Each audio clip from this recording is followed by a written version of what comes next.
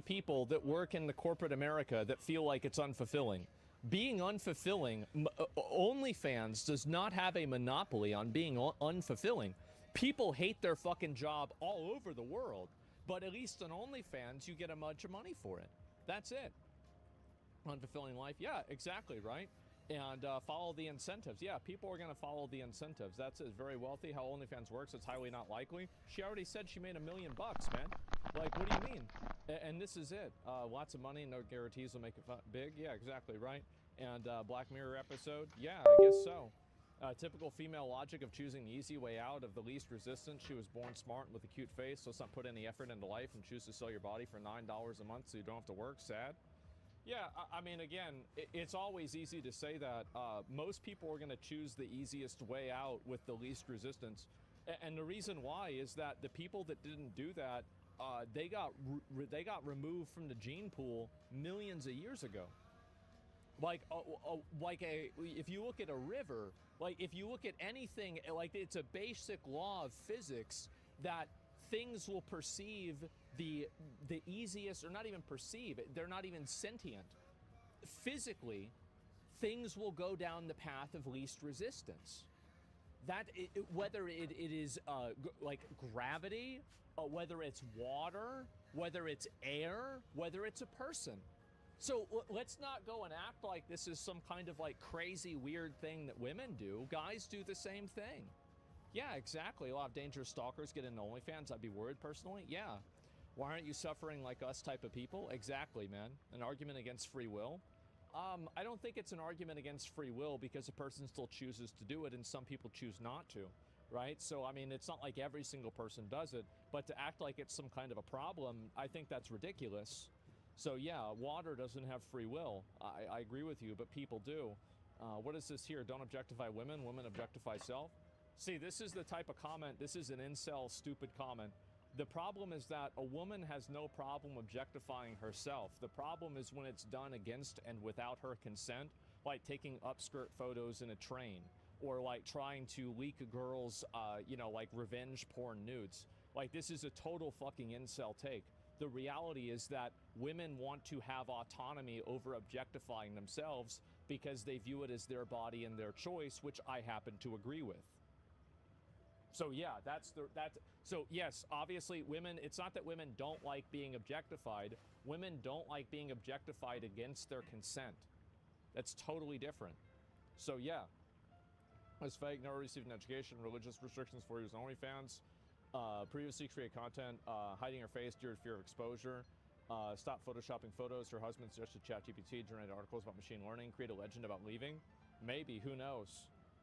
Let's see here, from PhD to STD, woman moment. It's not a woman moment. Like, it's the same, like any guy, like, I mean, think about it, like for me.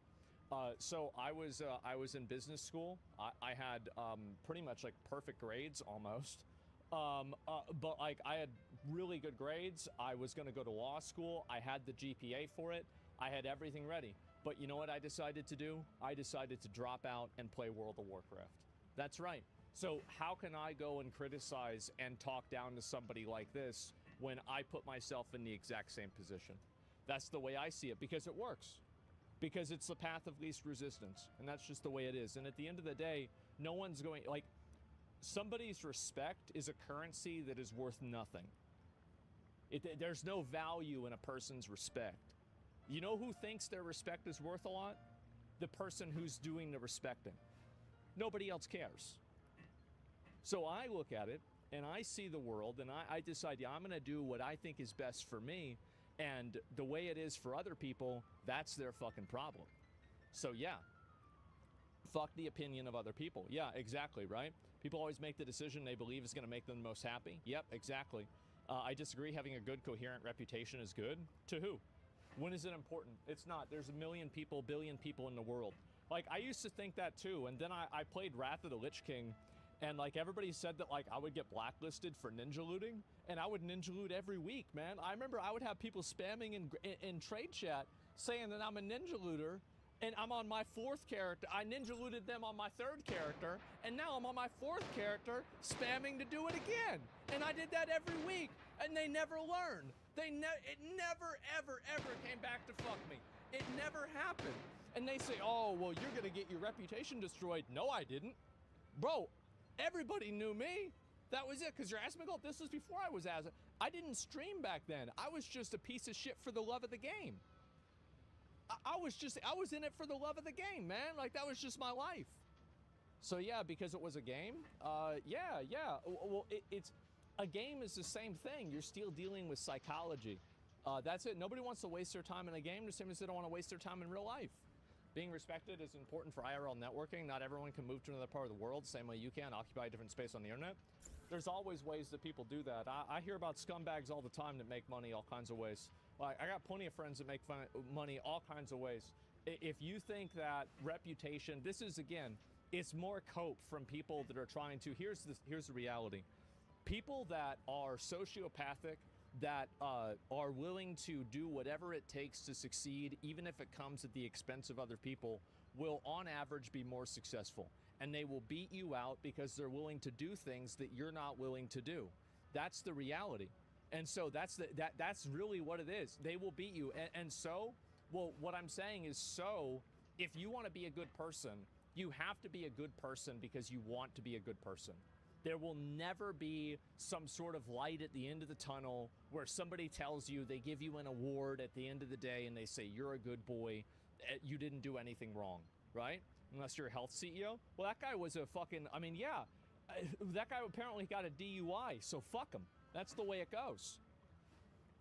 Straight up, yeah, predators eat prey, exactly. All the top CEOs are narcissists. I don't know about all of them, right? I mean, it's impossible to say. But that's it. And so moral grandstanding gets you nowhere. Well, it gets you likes on Twitter. That's not true. It gets you a lot of likes on Twitter from other people that are moral grandstanders from their basement. That's it. And so, and I'll have pride of myself. Well, pride is a deadly sin. Keep that in mind.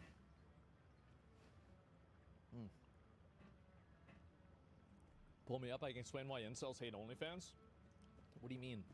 Like, what do you think this is a fucking mystery? You think nobody knows why incels don't like OnlyFans? Like, we need to, oh, why would it be? Why is it? Oh, why don't they like OnlyFans? What could the reason be? I wonder why. That's it. OnlyFans is a high-risk reward game. Overwhelming amount of reward comes first, but I suspect risk will happen for the rest of their lives. Mostly mentality might be wrong. This is what I sense. This is what I think, and this would be the last point I want to make. And is that a lot of guys on the internet want to create a self-fulfilling prophecy of consequences for OnlyFans because they view the fact that girls can do it as unfair. And so what they do is they try to push this and focus on it and say, oh, well, you're going to have to live like your kids are going to get bullied for this. Well, you know why? Because you're bullying them. You're the one doing it. So the reality is that a lot of these girls are probably going to retire. They're going to marry some guy. Maybe he's, you know, like a guy that was a fan of them. Maybe they meet him through some other way. Who the fuck knows? They meet some guy, and then before you know it, they have a kid. And you know what? If you, like, here's the thing. Every OnlyFans girl probably one day will be 50 years old with saggy ass titties, wrinkles, looking old as fuck, and 60 years old. And the reality is that if she has kids, those kids are going to think that she is the most important and special person in their life. It doesn't matter. Mom was a hoe. That's fine. That's fine. She's my mom and I love her anyway. And that's the reality. And they're going to be fine. Everything's going to be fucking fine. A bad take? I'm telling you. If people don't think it's a bad take, they want it to be a bad take. That's the reality. They want it to be. Because they think it's unfair. The world is unfair. That's it. What Noob is saying, bad take? Yep, that's right. You'll get bullied in school, your take is shit. No, they won't. If they get bullied in school, the people bullying get expelled. Like, what do you think happens if, like, you're a kid and you start posting porn of, like, some kid's mom? No, they don't. Yeah, they do. Absolutely. Absolutely they do. I had friends that had to happen. Yeah, that's it. Asman, thanks. Yeah. Oh, if this becomes the norm. Yeah, I'm just telling you, right? And also they should. they should get expelled. And that's not the reality. It's definitely a bad take. There's a lot of stories about what you're saying being bullshit. I think you're being delusional here. There's a lot of stories about it. How can there be a lot of stories about it if we're talking about, like, OnlyFans has only started happening in the last, like, 5 years, right? Like, I mean, before, so how can somebody have, we don't have a use case for this. We don't know what it's going to be. Remember the kid that's on a wrestling team that shows pictures of his sister, they got kicked out? Yeah. See, Cody remembers this. We went to the same high school. Look at this. The kid that's on a wrestling team, they show pictures of his sister, they got kicked out immediately. Yeah, you get immediately kicked out. Like, it's not even a question. So yeah, that's it. But your mom, yeah, saying your mom's a hoe, like, wow, that's new. No, it's not. What about the teachers that get fired for having OnlyFans? I don't think that you should be having a job that interacts with minors and be selling porn. That's just really the way it is. I think it's no. There's got to be a line. There's my line. No. I shouldn't sell porn. It's that simple.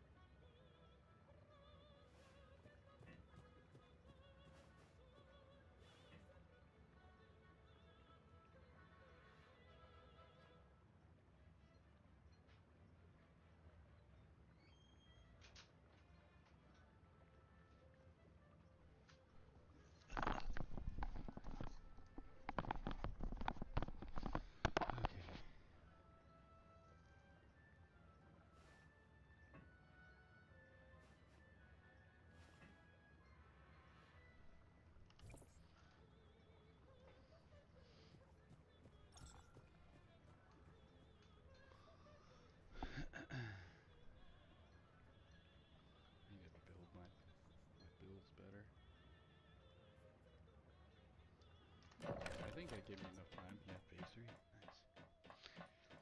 Sensing the mayfly's presence with its tentacles, the giant summoned its kin in its droves to eradicate the pest. Prime War Dungeons hard mode and public crisis events high risk are available.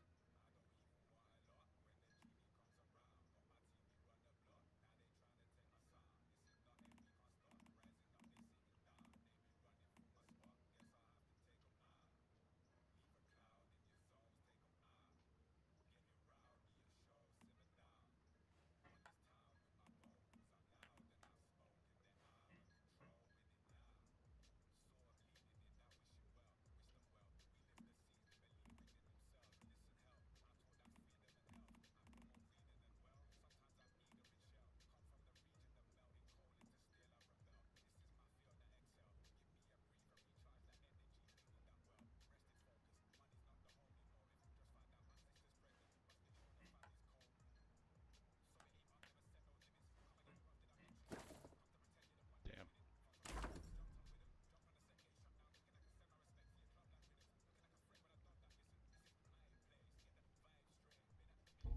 What a shitty roll.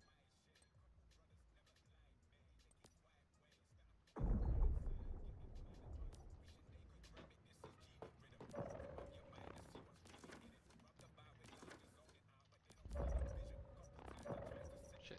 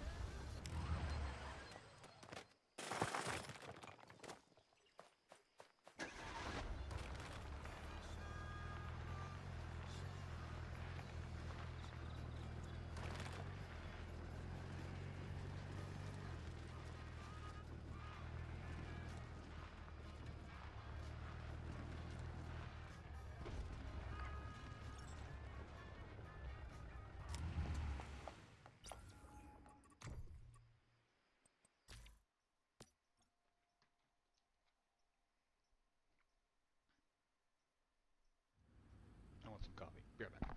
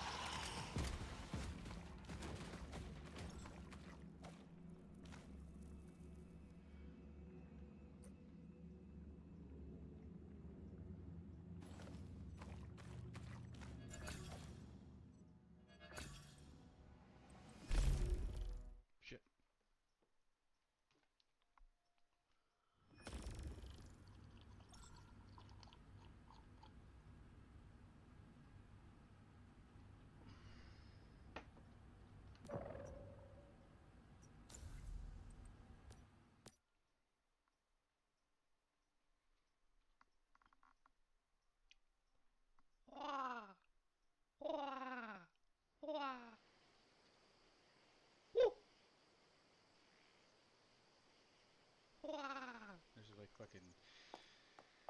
I don't know what kind of birds those are. Take a picture of it.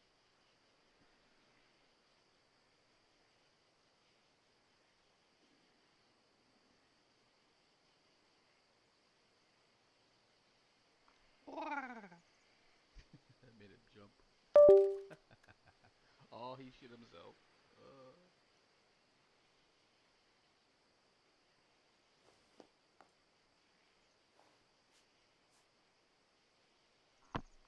American white ibis.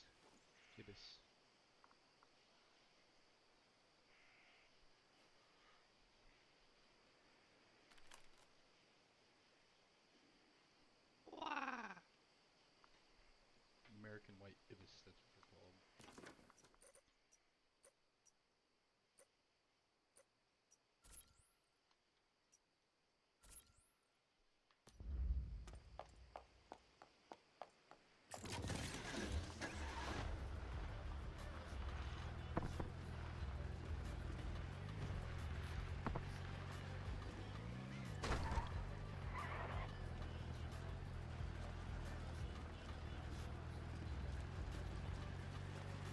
This is Wendy with some exciting news for turnip fans.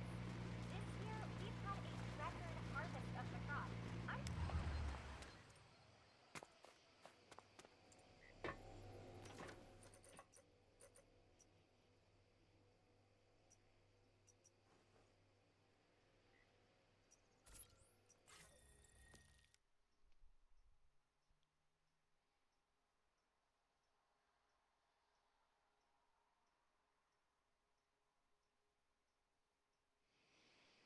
Welcome to the world of oligarchy.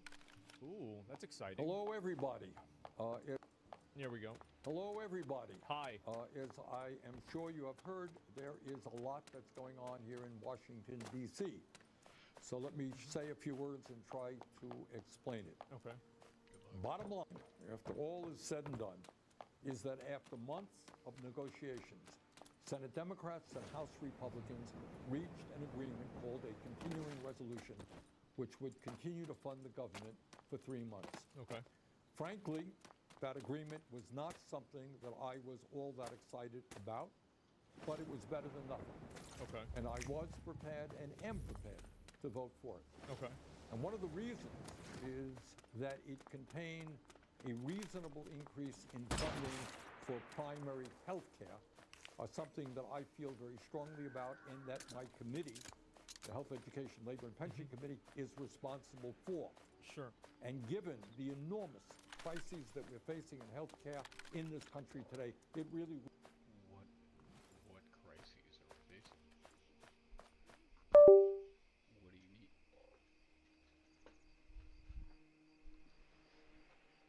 This is like a self-proclaimed, self-inflicted thing.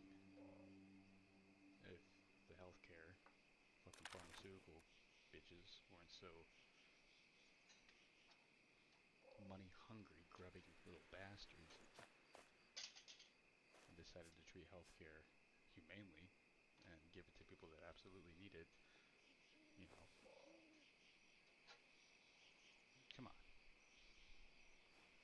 I don't know enough about it, but I just think it's bullshit.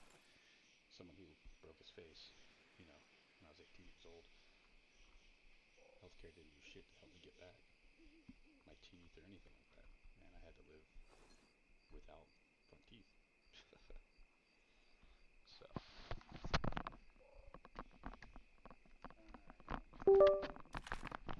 agree on how the healthcare system is, just from personal experience. You know, could have helped me, but they didn't. And on top of that, I went like 3 days without an x-ray, severe impact, and found out that my jaw was broke. Could have sued him for it, but didn't think about it until later on down the road. Anyway. would be of help to many millions of Americans. It's true. What this legislation would do is significantly, or modestly at least, increase funding for community health centers all over this country, which treat about 30 million Americans That's a lot. who are low income or working class. And it would also increase the number of young doctors who go out into rural America and also into underserved areas. That is where we need the doctors and the nurses, and that's Well, who what would this be against legislation that? would do. Yeah. In any case, within the House of Representatives, the Republican House, and the Democratic Senate, there was widespread agreement on this resolution. And it was just about ready to be passed. In fact, the Republicans posted it on their website. We were ready to go. But then, out of nowhere, the wealthiest man in the world, Elon Musk, I think that the problem is that, and I could be really off base on this because I've only looked at this a little bit, but it seems like when bills like this get passed, it's almost like you have a shopping cart full of items, and each item is a different type of, incentive or funding or something like that. And so, like, I don't think anybody would be against this if it was an individual bill. But the problem is that I think a lot of people see all of these bills being bundled together, and then they kind of use what I would say is, I think this is kind of like emotional language, right? Where you're like, okay, well, now you're against funding underprivileged schools or underprivileged, like, doctors or something like that. Well, that's not really what the problem is. Pork? What's the word pork? Yeah, I'm not familiar. Pork barrel politics? Yeah, great analogy. Shopping cart's perfect. Yeah, I don't know. I've never heard of that. It's bloated. Yeah. Well, either way. And so, like, if you have inside of a bill, you're talking about funding for, let's say, for medical stuff, and then you also have something for, like, the military. Like, these should be separate things. And I think that's what people have a problem with the most. And I think also when these bills end up not getting passed, what happens is that people try to look at one aspect of the bill and use that as, like, an emotional draw. It's like, well, this is for children's cancer research. Do you want to stop children's cancer research? And it's like, well, no, of course I don't, but I also don't want to fund this other thing that I think is problematic that's in the same bill. And so there's just a lot of, I think, very disingenuous language going on with this. And this also, by the way, I'm not an expert in this, right? I'm not an expert, but this is what I've been reading about this a little bit, and that's what I think that the problem is. And I think people are starting to realize that. Began tweeting his opposition to this legislation. In fact, he was very blunt about it. Yeah. He told Republicans that if they voted for this proposal, which they had already agreed to do, he would take out his wallet and spend as much money as it took to defeat them in primaries and drive them out of office. You got that? That's been going on forever, and that happened to Bernie Sanders. The thing is that, like, he's right, and, like, I don't think that it's a good thing that people like Elon Musk have as much political power as they do. I think it's very bad. But the reason why I think that a lot of people aren't going to be as sympathetic is because there have always been people like that, like Bill Gates, or you could look at, like, George Soros or something like that. I think George Soros is a bit overblown. But, as another example, you have Jeff Bezos, Mark Zuckerberg. Like, all of these people have been doing this for years, right? It's not okay. It isn't. But, well, the problem is that when you create a game and then somebody beats you at your own game, you can't say that the game is rigged. You see what I'm saying? Yeah, your chat's retarded. This is the reason why the country will never achieve class consciousness and will continue to get fucked in the ass. Don't be mad at my chat. That's just the way that people are. Yeah. Yeah, Musk did it openly. The rest do it behind closed doors. Yeah, I think that's it. George Soros is the reason why they canceled Romanian elections. Well, I don't know about that. I have no idea. But anyway, so I think that's really what the problem is. And I think also, if you were to ask, I think, an average American, do you think that the elections and the amount of money involved in politics is a bad thing? I think that you would probably get like 80% of people saying yes. And I think that if you had asked that 10 years ago, you would have had pretty much the same number. So it's not like Elon Musk invented this problem. What the fuck is class consciousness? What he's saying is that, so he makes a good point, and it's something that I've said before, but your hope for class consciousness, you're totally delusional. The average IQ of an average person is too low for that to ever happen, and there are too many stupid people that can be manipulated against their own best interests and taken advantage of. You'll never achieve class consciousness because people are stupid. That's the reality. And I'm talking about in a generality, like a generality, like it will never happen. Right? Yeah, I understand, but like, you know, I get what you're saying. It's just not going to happen. Take a deep breath Anyway. and appreciate what's going on here. The wealthiest person in the world, who spent at least $277 million to elect Donald Trump in a Republican Congress, has now claimed complete ownership of that fund. Well, I mean, you don't even need to go that far. You can look at Donald Trump himself. He's also a billionaire, and he basically owns the Republican Party. Like, he totally took it over. And, like, he got rid of, like, I mean, think about it, like, Jeb Bush, right? I mean, the Bush, like, there's 2 presidents that were Bush. He deleted them. That was it. So, yeah, of course. He's trying to Discord? Well, I mean, that's what I'm saying, right? And Trump did that with a number of other people, too. Elon did not take over. I'm not saying that Elon took over. I said Trump took over. Like, Trump is the kingmaker and the ring giver of the Republican Party. It's not even a question. He's the guy. And what you're saying is, hey, Republicans, forget your constituents, forget your constitutional responsibility. Yeah. If you don't do what I, Elon Musk, want you to do, you're out of office. Well, anybody can do that. Yeah, that's the thing. And I think this is very problematic as well. But, I mean, the thing is that Bernie Sanders, this is the truth. I think Bernie Sanders would agree with what I'm saying, too, because he's been a victim of it. Bernie Sanders has been a victim of this oligarchy 2 times, in 2016 and 2020. But the reason why I think that it falls on deaf ears is because this system has been used for so long, and I don't think that people care that now it's being used in their benefit. Yeah, he would fight it. No, and I respect Bernie. Like, you guys might not know this. I'm a huge fan of Bernie Sanders. I love Bernie Sanders. I think he's great. Like, and again, he's not talking about, and here's the reason why. He's not talking about, like, a trans issue here. He's not talking about, you know, like, some weird social issue. He's talking about real fucking, like, numbers, money, and the real fucking shit. And I feel like this guy also, again, if you disagree with him, you don't like this guy, that's fine. But you've got to admit that he has been completely consistent for like 50 fucking years. He's fake. He wasn't fake when he was getting arrested when he was protesting for civil rights in the 60s. That wasn't fake. That's not AI photos. That was actually him. No, he was not fucking fake. Like, you can say that you disagree with him, for sure. But disagreeing with somebody doesn't mean that they're fake.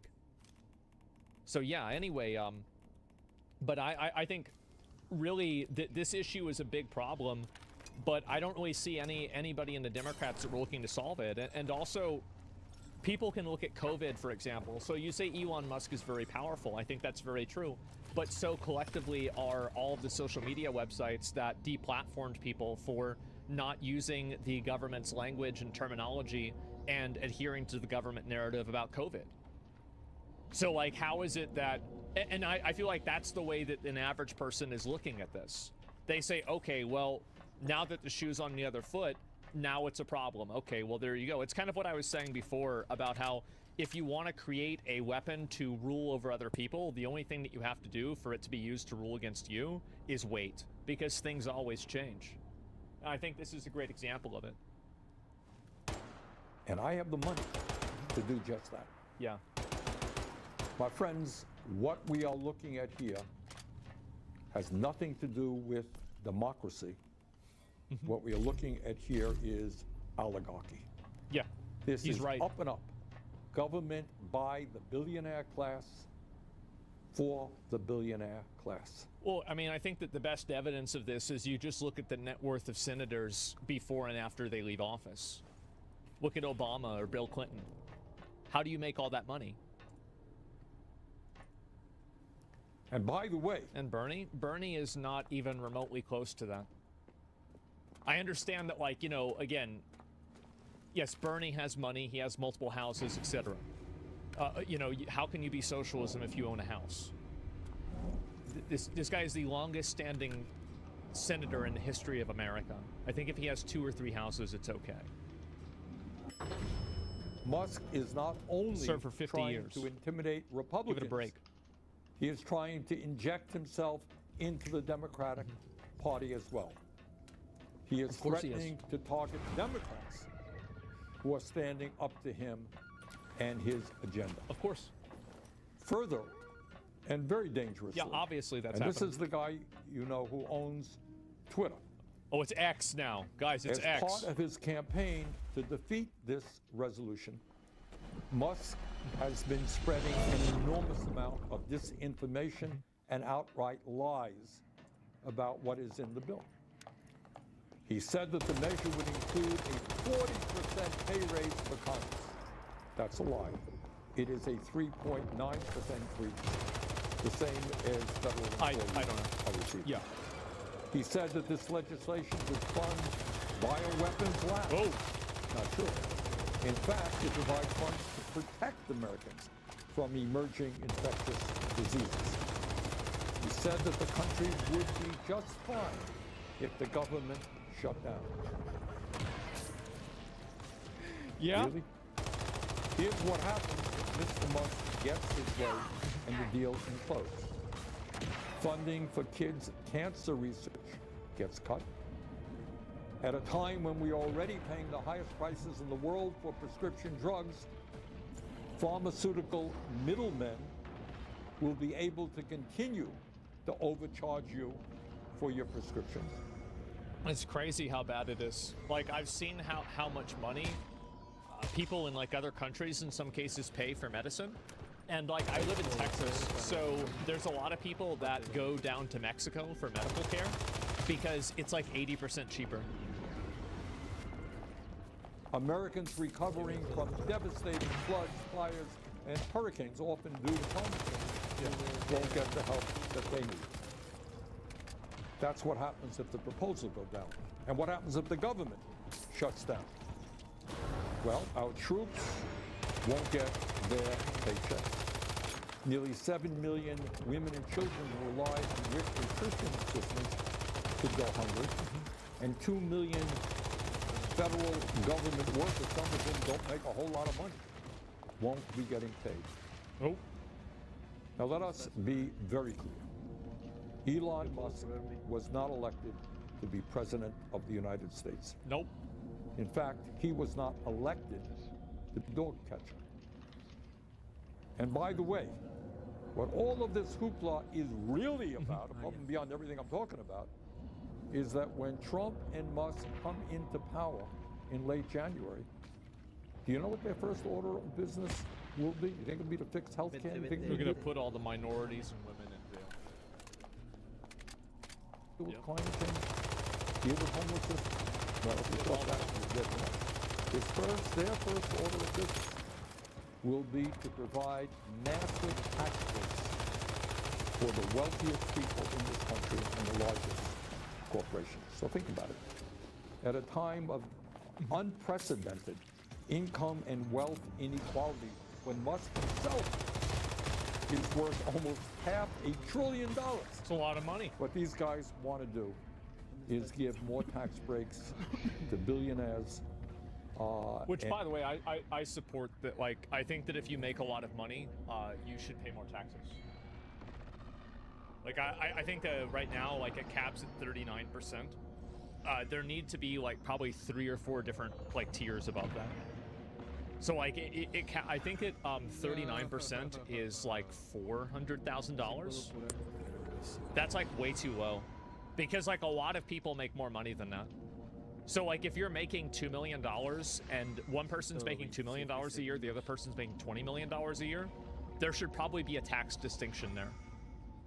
Taxes shouldn't exist. Well, then the government won't exist. And then you wouldn't exist because there would be a warlord that would come to your house and kill you. Like, it's a childish thought that no normal person who's over the age of 10 should have. Okay, like, just stop. Anyway, yeah, I agree with that. No one should be a billionaire. Someone is getting screwed somewhere and it's not them.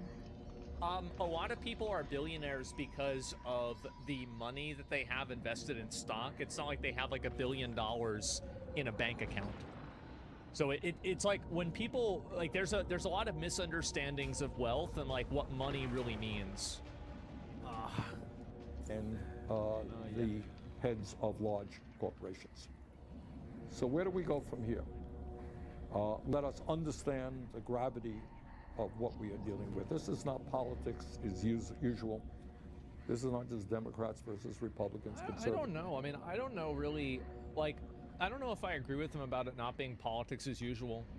Because, like, for as long as I've been alive, I've been seeing all types of corruption. I think that here's a great example. I think that the ban of TikTok is a really good example of that. I think that the people that are advocating for banning on TikTok, I bet if you look at the amount of money that they're receiving from Western social media companies, I think that you can draw a line if you put all those points on a graph. That's what I think. Yeah, from Meta, exactly. So, yeah, I'm not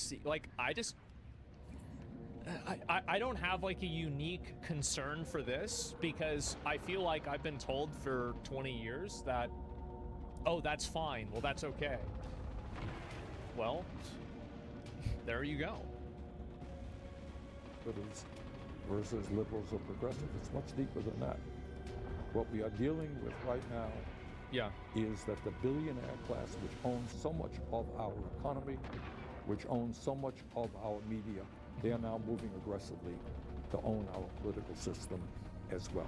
I don't know about owning the media. I feel like when every single mainstream celebrity comes out and supports Kamala Harris, I feel like they do own the media, but it's a different they. Right? I mean, I can't be the only one who's seeing this, right? I mean, he owns X? Oh, no, for sure. No, you're definitely right. Like, own it. It's the, so here's the issue. Here's the issue that I have with this. The issue that I have is that it has been like this for as long as I can remember. But now there's a different person who's owning. Sí. Sí, gracias.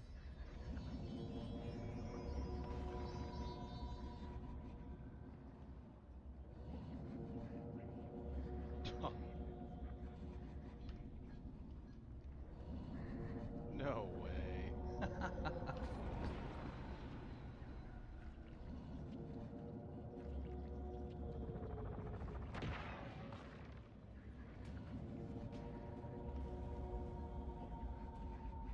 Damn, man.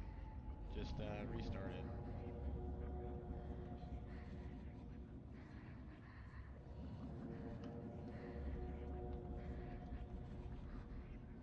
The power, and it's a problem. That's what my opinion is. I don't think this is an actual... I think with Bernie it is, because I respect Bernie a lot, and he's been talking about this and speaking out against this for years. But I think that in a larger sense, this is not a principled issue. It's something that's circumstantial around who is currently in ownership of that power. That's what I think. So we got a lot of work in front of us. We've got to educate, we've got to organize, and we have got to stop them. Thank you very much. Have a great holiday season. Yep. Well, there it is. And so, fuck this guy, Bernie speaks, you listen? No, I think he's right. Soros has never been a problem for these people. Well, I don't know about like George Soros. I feel like George Soros is a bit of a boogeyman. But like Rupert Murdoch, who owns Fox News, like this guy he's been in media for years. Like he's been massively detrimental And yeah, he thinks right. No, there's the video. I mean, I definitely think that Soros is a problem. That's fine. I don't want to argue about it. All I'm saying is that I think that people overestimate him because there's a lot of other people, like the Koch brothers, for example. Like, they're always in, like, the top 10, like, people that are donating to political candidates. And so even sometimes both of the Koch brothers are in the top 10. They're not even, yeah, Bloomberg. Yeah, look at Bloomberg. Michael Bloomberg has, like, $20 billion. So, yeah, it happens a lot. Soros is literally instigating race war. It's hard to say. I don't know enough about that, right? But all I'm saying is that I think the reason why people don't have like a unique worry about this as much as I think they probably should is because they're the ones that are holding the power. And the issue is that people in a lot of cases, when they have the power, are not willing to relinquish it for everybody, and they want to wield it themselves until they lose it, and then now it's time to get rid of it. We voted for this, we want it. Yeah, and I think also a lot of people do want that. No, it's definitely true. Yeah. Of course, right? Who is they? He's an independent? Well, yeah, Bernie is an independent, but he caucuses and he is generally on the side of Democrats. I understand that. I get what you're saying. But at the same time, we have to be a little bit more realistic, don't we? And so Fetterman space, yeah, I could watch this to see what this is real quick. But yeah, all the dumbasses voting for this will get roasted by the tariffs. Oh, you know, I've seen a million people saying that. But all my point is that the reason why I don't think there's as much like consolidated like worry and fear about Elon Musk is because people have thought the government has been bought and paid for years. And I think that the fact that Bernie Sanders wasn't the president is a great reason for why that's true. I feel like a lot of people, if you go and you took a lot of Bernie Sanders positions and you gave them to people, I think that you would have more people that checked yes on his positions than any other candidate. Like if you took all the names off of it, all of the parties off of it, and you just looked at it like that, I think that you would have more yeses and more checks than anybody else. Fair? No chance? No, I really believe that. And I think that it would be several measures of degree more, if not twice as much. No way. Progressive ideas are popular. Progressive social ideas seem to not really be as popular. But progressive economic ideas are generally pretty popular, yeah. I would say so. Bernie's had some crazy ideas as well. Oh yeah, but I'm not saying everybody is against it. It's the same folks that voted for a dementia patient now are the ones bitching about Elon. Yeah, exactly. And I think that's also, you bring up a really good point, is that it's very obvious that Biden is not, you know, like, let's fucking be honest here, right?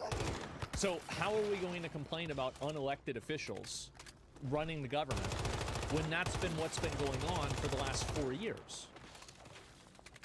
Really? I mean, you see what I'm saying, right? I mean, like, and I'm not really even debating whether this is true or not, but I'm telling you, this is what people are thinking. I can guarantee you this is what people are thinking. And there's a reason for that.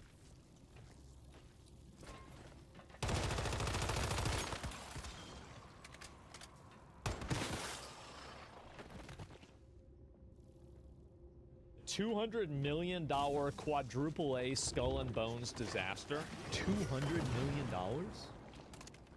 That's 2 Concords. Wait, no, Concorde was $400 million. That's right, sorry. That's half of 1 Concorde. Yep, no, you're right. I got it wrong, guys. I'm sorry. It's like football field, yeah. Heretic! Lay down what you have stolen from me! You've no claim to it, Robert. Take yourself from here before I'm forced to thin your ranks further. You play a dangerous game! Uh-oh. I assure you, this is no game. After recreating the Crusades, Renaissance Italy, and the American Revolution, Assassin's Creed made the golden age of piracy its playground in 2013.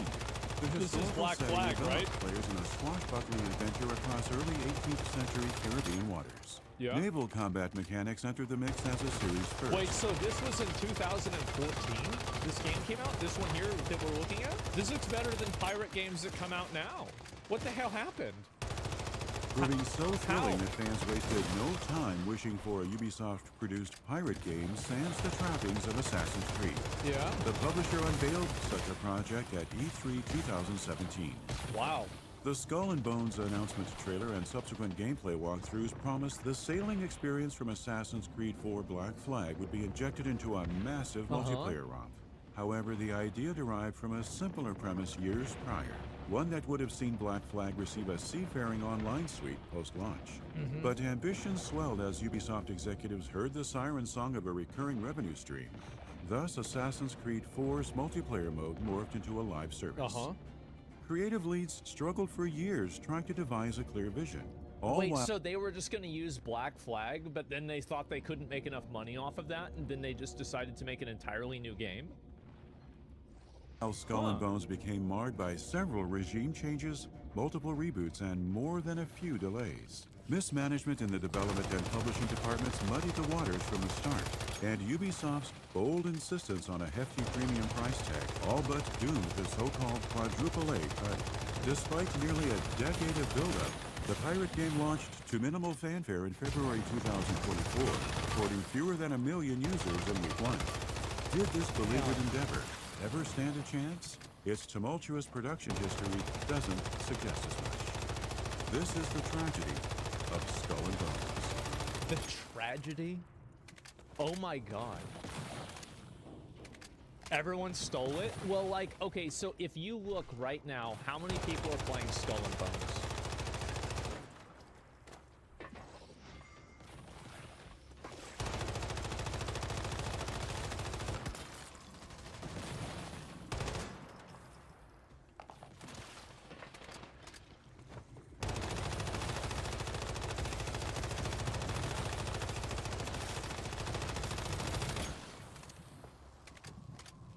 And this was $200 million? Okay, so the word tragedy actually does make sense in this context. Okay. Yes, it was indeed, in fact, a tragedy.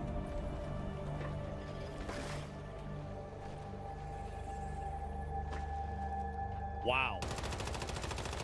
That's impressive almost. This video was brought to you in part by Warhammer 40,000 Tacticus. Hiring trash young Step developers? into the eternal conflict of Warhammer 40,000 Tacticus. You want to know what's really funny? Is that this mobile Warhammer game probably has more active players at this very moment than Skull and Bones does. The ultimate turn-based It's actually, strategy game like- in the Warhammer universe. Lead 70-plus champions from Good, play it? 17 Yeah, I don't powerful know. factions in lightning-fast tactical skirmishes.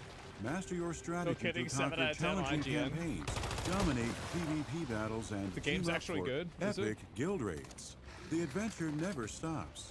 This December, celebrate Brotness with the arrival of the Red Gobbo, and discover new updates, factions, and events. Scan our QR code or click the link in the description to download Warhammer people are playing Dark 40,000 Souls 2. Tacticus today.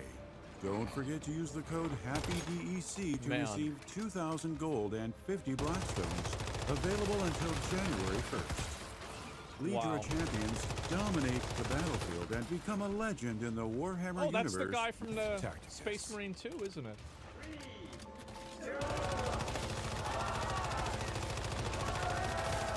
Wow. Calgard, yeah. Founded in 2008, Ubisoft Singapore spent years serving as a support studio for every major Assassin's Creed installment, minus the original. Its co-development I duties just don't understand how a video game's gone back in time. Like, in 5 years or 10 years from now, are we gonna be playing like Nintendo 64 games again? Like, is this gonna keep going? I don't know. AC4 Black Flag notably included the design of naval-based Yeah, in 20 gameplay, years, we'll be back to yet playing helming Pong. Ghost Recon Phantoms also primed the Singapore office for its most daring effort. The Tom Clancy branded multiplayer game came and went fleetingly, Yeah. launching in 2014 with an unsuccessful free-to-play model that only kept it afloat for 2 years. By the time Ubisoft shut down the Wow. Phantom's servers in December 2016, many Singapore staffers already had their hands full with what would become Skull and Bones. Shortly after So completing this game took 8 years to make? How do you spend 8 years making something worse than you made 10 years ago? How does that happen? Its Black Flag tasks, Ubisoft Singapore started developing the naval combat-focused online 11, expansion. yes. According to producer Anu Vadur, the endeavor started in 2013 by placing 2 players Why together. is he in an aquarium? This is the problem. What are you doing? You ever see a From Software interview? It's one guy that looks like he's been working for 20 hours and he's sitting in a plain white room, and there might be a award that Dark Souls 3 won from like 7 years ago or something like that. And that's it. He's sitting in the office. That's it. There's nothing going on. Like, you're in an aquarium? What is this? On the same map.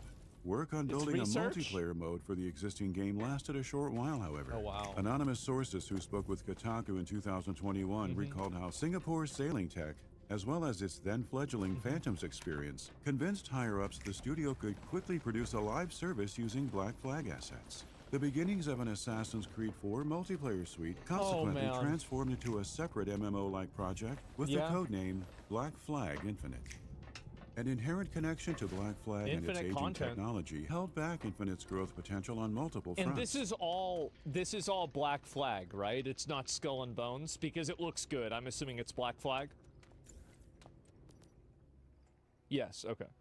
For one, AC4 was a cross-gen game for both PS3 and PS4 era hardware, almost guaranteeing Infinite would be rendered obsolete upon release. Hoping Yeah. to future-proof the online pirate experience, Ubisoft headquarters set aside the Assassin's Creed branding and instead charged the Singapore outfit with creating a new IP centered around high-stakes ship combat. Right. Skull and Bones, tentatively titled Project Liberté, spawned from this line of instruction, the chaos of mismanagement nipping at its heels. This is crazy.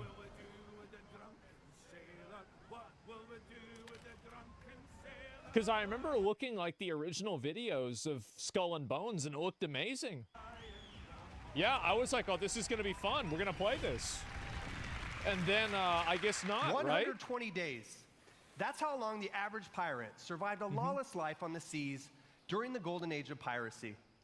Yeah. I'm Justin Farron, the creative director for Skull and Bones. And this is your chance to not just survive, but to climb the food chain and surpass the... Even in the years leading up to the E3 2017 unveiling, the core Skull and Bones premise manifested in various forms. One embryonic version imagined Project Liberté in a Caribbean setting like Black Flag. Okay. Another pre-production iteration reportedly took inspiration from strategy game Sid Meier's Pirates. Okay. And would have seen players explore Hyperborea, a fantasy world where branching multiplayer campaigns could last for weeks. Uh-huh. The mythical pirate utopia Libertalia constituted the primary influence behind a third variation. Though all were explored to some extent, none of these ideas advanced beyond prototyping. Still, Ubisoft Singapore invested a significant amount of resources and time into each iteration as a result of constantly reworked concepts. The focus shifted around So they made 2017. Yeah, this is the mistake that I think a lot of games make, is that they switch the direction of the game 3 or 4 times.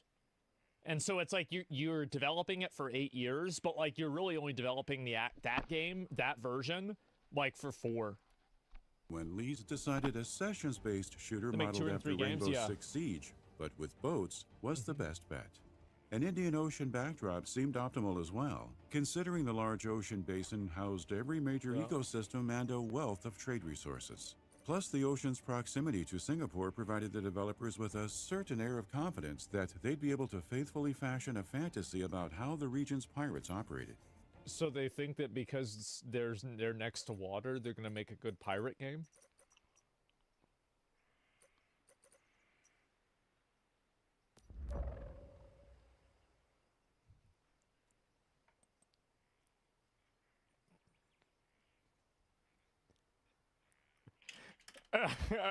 Yeah, uh-huh. Okay, yeah, the director was at an aquarium. How do you do something like this? It's so retarded it loops back around to being smart. I don't know, apparently not. It almost did though. Ubisoft showcased a glimpse of this vision during the Skull and Bones reveal at Scary Microsoft's logic? E3 It is scary, isn't it? 2017 press conference. On top of the bombastic ship combat, initial details teased Yeah. epic encounters against AI pirates and beasts lying in wait beneath the water. The promise of 5v5 player modes and ship customization centered around RPG-inspired boat classes also captured the public's attention. Justin Farron, the project's first creative director, touted improved wind mechanics as another major improvement over Black Flag, Yeah. especially since the feature boasted offensive and defensive uses combined with wow. standard navigational tools. Oh, wow. Regardless of the compelling trailers and marketing speak, Skull and Bones couldn't escape comparisons to Rare's more stylized Sea of Thieves pirate sim. Yeah. I mean, how is it that this game, like, Sea of Thieves looks better than that? That's amazing. Ubisoft developers Yeah, first director, we got them, boys. Case explained. Yeah. viewed tone as the key differentiating factor. Sea of Thieves ran rampant with lighthearted fun, whereas Ubisoft's title prioritized a grittier approach Yeah, informed exactly. by many pirates historically fleeing to the Indian Ocean after getting chased out of the Caribbean. Speaking with GamesIndustry.biz, the studio's director of product and service, Francois Logier, noted that Skull and Look Bone at this, imagined bro. What's this? What, they got Nerf guns at the office? Just you see, you look at From Software. You think they have any Nerf guns in the office? No, they don't. They don't have any fucking Nerf guns in the office. That's for kids. That's a toy.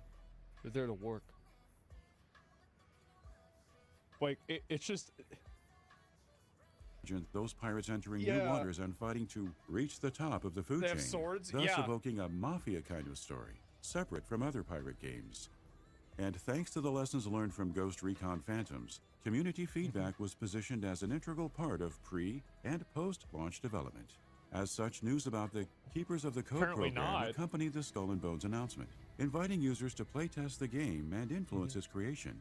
But some Kotaku sources claimed Ubisoft executives wanted more from E3 2017's sessions-based build and tasked developers with designing additive exploration buttressed by a world whose quest could venture beyond monetizing the PvP grind.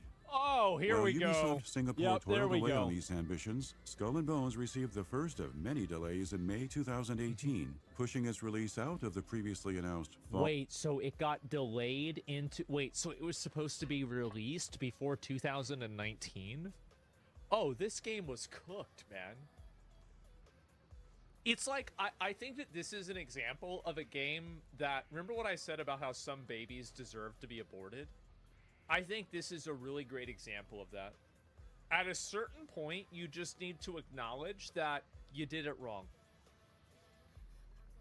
You did it wrong. It's time to just go back to the drawing board and give up. 2018 window and into Yeah. a nebulous 2019 Just reset through it. 2020 period. The publisher told investors the prolonged production cycle would result in an even more engaging experience for players. At least some of what the company had in mind occupied center stage weeks later during E3 2018.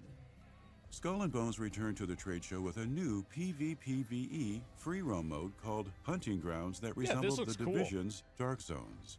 A Sure. shared world mode, Hunting Grounds would let players work alone 'Cause or with I feel like if you look at this aesthetic here, there's a lot of people that want to be here. In like a video game world, absolutely. Like, of course this had like massive hype behind it. This looks awesome.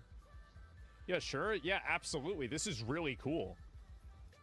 work alone or with friends to harass merchant vessels, pillage trade routes, and engage in other disruptive activities. Ubisoft promoted it as complementary to the pre-existing PvP offering called Yeah. Disputed Waters, and while both showed promise, developers later alleged that neither of Skull and Bones' E3 builds really existed beyond vertical slices. In the long run, I the see. specifics mattered little. The Skull and Bones Ubisoft exhibited for 2 years was abandoned in favor of pursuing disparate gameplay possibilities. So they basically made a tech demo for a game that didn't exist in order to advertise a game that would never exist?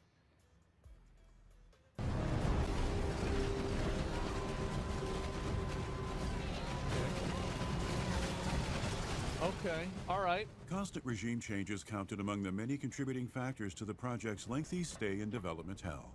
Assassin's Creed veteran Sebastian Puel helped shepherd Skull and Bones through its early days in an executive producer role. Reportedly, Puel's lack of multiplayer expertise motivated his exit. Justin Farron, another longtime Assassin's Creed producer, took over as creative director in 2016, fostering good ideas by many accounts. I think this is a really great example of a studio that is chasing a trend and overstepping and overreaching into a place that they're not really familiar with and they don't have any expertise into. Because, like, it just seems like a lot of these guys really just don't know what the fuck they're doing. And they're just trying to get involved in this because it seems like this is what people want to see, rather than actually going with something that's part of their core, like, understanding. It died of greed. There's no passion. Well, it's not just that there's no passion. It's that they don't have the expertise to put that passion into an actual a product. Though they failed to align with what Ubisoft headquarters wanted. Yeah, they're not doing what they're good at. They're doing what makes a lot of money, which is a live service game. Notably, Farron stuck around until June 2019, or what the new popular thing is. 1 month after the second delay. The vice president of editorial from Ubisoft's Paris HQ, Elizabeth Pellin, assumed the role of creative director shortly thereafter and helmed a new way forward. Leadership had previously debated whether the project would center a pirate or their ship as the main playable character. The E3 2017 and 2018 builds revolved around the latter. The mid-2019 reboot focalized a playable pirate, then implemented exploration and survival elements borrowed. Did Atlas have more players than Skull and Bones?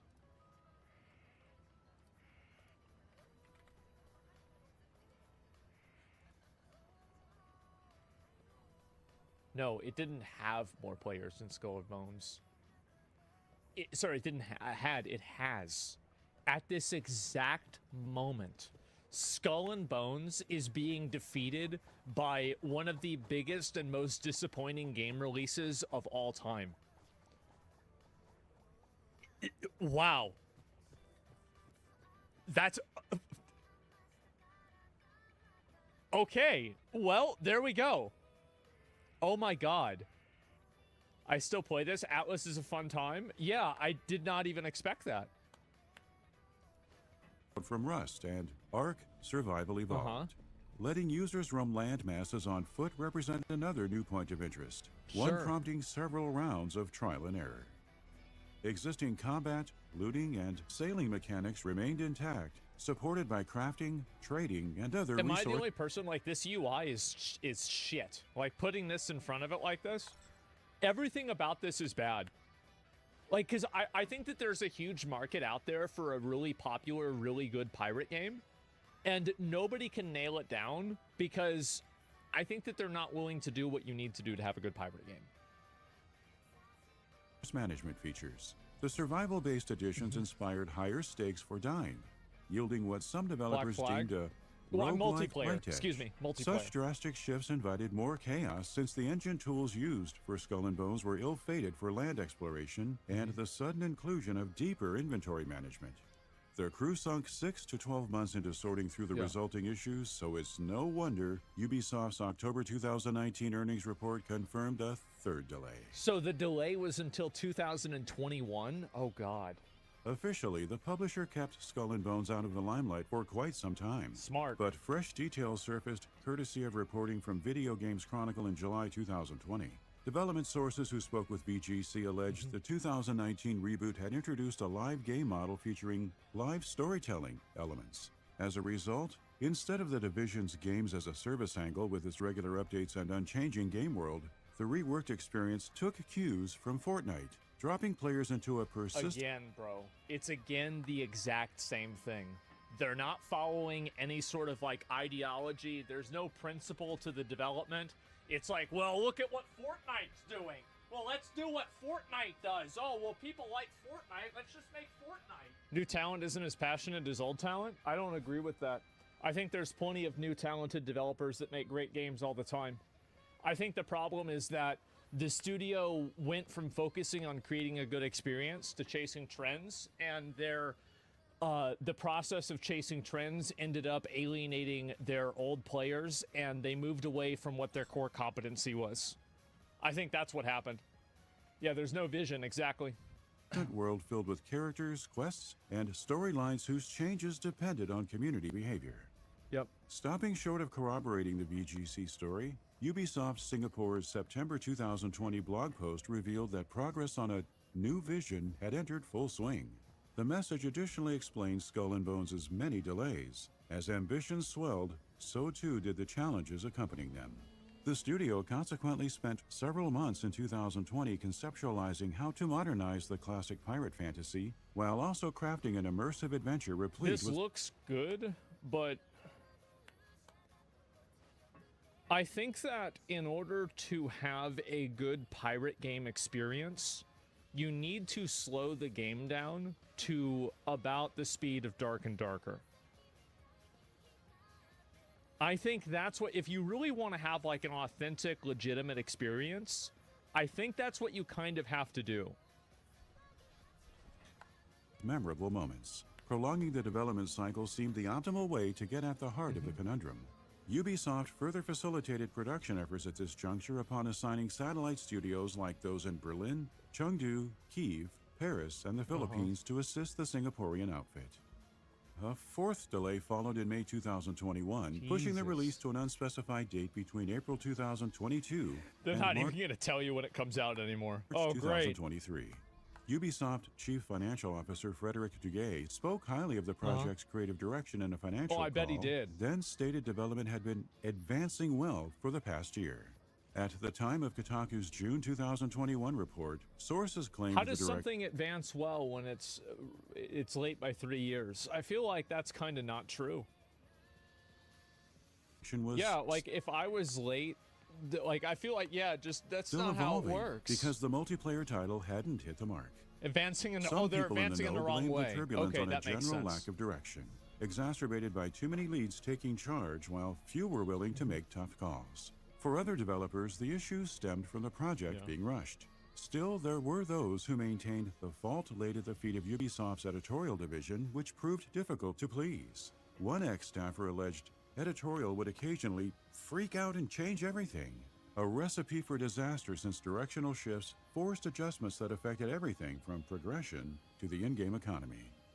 Culture clashes between the Assassin's Creed and Ghost Recon Phantoms teams compounded the situation, as did the revolving door of creative leads.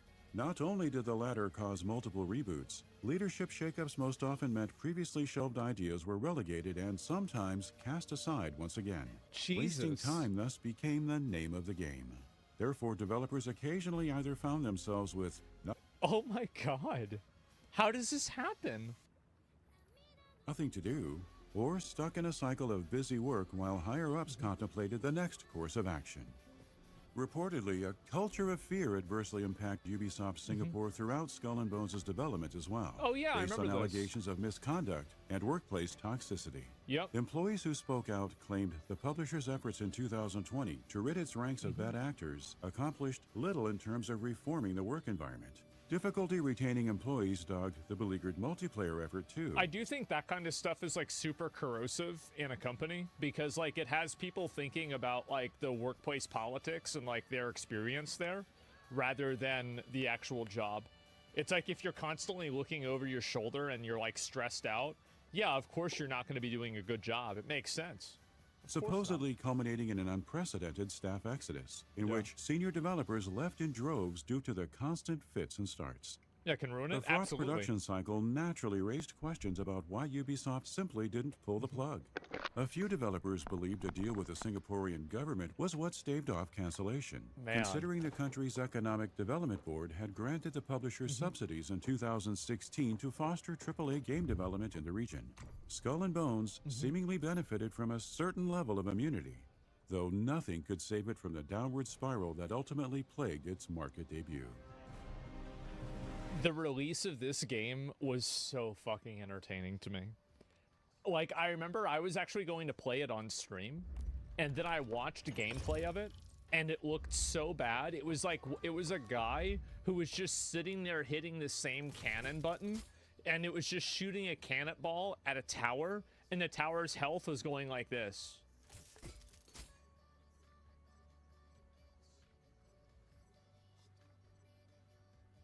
And so I sat there and I watched. I'm like, okay, well, what happens when he kills the tower? You want to know what happens? There's another tower. I'm like, I'm not gonna play this. This is awful. This nobody wants to see this.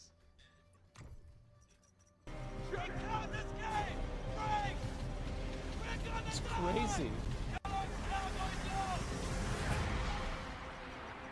Well, where's the actual gameplay?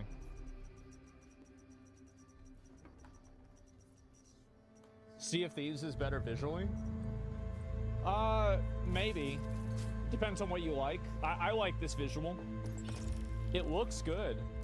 Skull and Bones finally received a November 2022 launch date that July for PC, PS5, Xbox, and Google Stadia. Oh, wow. New details confirmed players Google would spend Stadia. most of their time at sea with scattered chances of exploring the world on solid ground. A worldwide gameplay reveal followed the news, spotlighting multiplayer crafting, ship management, and exploration. Oh, wow. In short, hopeful players were promised an adventure wherein they'd be able to assemble a crew aboard a small sloop and expand it into a mighty force on hulking warships.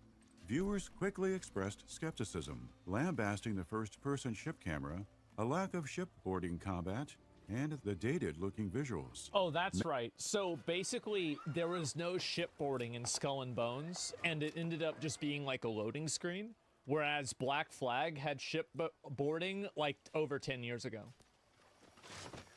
The game had potential. There are so many games that have potential. Many begrudged So Ubisoft true. for not delivering something along the lines of a Black Flag 2.0 Yeah. experience. Ubisoft Lots of games have postponed potential. Skull and Bones for a fifth time in September 2022. An extra 5 months would be used for polishing and balancing purposes, a necessity Yeah, to this is improve the about what it project's looks like. chances of long-term success. A sixth and final delay cited similar intentions in January 2023 as developers prepared for Skull and Bones' February 2024 rollout Oh, on boy. PC, PS5, and Xbox Series platforms. It's like, I wonder if you're on the development team of this game, like they have to know it's bad, right? Like you have to know it's like, okay, all right, well, today's the day, guys. Jeez, okay, well, let's put it out there. Maybe, yeah, they've got to know that it's bad. The Pirate title became mired in controversy once more ahead of launch, courtesy of its contentious $70 price tag. As a live service yeah. game with a battle pass, in-game store, and premium currency, the general consensus argued So Skull it's $70 as premium currency and a battle pass. Wow. Well, I could have expected that. and Bones had no business demanding such a high entry point. Even investors raised concerns during an earnings call. One pondered whether the cost could presumably limit the player base. Yep. Ubisoft CEO Yves Guillemot defended the decision, labeling Skull and Bones a quadruple A endeavor that warranted steeper pricing because it offered a full-fledged game that would deliver in the long run. Critic reviews. Do you remember the joke that I made in my video about how it had AAA, 1A for each player? It's really getting to be there. It really is. Like things are looking very not good for them. Yeah, quadruple A. And It's a user fact, it impressions is. soon thereafter suggested otherwise. Dismal review scores permeated the day one discourse. The common assessment being that while Skull and Bones provided a fun adventure, repetition, minimal gameplay variation, and dull missions did not beget a lasting thrill ride. What he means to say is the game sucked dick, and it did. I had a sponsor for this game. I ended up not even doing it because it was so bad. Stellar ship combat and navigation that made Black Flag shine over a Wait, decade. actually, I'm not sure. I don't remember. I don't remember if, like, that's what happened or they just realized that it was cooked. You said they pulled out? Yeah, that's what I was thinking again. I think that they could have just, like, it might have been that because I didn't do it on the release day because I was like, I don't know. I probably was like, oh, I have to react to videos today. I don't have time to play this game for money. And so I'm like, okay, well, I'll do it in, like, a couple of days. And they might have realized, like, man, I don't think that it's going to matter if we pay more money. Like, we might as well just save our money. They pulled out whenever you said it looked like it sucks 1,000 dicks or something. No, I said that if you build 100 bridges and you suck one dick, you're not a bridge builder, you're a dick sucker. But if you suck 100 dicks and you only build one bridge, you're Ubisoft. That's what I said. But I didn't say that until recently. Like, that was, yeah, that was very recent. Prior worked wonders for the multiplayer romp, yet could only bear so much of the heavy lifting. Users shared similarly unfavorable critiques, and low player counts did little to improve the perception. Yeah. Insider Gaming's Tom Henderson heard from... Sometimes I wonder how much damage my videos do to games. I actually wonder, like, because I think it does matter. Now, is it a big amount? You did this? I wonder. Because I really, I farm people pretty fucking hard. Enough? Yeah, it's all your fault. Did I kill this? Zero, you just state the truth? I think that that's true, too. I feel like I am like an amplification device, and I cannot change people's opinions, and I can make people like a good game more or hate a bad game more. But I can't make people like a bad game or hate a good game. I think that's what the difference is. Sources who claim the repeatedly delayed title barely cracked 850,000 players in its first week. Numbers bolstered by a free trial promotion. It was far from a great start for a project created on an estimated $200 million budget. Users who did dive in seemed engaged at the very least, logging about 3+ hours of playtime per day. Either way, developers knew sales figures were less than satisfactory, with some attributing the soft launch to the ill-advised $70 price tag. Well, they have to do $70. Like, I actually think that the $70 price tag isn't really that big of a deal, and I think that people would easily put the money together if they found a game that was really good. The problem is that these games are just fundamentally not worth $70. The experience they deliver isn't really that much better than other games. $70 is too much, though. I don't think that it is too much. There's no, I don't see the logic in that. So if I look at, like, for example, any other form of technology or any other form of, like, anything I'm buying, right? Video games were $60. They got moved up to $60 in the 360 era, right? They went from $50 to $60 from, like, GameCube to a Wii, or, like, you know, the Xbox to Xbox 360 or PS2 to PS3. And so it went to $60. And so, like, that's like 2006, 2007, 2005, somewhere around there. I mean, what's really about the same price? Like, I mean, what was $60 then that's only $70 now? I feel like with inflation, you can easily expect that to be the case. Easily expect that. So it's digital now, though? Yeah, I'm sure digital has a factor to it, for sure. But I don't think that it scales at the same level. It's the economy? Yeah. I mean, I think that's the reason why these games, like, but this is the problem, though, is that at the end of the day, you can, I can sit and I can try to justify to you why it's important that games cost $70 and how they will cost. Like, there will be a time when we are old, when we will think back to the good days when games only cost $100. We all realize this, right? Everybody knows this is the case. So it's just a matter of when. And that's it. Yeah, right. No, I'm saying, like, please no. Well, no. I mean, like, how many of you guys have had, like, a grandparent or, like, a parent tell you, like, oh, back in my day, we used to be able to buy X for Y amount of coins, you know? Well, it's just how the inflation is, right? That's it. That's life. And so, like, that's just what's going to happen. The point is that these games and investing this much into a big game like this, if you don't know you're going to hit, it's probably not a good idea. This is why I said that these AAA big games like this is why they're so dangerous to develop and make. It's because you can double down on something that will end up destroying your studio. Game inflation or corporate greed? It's probably a bit of both, right? But I think that it is inflation too. I mean, inflation is a reality. Specific failings aside, Skull and Bones' various shortcomings appeared indicative of a larger company-wide issue within Ubisoft. Insider Gaming published a report prior to launch detailing the internal tensions that had beset the France-based organization. Sources familiar with the in-house operations identified Ubisoft's penchant for chasing trends in recent years as one of the key NFT games. Oh, wow. NFTs? Culprits behind its steady decline. Between 2021 and 2022, for instance, the Assassin's Creed publisher had approximately 12 Battle Royale shooters in development, many of them... What? The Assassin's Creed publisher had approximately 12 Battle Royale shooters in development. Many of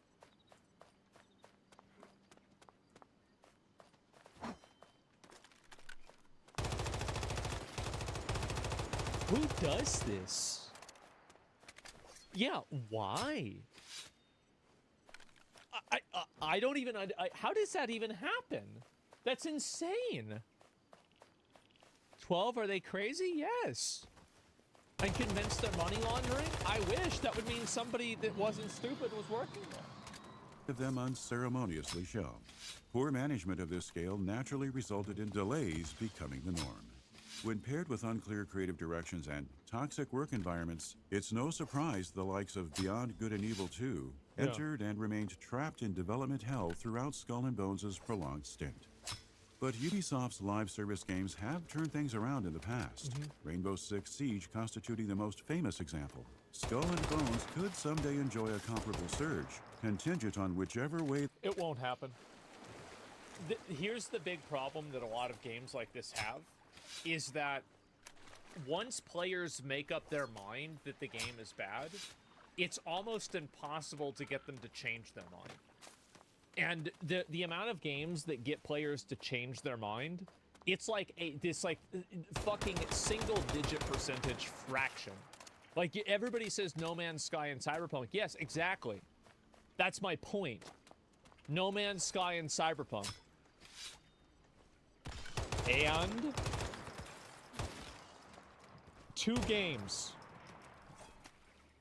Final Fantasy XIV. Yeah, but think about the amount of money that they invested into totally remaking that game. And that's the thing. So yeah, I mean, I feel like this is the main problem.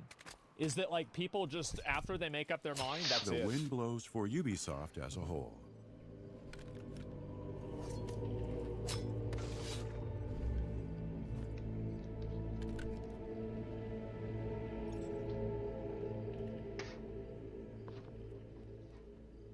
Keep in mind that the company was in such dire straits that having Tencent rumored to be buying them caused their stock to go up again. That's nuts. Yeah, big money wasted. I think that Ubisoft is going to have like a massive buyout, turmoil, like something like that. Thank you for crazy is watching gonna our happen. video. Yeah, We'd this like is to a really take good this video. time I'm gonna link it thank to you guys. by name the generous Patreons who Yeah, have pledged this to is a our great Hall of video. Fame rewards Holy here. shit. Disco Cobra 2013. Money ain't for nothing and chicks for Ice free? Cold Water $1. Yeah, I guess not. Karu. Sauerkraut. Holy shit, man. Strip for Shuan parts? Chinwin. Yeah, basically And those that's what they're gonna currently do, I subscribed think. to our producer rewards Great here. narrator? Yeah, they did a really Adam good job. Miller. Brock Pivirojo. Yeah, gamers. Darira Sigurdsson. Dave Oshry. DCX. I'll go ahead and make sure I link you guys. Yeah, DJ actually, I've never Redden. watched one of their videos Eric before. This is the first Video. time. Fallen Asterisk. It's Peanut Butter. As a French, Crash those people, Course. they fucking deserve it. You Jaguar think they Knife. deserve it? Jan Christofferson. Matthew McLaughlin. Rebobbed. Do they deserve it? I mean, I think that really any time that you fail in a free market, you deserve it. Like, yeah, I feel like there's almost never a circumstance where a good product fails for no reason. Roberto Nieves. Sir Workforce Alex. doesn't deserve it? C. Rob. Yeah, I don't Casey, know. Taylor Moten. They failed Your as a B. business? They did. If you enjoy They our absolutely content, did. please consider subscribing to our channel and backing us on Patreon. Wow. They basically fell for 10 years, not a single upside? Yeah, well, let me see how they're doing now. Like, I'll see if I can pull it up and find it. Ubisoft stock. How are they doing now?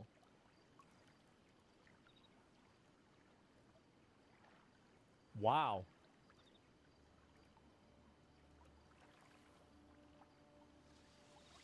Well, that's not good.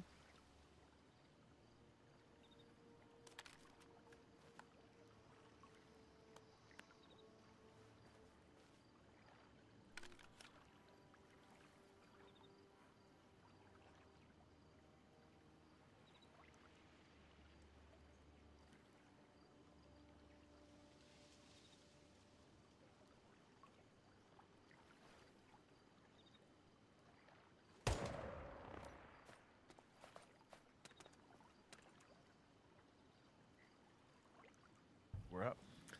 Thank you for doing this. My pleasure. Do you want to sit here? No, No, okay. no.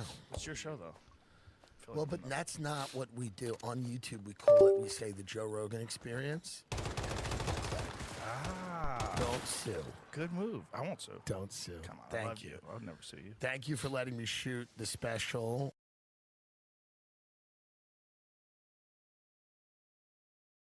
Saving it. Thank you for doing it. Well, let's talk about it. Yeah. When we got there, someone, it's generally some executive type person decided to put lamps on every table and light the room up.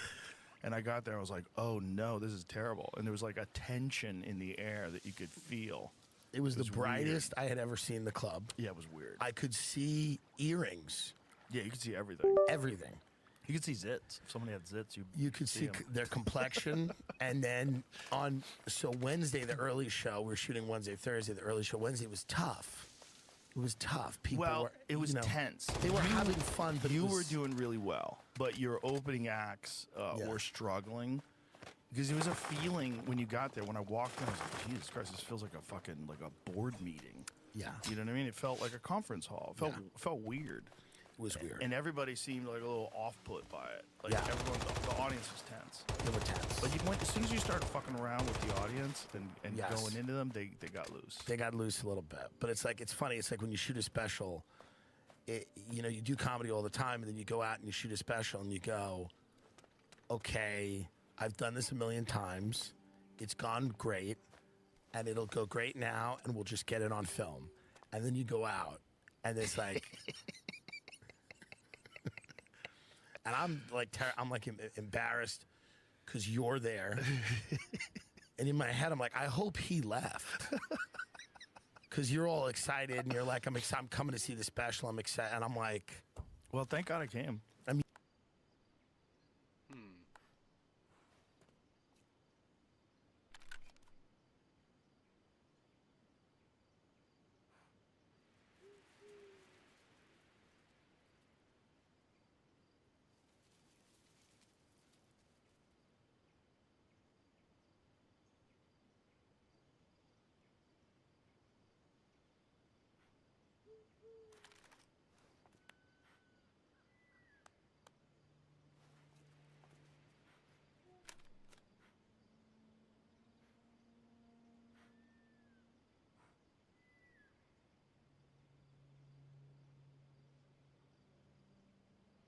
Actually, no.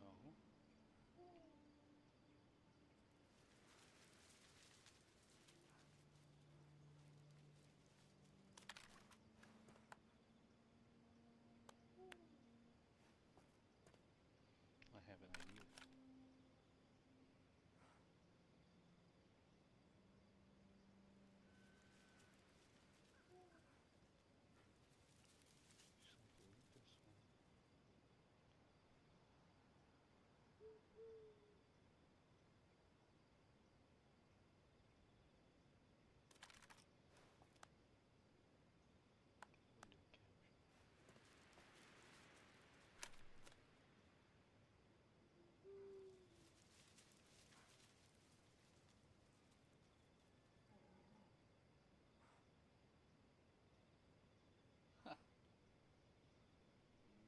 Cool.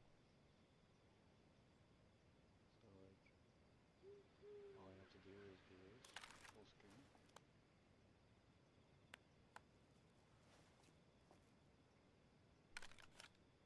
I mean, I'm up there, and I'm like doing bits, and the audience is just staring at me. And I go, well, this is good. And then, but afterwards, you corrected it and said, you got to make it like a comedy club. Well, to those guys' credit, they all did exactly what I said, which is beautiful. They didn't push back at all. They were smart. Yeah, they had so much work that they put into making things interesting. They lit the walls weird. Yeah. They did all this stuff. But I Yeah. said, you got to understand, all this stuff makes people self-conscious. The more Right. they can see themselves, the more they can see other people, Yeah. the more they're self-conscious, the more they won't laugh. And Tim's act is fucked up. Right. Like you have to cut loose on some jokes that in, polite Right. company you would never Yeah, laugh at. that's right. You would turn your head away from. So. And what was a mind fuck is that I was here a month ago, and I did 6 shows, and they were like the best shows we've ever done. You're like, this is the So perfect I place go, to film. why wouldn't we film it here? Right. And we filmed it at the store, and we didn't get the coverage. I had a good set, but the coverage wasn't there. Yeah, I heard about that. And it Which wasn't- doesn't make any sense. It was not ideal. It doesn't make any sense. It's not That's great. not a giant room. It's not like you're doing a Coliseum. It was not good. it's always good when you think you're gonna get it, and because the store, you know, LA is weird. You have people that are sitting there in like ironic cowboy hats. They have their hot influencer girlfriends. Yeah. It's weird. It's weird. It's not always great. Sometimes it's amazing. But we got, out of 4 shows in LA, we got one really great show, and Gabby Reese was there. Oh, I love Sitting her. in the front row. She's Oh, the that's best. awesome. She's the best. And I'm like, all right, so that's good, right? We Yeah. got it. And everyone's like, we got it. And then we get the footage back, and we don't got it. Did you have anything you use for clips, maybe? Yeah, probably. Yeah. But That's what I was thinking about the first show Wednesday. Yeah. Like, there's a lot of clips in there. There's where clips. You were fucking around with the crowd. It was very funny. Yeah. No. For sure, there's clips. But, like, the one we got at the store, the guy who did it's a good guy. He's a nice guy. And he's a talented guy, but he just made some choices where he was, like, far out. He wasn't, like, we didn't have a ton of close-ups. And that was what because here's the thing, they have a vision, too. Right. The people that shoot it. And I don't talk to any of them and figure out anything. Oh, you have to do that. I should. Now, I've really learned. Yeah. I just showed up. Yeah, I know this. I don't even like, I'm bad at that part of it where I'm like, I don't do like the strategy meeting and go, what are we? Right. I just figure it's like, yeah, it's a mothership, it's a great club, you got a camera, Yeah. there's a stage. Don't go too crazy with the design, and that's Yeah. what the problem was. Yeah. They went really crazy with changing the atmosphere. Yeah. They wanted to, which probably works for some things, but it's not good for stand-up. It's definitely not good for your kind of stand-up. No. Your kind of stand-up demands darkness. Preferably very dark and low so you can see each other. Yeah. Just hear my voice in a black hole. Paulie's been doing this thing where he goes on stage and just has a spotlight on him. They did it with Holtzman as well. Interesting. For Holtzman, it's really good. Paulie actually, I don't know if Paulie's doing it at the store. I know he definitely did it. He definitely did it at the store. Right. I don't know if he did it at the mothership. But when he would do it, I go, "That's interesting. I don't know if I like it, but I like it for him." But for Holtzman, it's really good That's amazing. because he's just a complete fucking maniac. I want to see Holtzman in a spotlight. Did you see him Surrounded in by Madison Square blackness. Garden? I didn't see his set. It was fucking amazing. I imagine. It was fucking amazing I because imagine. it wasn't work. Holtzman will take something that day Right. and run with It's wild. that day. So he had this whole chunk about nobody likes Billy Joel. Fuck Yeah. Billy Joel. That's so Billy funny. Joel banner. At Billy Joel's home, Madison Square Garden. He sold Madison Square Garden out like 300 times. I know, it's crazy. It's like, That's so funny. and he's just like, fuck Billy Joel. Nobody likes Billy Joel. Yeah. All the people that work here, oh, fucking Billy Joel's here. Yeah. Oh, that's so funny. Like, he's great, man. I'm not He's doing it great. any justice. I'm not doing it No, any of justice. course, you know, have to see he's it. one of those guys where the stuff he does, he can only do. Well, we made a real big effort to get him to Austin. Because we felt like, look, this is not a diss to the Comedy Store, but he had gotten into this position where they weren't utilizing him the right way. They were just having him go up last at the end of these shows. You're talking about a 30-year comic. Right. He's really good. Of course. But he's weird. You gotta love it. I love it, and he has an audience now. Like, people come to see him at the Mothership. It's sold out, and they're expecting Holtzman. Right. Because it's like, did you ever hear the stories about when Hedberg was coming up? No. When Hedberg was coming up, before everybody knew who he was, before he did like Letterman sets, before he did Comedy Central sets, you would put him on as a headliner, and they had this guy went on before him was like rapping and doing backflips, super high energy, and Hedberg's just standing there talking about frozen bananas. You know what I mean? It's like, Right. you have to set the stage right. You have to set the tone right. And until people know what he does, and then they come to see him, it's tough. Yeah. And that's kind of the thing with Holtzman. If they don't know what's going on. They have to know. But once you know what's going on, You're in. You're in. And Right. it's great because it's so unusual. It's so interesting how delicate things are. I had a guy, friend of mine, really talented singer-songwriter, and we were at San Jose, in San Jose, and I go, why don't you open the show with a few songs? And I thought, what would that do? And he did like 3 songs, and it was like really a tough show. It was like a brutal show, like after he did 3 songs, and I didn't realize it. But a bunch of people told me, don't have comedy follow music. It's too weird. It's too weird. It doesn't Two different work. mindsets. Yeah, and like he's singing songs and people are kind of like getting into it. And then we went on and did comedy, and it was just it wasn't terrible, but it was very different. Yeah. And it didn't feel great. You got to knock people out of that mindset of seeing music. And the problem is, no disrespect, but most opening acts aren't strong enough to shock them out of it. Right. They're not good enough to really get the crowd going. Right. And change the mindset quickly. So by the time you're getting up, they're just still adjusting to the idea that they're laughing. Yeah, it was, and I felt bad, and he kind of felt bad. We didn't say anything after. Like, he was sitting in the green room, and I was like, good job, man. He's like, yeah, you too. And then it was just silent. Because we were so mad at him. And it wasn't his fault. He's an awesome guy. And we loved hanging out with him. He's from Northern California. So me and my opener were like, why don't you tag along? We'll do this road trip. Or maybe we flew. I think we flew. And I said, it'll be fun. San Jose Improv's like an old theater that they've made into a club. Great place.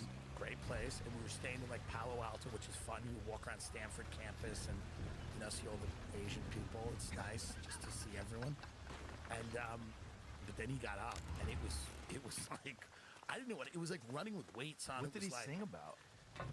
Just kind of like whatever he's doing. It's like acoustic music, but it's like some of it's like socio-cult like commentary. So I was like, maybe that'll fit. Kind of like folky, kind of like, you know, whatever. Here's what's going on type stuff. And I was like, that might be good. And it was like, whoa, it was like quicksand. We got up. And it was like quicksand right after him. And then he was like, you know, the next day we were all kind of having breakfast. And I was like, you know, I think tonight we'll just do the comedy. He goes, no, I get it. He goes, it changed the energy. I go, yeah. And I go, I'm sorry. I thought, and he goes, no, I'm sorry. I felt bad. It's just like mixing peanut butter and steak. Right. You know, both of them are great. Yeah, you just can't do it together. Just don't put them together. And it ruined the weekend because now we hated him.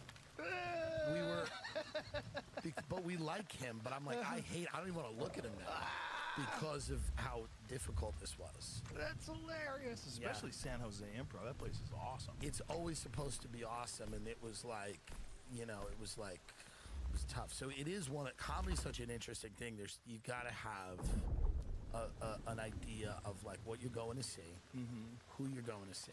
Yeah. And because I saw people that 8 o'clock Wednesday show, I'm like, they don't want to be here. Some of these people don't want to be here. Well, I don't think that's the case. Maybe it wasn't. I think they were weirded out by how lit it was. It was so well lit. It was so well lit. There's a light in front of you on your table. Yeah, it was crazy. It was a bad idea. And then Thursday shows were the best ever. Yeah, that's perfect. Well, we got them to shut off everything. Yeah.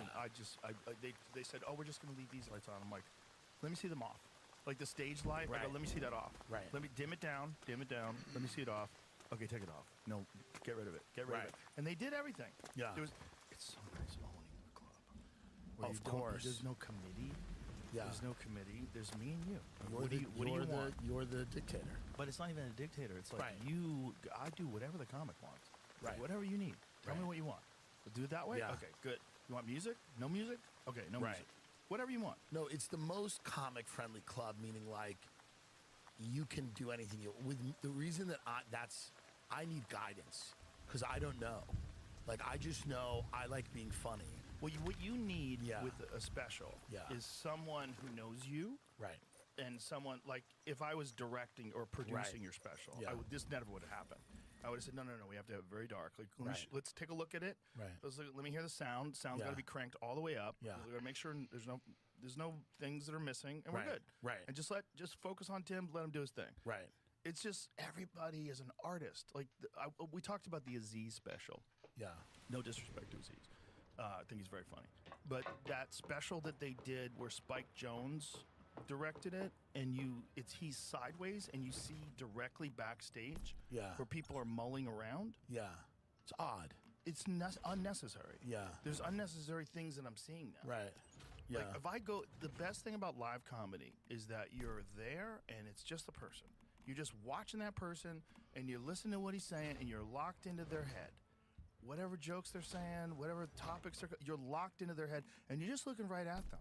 You don't have to see the audience and see them on the side and see them from here and from there. Right. Everybody wants to like move angles and everyone wants to reinvent the wheel, and sometimes that's good, but often I guess it's not. I think from now on I'm going to do them live. I really do. Interesting. I think after doing that one live, I'm like, even if it sucks, so I fucked up. So this is me when I fuck up. Like, fine.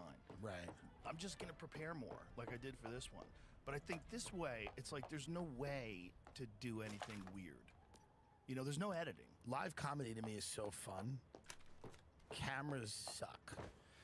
It's definitely an other element, But, you can I'm get glad past that it. we found the dynamic that worked. It's like once I always say do 4 to everybody. Yeah. You know, because a lot of times people were just doing 1. It was good the Wednesday early show was a warm-up, and then it was a little tough, so that the good ones felt amazing. Yes. So you had that right. You understood how good these were versus the Wednesday. You also understand, like, you got to do some work. Like, it can go south. You can't be a little too relaxed out there. No, and I learned that. That's the best thing about bombing. If you have a bad set or even just flub a joke or something like that, boy, the next set you're so focused. Yeah. You're so, like, tuned in. And I try to be like that all the time. I try to, like, think about that all the time and make myself, like, if I'm a little too relaxed before I go on stage, like, hey, come on, motherfucker. Like, you've had some shaky sets before. You don't want a shaky set, right? Yeah. Like, get focused. Right. Get that fucking first joke ready. Well, it's also get a banging. weird time in the world because we do have this weird drone thing, and We have so many things going on. there's a lot of simultaneously. weird shit. Yeah. There's a lot of weird shit going on simultaneously. There's like a lot of noise in people's heads. Mm-hmm. And Anxiety. There's anxiety because people are, Whitney sat in LA just like these 5 drones in some, like they look like they're in like a, they're flying in a pattern or something. It's weird.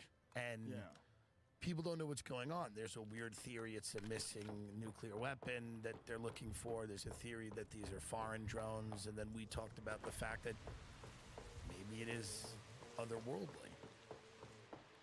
And no one's saying, the problem is no one's saying anything. No one's saying anything. The government, and I texted, people like Tucker, people like you. I have smart friends, plugged in friends.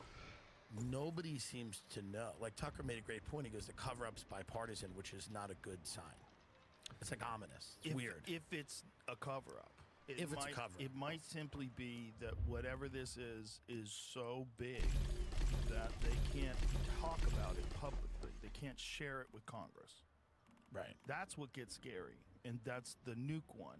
Now, from what I understand, somebody put community notes on the video that I reposted. So I reposted a video of this guy who's a drone manufacturer, and he was saying that these drones could be trying to sniff out a nuclear warhead, and that there was a nuclear warhead that was missing, and this guy was saying this, but then someone in community notes, I think, said something about being part of that video is part of a misinformation campaign. I don't know what that means.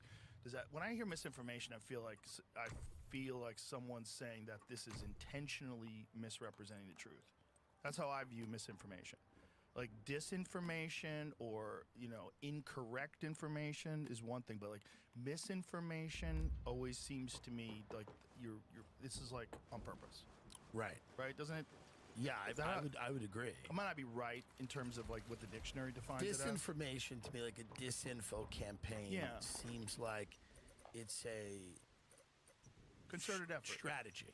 Yeah, and you want that information out there to muddy the waters and confuse people. Yeah. So and especially because they called it a campaign, so it's a part of a misinformation. You find it, Jamie? I don't see the community notes. If you click on the video, it doesn't have community I don't notes? see anything else. God damn, I swear to God, I saw it before. Here's your post on it. Click there. No community notes? Maybe somebody pulled down the community notes. Yeah, here's the thing, like, whether you agree with him or not, he is he's a CEO of a drone manufacturing company. Yeah. He scared the fuck out of me. He scared me. I think the disinformation or misinformation, whatever they're calling it, was in regards to nuclear warheads that had not been recovered. And I think what the community notes were saying was that all the warheads from when Ukraine got disarmed are accounted for. Yeah. So, and then there was another guy. I don't know. I don't think it's the same guy. Is it the same guy that was saying that he put his hands on one? Is that him? He is the one that said, He said, I spoke to someone. But you know what's interesting? My friend Bethany, who's like one of the Real Housewife chicks, who came up with that margarita. She made like shitload of money. Bethany Frankel? Yeah, Bethany Frankel. Some guy called her, and we did a 3-way call. She goes, I just want you to be on the phone with this dude. And he was just basically like, listen, my dad worked for this and that. And he was, and he goes, he said a lot of what that guy said. He said they're looking for something, and whatever they're looking for, they want to find. Yeah. Badly. Well, if they do have a Skunk Works program where they do have some very sophisticated drones that can do things that these drones can do. One of these things these drones are doing is hovering for very long periods of time. Right. 5 hours. 5 hours of flight time is nuts for a drone. And they're not exhibiting this traditional heat signature. Any kind of engine, an electric engine, any engine is going to give off heat. It's going to give off friction. It just has to. So somehow or another, these things aren't doing that. So how are they doing that? Do they have a cooling system? And if they have a cooling system, what's powering the cooling system? And what kind of batteries are they operating under that they can fly for 5 hours at a time? So Ryan Graves, the fighter pilot who was on the podcast, talked about a couple of things that were theoretical, that people were openly working on in the 1960s and then kind of disappeared. One of them is anti-gravity drives, like something that works not on a propulsion system like we have with jets, but something completely different, some completely different type of technology. And the other one was cold fusion. And Interesting. That there does seem to be at least a few reports that people have been able to do fusion without generating all that radioactivity and that the heat and the different energy that comes from regular fusion. Right. And that's something they've been trying to do forever. Forever. Yeah. It seems like, what's the latest on cold fusion, Jamie? It's one of those things where I think by the time it gets to a moron like me, like how many people know it exists? How many people suppress that it exists? How often does, that seems to me to be an issue of national intelligence, right? Like national security. Well, you had Annie Jacobson on, and she wrote that book about DARPA. Ooh. And that book talks about how many years in advance they've had a lot of these technologies. By the time you're seeing that robot dog, you know that robot dog that they make? By the time you're seeing that motherfucker, that Boston Dynamics, that fucker can probably run 500 miles an hour. That's right. And it probably looks like a real cheetah. So it's been around for a long time. Yeah, I think they're way more advanced than what they let on. Especially when you're dealing with the government, right? If you're dealing with like some black ops, skunk work stuff that they're doing at Area 51, right? How do we know about any of it? By the time we know about it, it's already been used in war. Or it's already, like the fucking stealth bomber. Right. Or it has a commercial component where they're going to sell it. Yeah. Right. By the time we know about the state of the art of weapon systems, why would they tell us? So there is a possibility that this is a drill, and they're exhibiting this technology, they're testing it, that's totally possible. a possibility. Yeah, if that you seems wanted to be the most to test benign if you wanted to test like the capabilities of these things in urban environments and how people react, just throw them up in the air around New Jersey. You got the most volatile population on Earth. It's the most volatile human beings on the planet. If you were going to test anything, it's over the skies of New Jersey. It's a good place to test. It's a motley crew of people in that state. But Joey Diaz is the king of the state. Joey Diaz is right. He's the king of New Jersey. Do you think there's a possibility that it's China? Yes. That's terrifying. It's terrifying. There's all possibilities because as soon as they tell us, then we know. Because they're going around sensitive military bases. Yeah. So and they're coming from the ocean. And Trump said he didn't want to comment if he had gotten an intelligence briefing, but I watched his press conference. He said the government knows, the military knows where they came from. They should tell people, and wouldn't comment on whether he received an intelligence briefing, which makes sense. Yeah. But was basically, he said in his estimation, he doesn't think it's enemy drones because they would have shot them down, even if they were late, unless there's a reason they're not shooting them down. So that's the whole thing. Yeah. If China's able to do that, because it's not Iran, there's no way it's Iran. It seems like, and I don't know if it's Russia.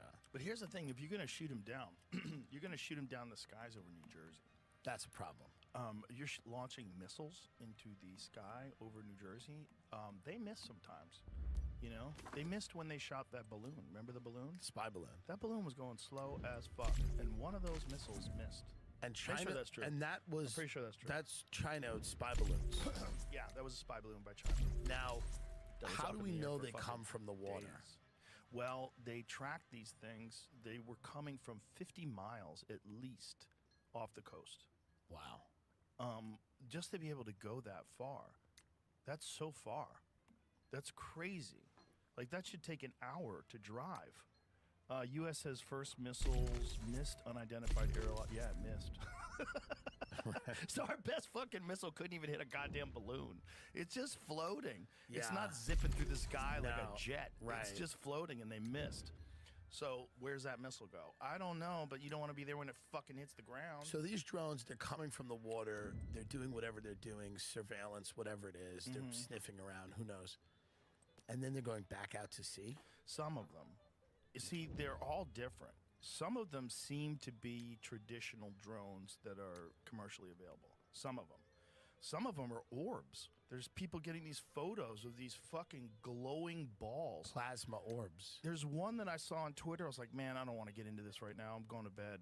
And so I forgot to save it, unfortunately, because it was just... Is it when they're landing the plane and they're up really high?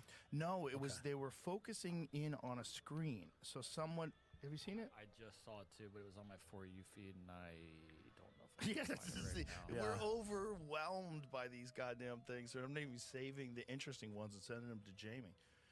I don't know, man. I think some of them are. We've watched one that was from Arizona that was a few months ago, and we watched it jet off into the sky. We watched a video of it, and it moves. First of all, it's just a light. It's like a ball of light, and it rises, and they're all freaking out like, where's it going? What the fuck? It's moving, it's moving, it's moving. And then it just goes like this, like starts moving towards space, and Because, we with looked at that. no sound. It Yeah, just- I showed it to you. That's right, right. I showed it yeah. to you at the club. No sound and an insane speed. I don't know what the speed was, but whatever the fuck this thing is, it was as big as an SUV, and then instantaneously it was gone. It just took off. And then there are some of them that people say are the size of cars. Yeah, They're was this one. huge. It's the size Yeah. of an SUV. Yeah. So what is this, Jamie? The photographer says this is zoomed in from a 600mm lens, which is a pretty big zoom.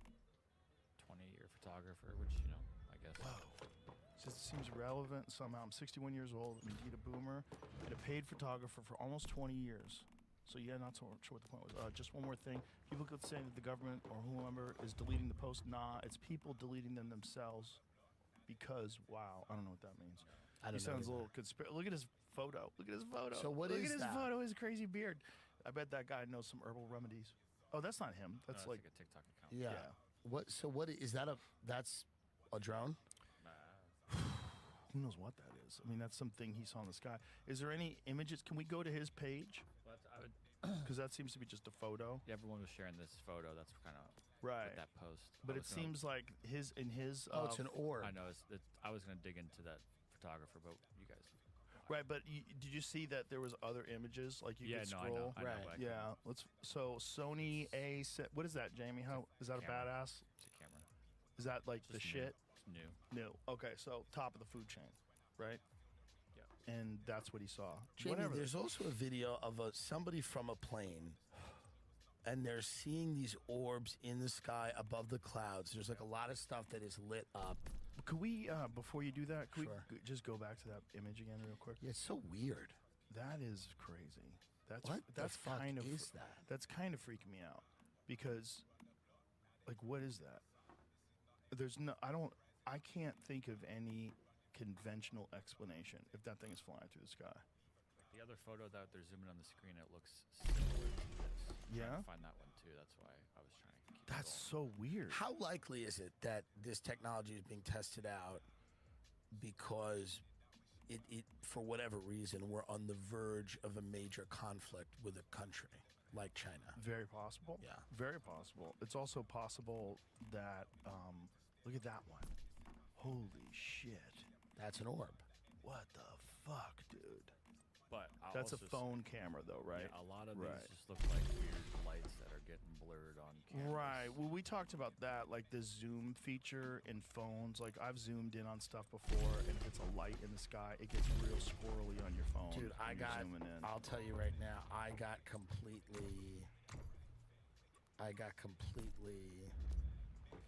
That's where the Samsung phone has it way over the Apple phone, is the zoom power.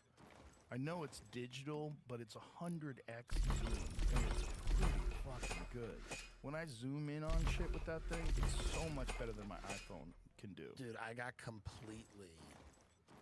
I mean, this is when you get. There's nothing better on the internet than when you get had. I got had, and it was like really. And I just sent Jamie the photo of this, and Jamie, I don't know if you can bring that up. I just texted it to you. I literally was showing this to people, going, "Look at this drone over my friend's house." And then they were just like, "What are you, like an idiot? Look at this." I'm like an idiot. I was showing this to people, and I mean, I was showing this to people.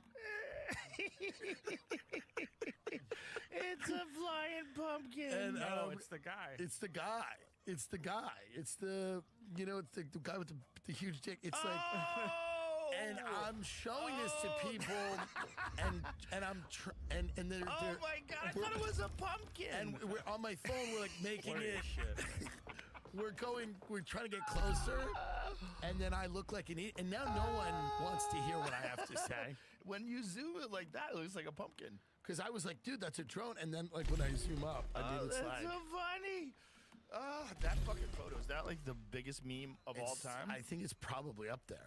It's like that one and the lady with the sock hat screaming in the street when Trump won. That's right. Those are huge. Those are big. That poor lady. She probably had to grow her hair long. Yeah. So I mean, it is weird that all of this stuff's happening, and Yeah. but one thing that I, at least, am comforted by, a war with a country like China would destroy all life on Earth. Why would they want that? Well, the thing is, if they could disable our weapon systems, if they can disable our grid, if they have infiltrated through espionage enough that they got deep into the inner workings of our systems, which seems like we're just not that organized the way China is. No. In regards to, China doesn't let people buy land near their military bases. Right. We do. China doesn't let other people sell them routers with third-party inputs so they can fucking spy on your shit. We do. We do. We used to, at least. Right. And so we know that the CCP has infiltrated a bunch of universities. They know that they send their best and brightest students over here, and they share their information with the CCP. There was a story. God, I got to remember this right because I was barely paying attention to it. But it was a story where these people that were working on this project, the power went down for quite a bit. And these Chinese people that were working there freaked out because it turned out that they couldn't get in touch with the CCP. They couldn't check in like when they were supposed to. Interesting. So what it was they had people that were working for the CCP that were embedded in this like very significant project. And the CCP, they're smart, man. They know what the fuck they're doing. They give grants to colleges and universities. Right. They infiltrate. They know how to like use money and influence, and they get a bunch of information. And there's a bunch of worries that some of the information from ChatGPT has been leaked over from OpenAI, that they've gotten a hold of some of that information. There was some sort of a leak that they were concerned with. But there's been a bunch of those situations. So if they have enough information where they know how our grid works, they know how our systems work, they know how to shut everything down, all they would have to do is strike first. Right. If you just completely disable the government, you completely disable the military, like quickly, can they really strike I wonder back? what the goal would be. Complete domination of the world. No, well, that for sure. But like America's an unruly country. Would it be that they would just then take over the United States? Well, they'd make us insignificant. Right. That's the other thing. But you don't have to take over the United States if you want to run the world. Right. You just have to disable it. You just have to make it less effective. I mean, these are terrible things to think of. Well, no. But I mean, we every should- empire falls, and Right. our empire has certainly been sticking its hands and its dirty nose all over the world. All over the world. All over the world and everything. And a lot of for good reasons, for national Yeah. interest reasons. Yeah, this is it, Jamie. Is that the orb? Yeah, so this is one these guys are zooming in on. Like, okay, what the fuck is that? Like, what is that? That looks really weird. That thing looks really weird. That looks straight out of the Bible. That's like Ezekiel in the Bible. Like, what is that? That's a wheel within a wheel. What is that? But also, what kind of phone was this filmed on? What kind of lens was this filmed on? Is this complete distortion? Are you just looking at the moon? Is plasma a technology that anybody has? I mean, that's a weird question because I don't know how to answer that. Yeah. You know, I don't.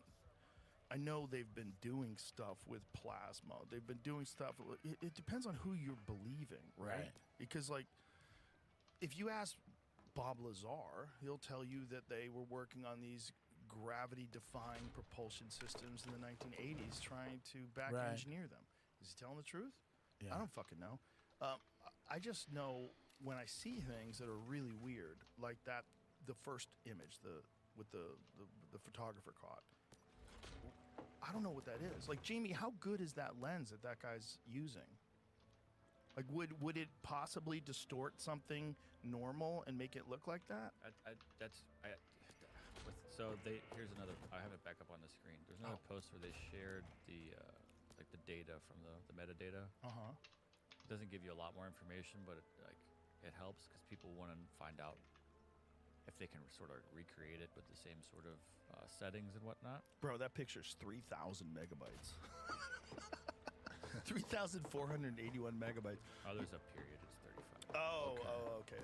I was like, that's crazy. Oh, it's it's only 34 megabytes. It's a normal photo. I mean, it's really zoomed in to not, but this picture is also zoomed in because you could even see the mouse thing that has the cursor on it. So it's hard to So know. it's what's either up and what us. they're It's either pointing at. us. It's either another country going, here's what we can do, Or it's intelligent life from somewhere else. or is intelligent life from somewhere else. I mean, those are the three possibilities. Us being the most benign, unless we're looking for nukes, which is terrifying. Yeah. Did you find that original photo, Jamie, where he shared multiple photos of her, or is it just the metadata? I hadn't looked it up yet. The It's very- government It's very odd. gaslighting people and saying these are all regular drones and you're mistaking planes for, and I'm sure there are instances of people mistaking planes for drones, but the idea that everybody has lost their mind in the past 2 weeks isn't true. No. Here's another thing. Is there ever been a time, ever, that you could ever recall where the government gave you information about something that was 100% true and unbiased and accurate Right. and maybe concerning to people? Right. Never. Never. It's like that lady, Karine Jean-Pierre, is that how you say her name? Yeah, the press secretary. What a terrible job. You just have to lie every day. You have to That's lie her every job. day. And Yeah. everyone's mad at her, but that's the fucking job. It's the gig. If you're if you're working for a president that's reasonable and the press is unreasonable and they're saying things that aren't true, like that Kayleigh McEnany lady. McEnany. How do you Kayleigh McEnany. McEnany. Sorry, Kayleigh. She's the best. She's the GOAT. And she always had receipts. She was like, oh, that's interesting. Because you said at this point in time, and CNN said that, and she just always has the receipts. Right? But they were saying things that weren't true. It was the opposite is what worries me. When the government is saying things that aren't true, that's when it gets weird. And then the press is yelling at them, and she's saying, we've told you many times Biden is sharp as a tack, like that kind of shit. What terrifies me is if I was going to attack a country, it is now. Oh, yeah. Our president is incapacitated. Our vice president is going around the country drunk. The new president isn't in office yet. The yet. new president is not in office yet. So you have this weird period of transition where people don't know who's got what authority. We have a month. And we have before a solid month. And now all of this shit is happening right now. Yeah. And it's terrifying. Well, apparently, Biden and Harris were both called to the White House. Well, thank God they're on the case. From wherever they were. I don't know if it has anything to do with I this, feel great that those two are back. Well, where have they been? Finally, someone that can deal with this. I think Biden was in Africa, and I think she's like getting drunk at a Hillstone. I told you I've been describing them as the last managers at Blockbuster Video. I mean, that's what they are. That's what it is. It's true. It's a dead-end job. It's the end. You don't even have to fucking show up. Just as bullshit. It's the end. We haven't heard a peep out of either one of them until, well, they started talking about it yesterday when the information about Biden's decline came out and how readily it was covered up. It was covered up instantaneously. Like they were seeing it right away, like from the first days in office. They were seeing him decline. I heard before he ran. Yeah. He met with donors, and I knew someone in the meeting, and they were like, he doesn't seem great. No.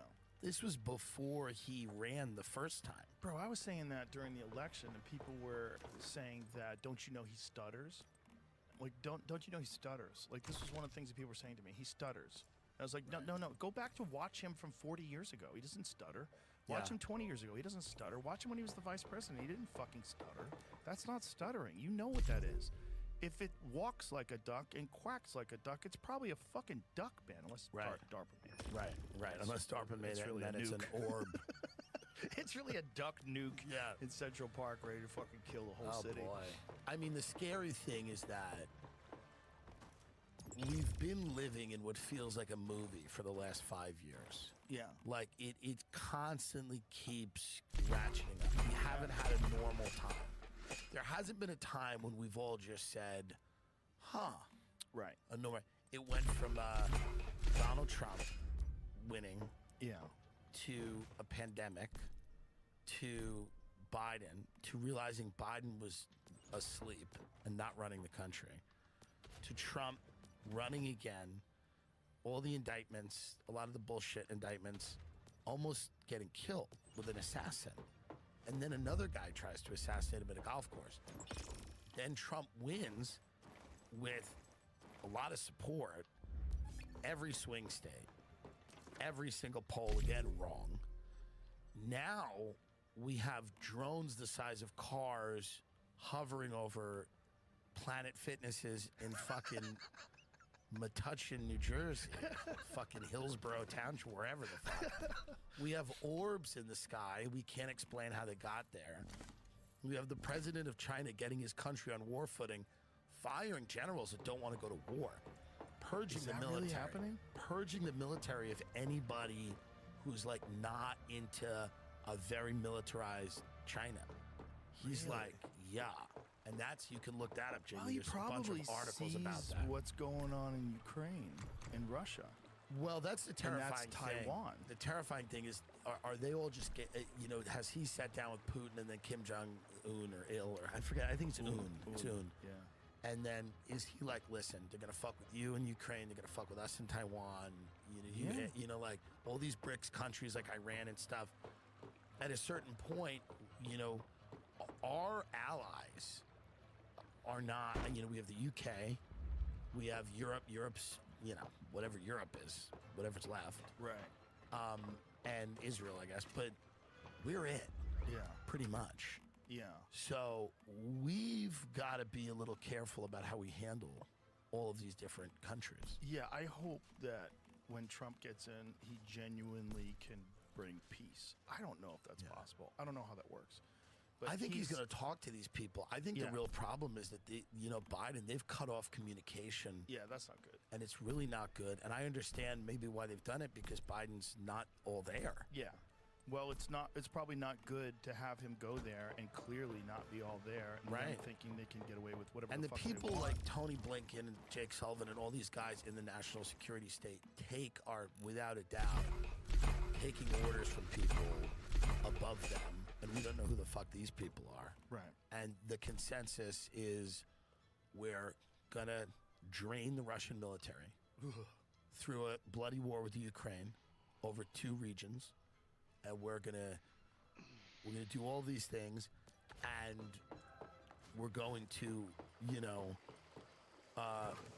we're gonna help the Assad regime get overthrown. Assad's not a good guy, and he's a terrible guy, I'm sure. But that's a strategic goal of the United States for a long time, and Israel, and to do that.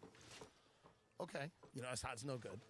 Now we have someone in there. I mean, let's see what that looks like.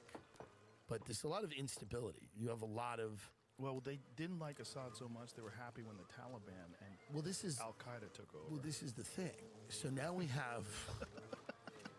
Like, there's no great choices in that part of the world. There's no, like, great Western democratic leader who's going to take over. It's just going to be a succession of dictators or religious theocrats, and it kind of always has been.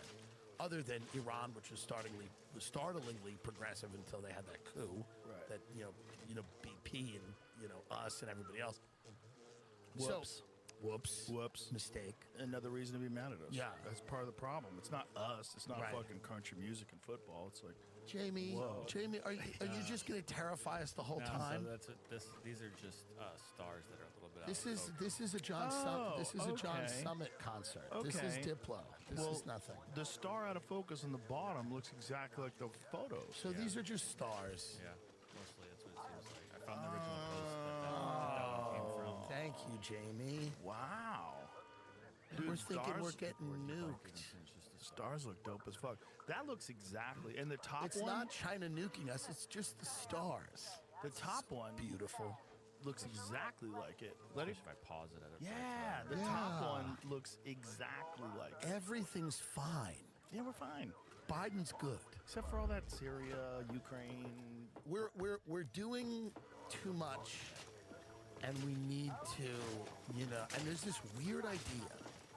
People just don't like if you say something like, and I understand people associate with movements that use the words America first and aren't good.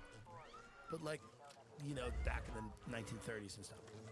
But if you say like we need to worry about America, or we need to put America first, or we need to have a concern about America, people think it's inherently racist, or like jingoistic, or like that you hate other people, and it's like fascistic. But it's not.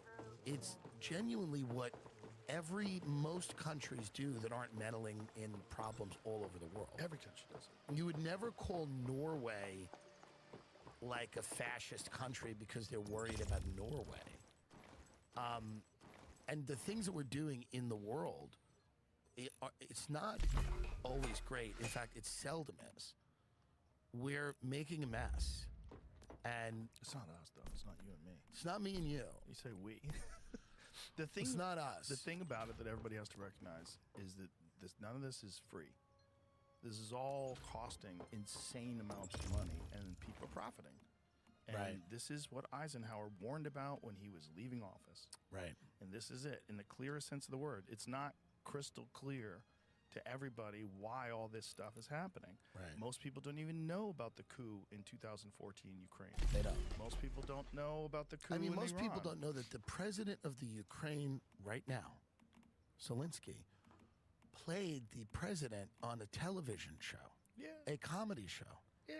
And the premise of the comedy show was that a comedian became the president. And then they made him the president. And Putin has got to be sitting there in his palace with his whores going, are they fucking kidding me? He's sitting in his palace by the Black Sea and he's going, they're making this guy the president of the Ukraine, and I'm sitting here, and it's hilarious. Like, it's not even well done anymore. That's the thing. Right. With what they're doing with like Epstein and all this stuff, it's not even artful the way they're doing it. It's lazy. Yeah, it's like all of this is lazy. It's like a bad cop show. They're like, this guy plays the president on TV. Now you're the president. What? They call it the revolution of dignity. It's just a whole thing. And the CIA is going around and meddling in all these countries in a very like sloppy, ham-handed, like, Abbott and Costello like way. And then you just have to and they've sold it in such a brilliant way to people. They've sold it in this like altruistic way that we're helping people. And it's the revolution of dignity. The way they say it, we're just giving people that's all we're doing. We're over there dignifying. And, and all of these people, ignore like Iraq, Afghanistan, Libya, like all the things that we've tried to do and failed miserably at, democratizing the Middle East, all of these things, people pretend like they didn't happen. They go, no, this one's good. The Ukraine's good. This one's going to work. We're in there for the right reasons. We all believed that we weren't in Iraq for the right reasons, and it was a mistake. Other Is this than World coffee? War II, yeah, that's coffee. Other than World War II, is there ever a time where you could point to and say, "Oh, that one worked out. We made it better"? There's not a lot of good ones. There's Vietnam. not a lot of good ones. Vietnam is not a great one. Vietnam was terrible. It was terrible. No, the things we're good at are like when Bill Clinton was getting caught with Monica Lewinsky, he just bombed a chemical factory in Sudan for no reason. He just went, boom. We're good at like the hit and run. I remember people openly, even back then, saying that he was doing that just to distract from the fact that he was in trouble. Absolutely. Yeah, he's just giving us something else to think about. We just need to take it down a notch. We're like a chick who was hot forever and just got treated like that and was a cunt to everyone. And now she's 60. And now she's 60. And she's at the bar. And she's at the calling bar. you gay because you're not hitting on her. That's right. And the tits are out, and you're like, all right, but it's not what it was. And she doesn't understand that you can't go around the world treating people like shit now that you're older. You have to like fucking join a book club. Not only just older, but older and rich. She's rich, she's got a lot of money, and she doesn't care. The crazy thing is they just keep sending money over there. Like, no matter what anybody thinks or says, Well, the because money just keeps flowing. we think that the Ukraine is going to be, it's going to be like a client state of the U.S. State Department, which is what it has been. We don't have an interest in the people's dignity of the Ukraine. I hope people realize that. And I'm not saying that people in the Ukraine don't deserve dignity or their own government or whatever they want. I mean, God bless. Of course. Our foreign policy aims are not, we don't go around the world going, who's not dignified? That's not what we do. And let's give them dignity. BlackRock, all of these companies are being promised farmland. They all have contracts to rebuild. Mineral wealth. Lindsey Graham, last time I was on, we talked about that. So you just, they want the Ukraine to be our client state in that part of the world where we are just enriching ourselves with the minerals in the Ukraine, their farmland, and, we have all the contracts to build their critical infrastructure. So, have you heard Mike Benz talk about the whole Burisma thing? Not in as much detail as I should have. Yeah, he goes deep into what they were trying to do.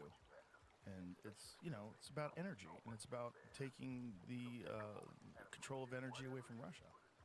Right. When you realize how the world runs, it's interesting because when you're a kid or a young adult, you believe that the world is run on ideas. I think it partially is, but you think like some people have good ideas, some people have bad ideas. Those people fight, and hopefully good ideas win. But then when you realize, when you get older, it's like a lot of it seems to be about trade routes, minerals, energy. Like people have things. Yeah. They have actual things. They have mineral deposits. They have oil. They have openings to the sea. They have routes to move stuff from one place to another. They have actual physical things of great importance and great value. And the ideas seem to just coalesce around those things. Like if Ukraine didn't have that mineral wealth, and it wasn't strategically important with regards to Russia, and it didn't have the energy infrastructure that it did. And we weren't involved in NATO. And we weren't, no one would care, but it seems to be that, this is really the way the world runs. It's about energy. It's about, these minerals. It's about, keeping certain trade routes open to do business.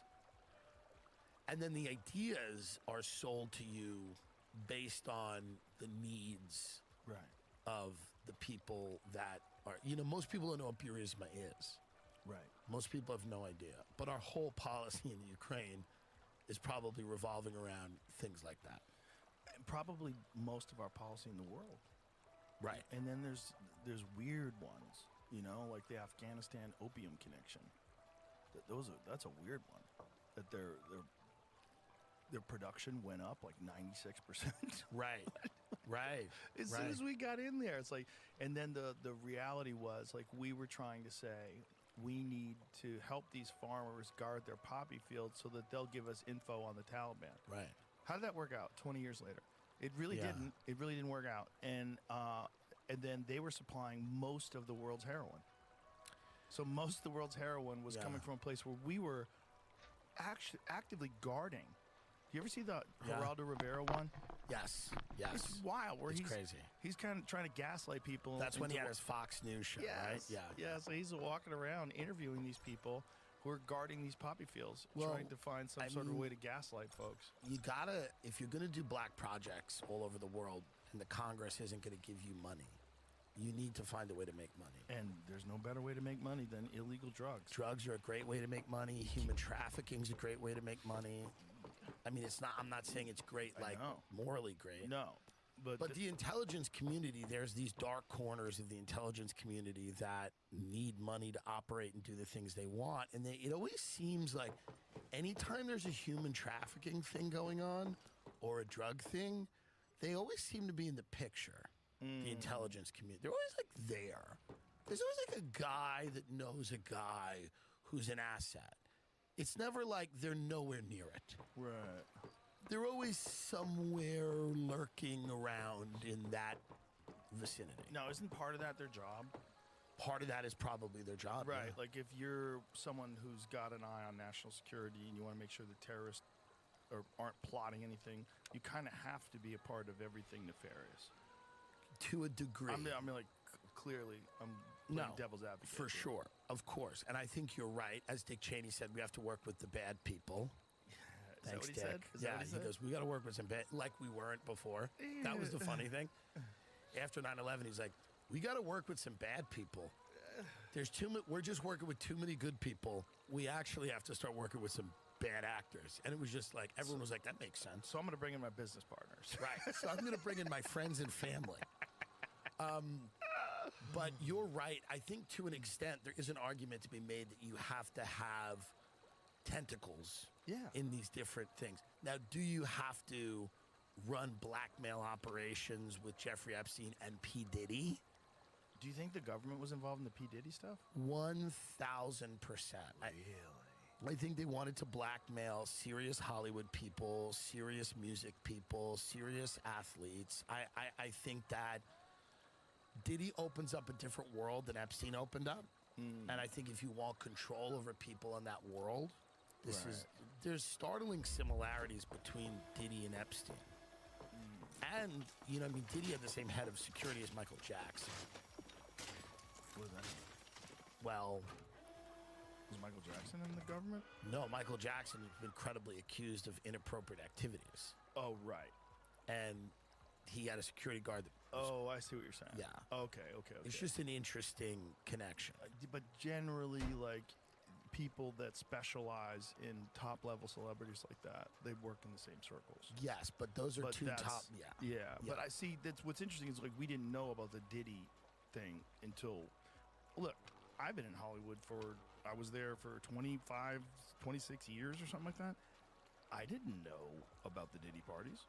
No, I think you have to get invited to a white party, like on like fucking People magazine or something like that. Well, I think it's just one of those things that like you're invited to, and you could go and show up there and stay for an hour, and it's all completely innocent.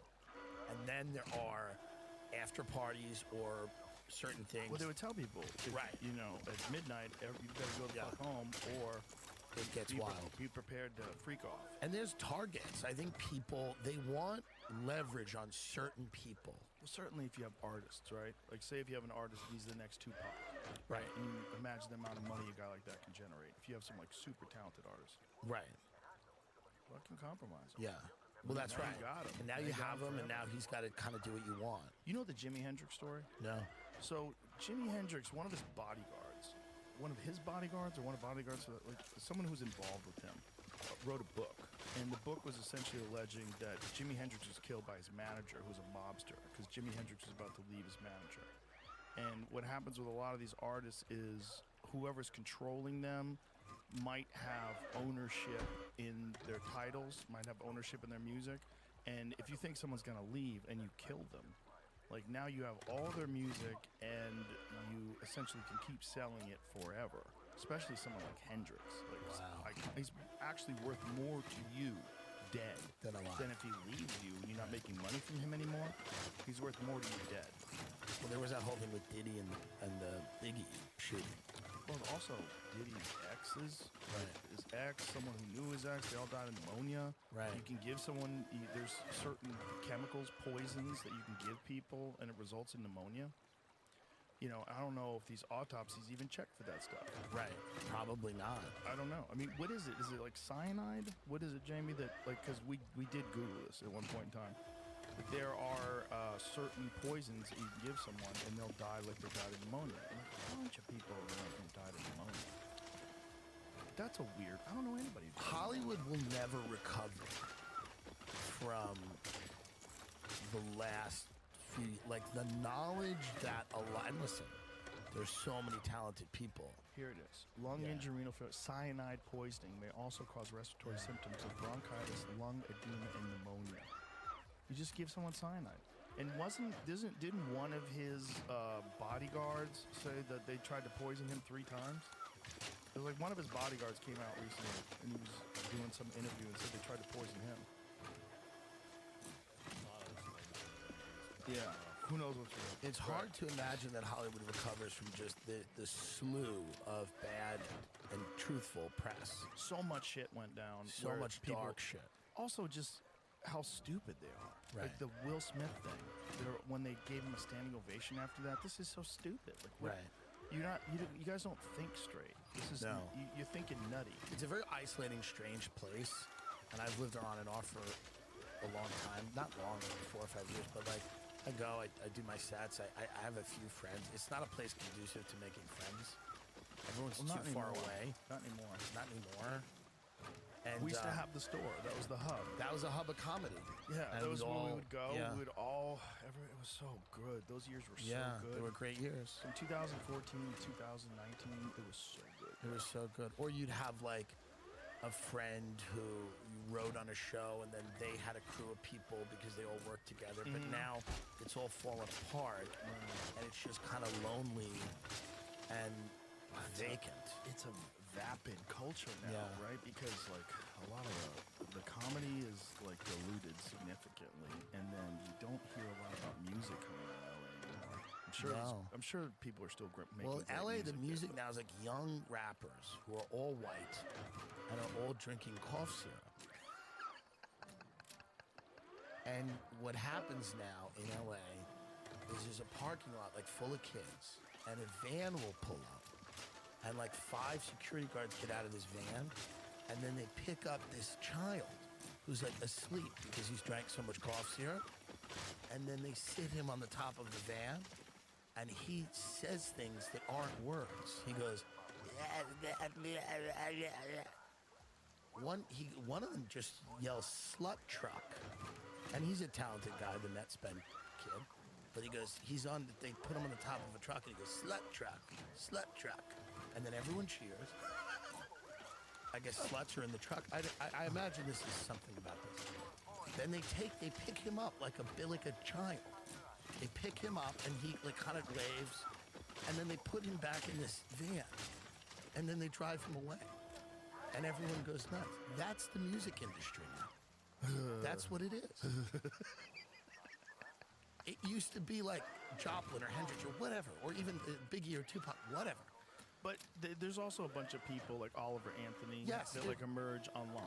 You know, Zach Bryan emerged just because of being online. Well, this kid emerged online too. But I mean, Well, we're talking about LA. Listen, you could be talented. There's James McMurtry in Austin who's amazing. Plays at the Continental Club. There's tons of great music. Yeah. But a lot of the young rappers are white suburban kids who have drug problems. I think it's a weird place to be an artist now. Yeah. It's not the same place. it like the soul of it was destroyed during the pandemic. There's something about like realizing that it's so inept and corrupt and stupid. The laws were so stupid, and everybody was just everyone was so weirded out. I think people lost confidence. There's a darkness. It's so funny. It's like New York never has that darkness, and New York is this crazy, frenetic place. Right. But you don't feel bad in New York. No. You don't feel like dark. Right. LA, you get depressed. You're like depressed, and it's pretty. That's the other thing. I know LA's it's sunny pretty, out, but and it's you're like still depressed. New York is like gray, and everyone's running around, but there's like a soul. Right. Too. Well, in New York, people aren't trying to get famous. And I think Right. That permeates every aspect of what LA is. Yeah. It's this desire that so many people have when they're there to be famous. There's so much proximity to fame, and then there's so much like, who do you know? Do you know famous people? Are you going to hang out with Right. famous people? Oh, we went to George Clooney's house. Right. You know, we went to this guy's house. We're Right. hanging out with this guy in Malibu Beach. Yeah. You know, it's cool. Like you're in the right. Like that's like it's part of like the currency there. Right. Is fame, and so that's a vapid Which thing. is now meaningless. Meaningless. It has no meaning. Talk to her. No meaning.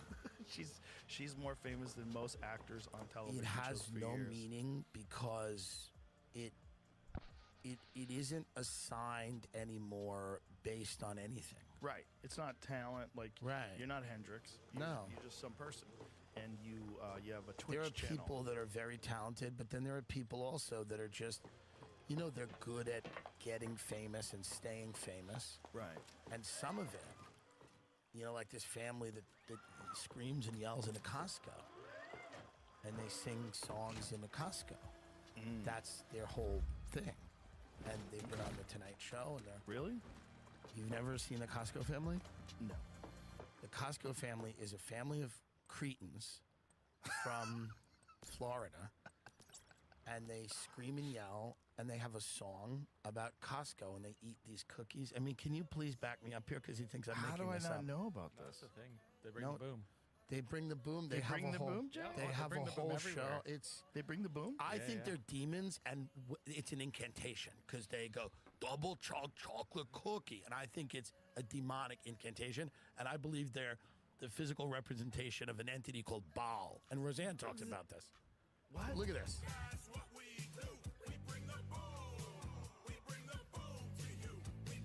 But this is an What? evolution. They got to the song. Wait a minute. How many after- views are on this? I mean, well, this is just the YouTube version. This, This but is they're, not. these they're are big on these are TikTok and famous Instagram. people, and this is something is wrong.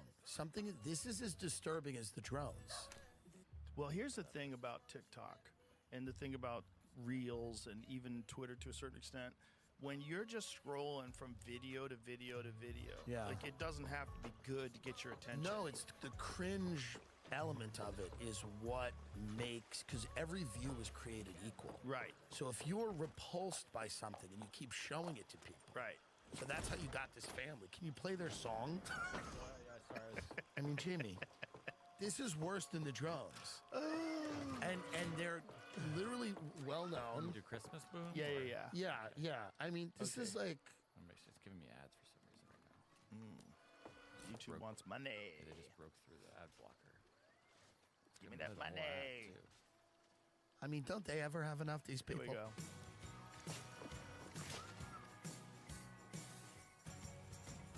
Bring the boom, bring the boom, bring it all the way. All the fun This is satanic. to bring the They stay on brand. holiday. Bring the boom. So the point, the boom here. The These boom guys deserve all the money in the world. They eat this garbage, and then they rate it on a boom meter. So What? they go eat this chicken bake at How Costco. famous are these people? Very. I mean, They're like very famous. Joe, internet it's fame right now. Very famous. They're everywhere. This guy used to be a pro wrestler. He maybe China started- should. okay. Maybe China So should he take knows how over. to perform. Yeah, for sure. Okay. But it's like See, look, Mr. Beast bringing the double chunk chocolate chookie. I mean, this is. It's an incantation. It's demonic. Well, that's why the drones are here. It's a signal. But by the way, Imagine it if is that's a signal. time. Like, as much as I don't want this to happen, like, it is time. Don't you kind of want it to happen though? It might need to. If it's aliens, I kind of want it to happen. I think it might. They might have said we're not doing that. The aliens. They might have heard double chocolate, and the aliens went, no, you fucking retards. We gave you technology thousands of years ago to figure it out. We visited the Sumerians. We gave them stuff, and you've used it to go to Costco. Enough. We're sending the orbs. Yeah. It's too much. Yeah, it is too much. So to base your life on fame is stupid. The thing is, though, if you're that guy, yeah, and that family, and now all of a sudden you're rich, which can happen to a lot of these TikTok folks. All of a sudden you're rich. Why wouldn't you do it? Even if you're untalented. I'm not blaming him. What I'm saying is that the culture, like Bill Hicks used to talk about, you pay a psychic price. Yeah. If people know that they can get famous like that, right, it spreads. Yeah. It spreads like, malaria. Yeah. And now everybody is being a monster to try to get attention. Right. Without any discernible skill or talent. Right. That infects the broader culture, and I think that's not a net positive. I think you're absolutely accurate. Yeah. I wonder how long that's going to work. Like, is it going to be a trend that comes and goes like many other things? One hopes. Or is it going to expand and get more stupid? Like, if it's just about attention, if attention becomes something you can monetize, so you're essentially asking people to do more and more extreme things. That's why you have a lot of these people doing pranks and getting beat up in the mall. That's right. The guy got shot. Remember that guy got shot? Yep. You kept harassing this guy. The guy just pulled out a gun and just shot him in the stomach in the mall. Right. Could it get dumber? Like, let's imagine something dumber than TikTok. Let's imagine something dumber. Like, what's the next stage of dumb that's going to shock you? That's going to get a lot of attention. I don't know, but it scares me if it continues to degenerate. What would be next? I mean, you look at the Costco people, you go, God help us. What is that a precursor to? Right. And that's the scary thing. Well, you only have to do something. I mean, there's people now that are reviewing McDonald's. Like, there's people that go to the gas stations and eat. The guy who makes food in the bathroom and They make them in a sink. Yeah. I mean, so disgusting. something's wrong. It's time for the orbs. There's a lot of stuff like that now where you look at it and you go, this is really base level, gross stuff. When my kid was young, my youngest was like 9. She was really into watching people eat on YouTube. Right. Mukbang. It's huge. My little cousins are. Have you ever seen Lower Middle Class Mom? And they're just feeding their kids poison? And every comment is like, stop feeding your kids this. And she's like, get ready with me. And then she just buys frozen food and cooks it and, chops it and puts it in little lunch boxes. And these little monster kids grab it with their mitt and they just head out. And, it's weird that they're doing stuff like this. You got to play. I mean, there's one. Look at this. Look at this. Lazy dinner for my middle class family of 7. Joe, this is a cooking video. She's plating Kentucky Fried Chicken she got. She's plating fast food. 16 and I got the chicken pot pie. We used a coupon for a 10-piece dark meat for $13.99. Each of the kids are going to get a chicken leg. We got 2 sides of mashed potatoes and gravy. See, I'm torn here because I really do enjoy Kentucky Fried Chicken. It is good, but this is gravy. odd that this is happening. It is odd that she's like dishing this out and anybody gives a fuck. That's strange. What's strange. And I think people are watching it because there is this weird factor of like, people are kind of fascinated by this American diet of processed food. That's true too. And I think people are interested in it because when people come from other countries, they're not aware of it. Or I mean, when people are watching stuff from other places. Right. The strawberries, that evens it out. But she, It's healthy. So I think stuff like this interests people. And, it kind of they look at it and they're curious, and it's voyeurism. They Well, kind of there's also a thing there that you're watching where there's a person who doesn't have a lot of money, right, who's feeding their kids. That's right, and she goes, she can do it. Maybe I can do it. Well, there's a feeling, a weird, like when you're watching that, like that's a person who's barely getting by. They're barely getting by, right? Right. They don't have like a significant amount of savings. They're not No. doing well with their career. Right. They're just trying to keep alive kids Right. at a cheap price. Yes. And so they're showing you how they're doling out the food. I know. I mean, But as I, part of I, that. I prefer like the Rolling Stones to that. Yes. You know what I But mean? you know what Like, I like? I prefer like the movie Heat to that. Like, I don't want to watch you barely keep your kids alive with Kentucky Fried Chicken. It would be nice to have better things. I don't, but we just watched it, and you told me about it, and that's why we watched it. And Yes, that's but giving it's them my, more attention. It's my, you know. You're protesting. I'm Protest vote. protesting, but it's like I'm also not a you know, I'm not above any of the things I'm talking about. Mhm. We're all human beings. I'm just noticing that they're probably negative. Yeah. I'm not saying I'm not tempted to watch this stuff. I'm not saying I'm not fascinated by it. We're all kind of weirdly, oddly fascinated by it. I'm not saying I'm better than somebody that watches it because I'm watching it. I'm just going, I think it's probably negative. I think when mediocrity and stuff like that rises in the culture, it's not an overall net positive. No. When everybody's chasing fame, which is a very unstable thing, that is, you know, strange and ultimately, you know, it's a bad goal system to Yeah. have. So I think when kids are growing up and they're watching this stuff and they're going, oh, I should just be internet famous, and that's how I'll make my money. Well, you know that's like a giant goal among kids today. It's huge. Like as far as like job aspiration, influencers very high on the list. Do your kids know how like well known you are, or do you think they don't? It would be amazing if they didn't. Well, I don't know. I'm That'd sure. be pretty yeah, amazing. But they know. Yeah, they know. Okay. They're super aware. Yeah. Okay.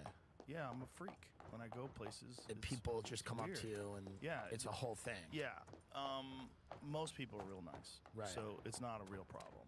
It's Right. just like most people are just being nice. Right. That's fine. And most people are super respectful when you're with your family. Of They don't course. try to take too much of your time. Right. You know, it's what comes with the job. Not my people. Yeah. They want my time. Yeah, well, they want my time too. Because I but don't have a family, you so don't I'm have a just family. sitting there alone. They go. Yeah. They'll sit right next to you. And they'll point to their girlfriend and they'll go, tell her how the Clintons fuck kids. Tell her. I keep telling her. She doesn't believe me. Tell her. No one suffers more than the girlfriends of our fans. I mean, one woman No came one. to me and she said, I think you're really funny. And she goes, but every day I hear either Joe Rogan's voice, Theo Von's voice, your voice. Yeah. And she goes, I just want it to stop. And sometimes she'll go like, I'll wake up and you're like yelling about something in my house. And my boyfriend's laughing. He goes, this is really funny. And she goes, why are you? And he goes, no, he's screaming about some waitress at a diner and ripped him off. And she goes, make it stop. Turn it off. Why are we listening to this? Why are we listening? Well, ladies, you have your true crime shows. You have This is what them. This is what we need as I could say this as men for sure. Yeah. And certainly as comedians, and including a lot of comedian females. We need to talk shit. Yeah. It's very fun, and Right. it makes life enjoyable. It makes life make more sense. Right. The drones freak me out. Talking about you, or to you Yeah. rather about the drones, Yeah. makes me laugh. It's fun. I would rather talk shit about what's going on in Ukraine and laugh with you than really stay up at night Thinking freaking out about it and about the fact freaking that we out. might be. Because some people's job is to freak out. That's not our job. I don't want to freak out. Somebody in the Cheyenne Mountain, whatever, military Right. underground base, their job's to be like following dots. Yeah.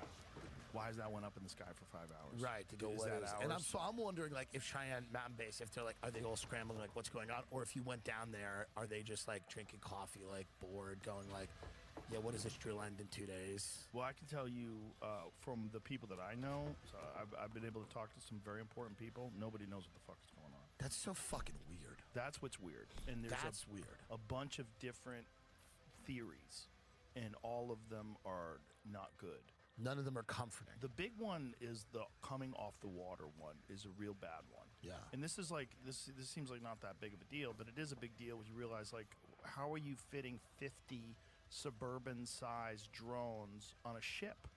And you're maintaining them on that ship? Are you charging them on that ship? Like what kind of an energy source are they using? How are they up in the sky for 5 hours? How do they go 50 miles out to sea to wherever the fuck this thing is that they're launching from? Are they transmedium? It means, do you have a craft that's able to go into the water? And is there something in the water that's launching them? Do you have a giant military base under the water that I don't know about? Or does someone else have some sort of an enormous fucking underwater submarine that's capable of holding these things on it and we don't know it's there? That's terrifying too. So is it ours? Someone's got to know. Someone has to know. Someone knows. And now it's not maybe someone that you've spoken to, but there's someone somewhere that's got to know. I bet it's very, very high up on the We're food chain. talking about like the Men in Black, right? Yeah. Like it's not even one of the agencies. Like, we've all heard of like the CIA, the NSA. This is probably Right. like one smart guy told me once. He goes, I go, what's the highest top? I was like the CIA, and he laughed, and I go, why are you saying that? He goes, you are saying they're the highest top, but he goes, you've heard of them. He goes, the deepest stuff is you don't even know. You've never heard of it. The deepest stuff you've never heard of. He goes, you know what the CIA is, you know what the NSA is. He goes, there are things you have no idea what they are. Yeah, I kind of agree with that aspect. I fucking exist in a world where shit's just random. AI is crazy.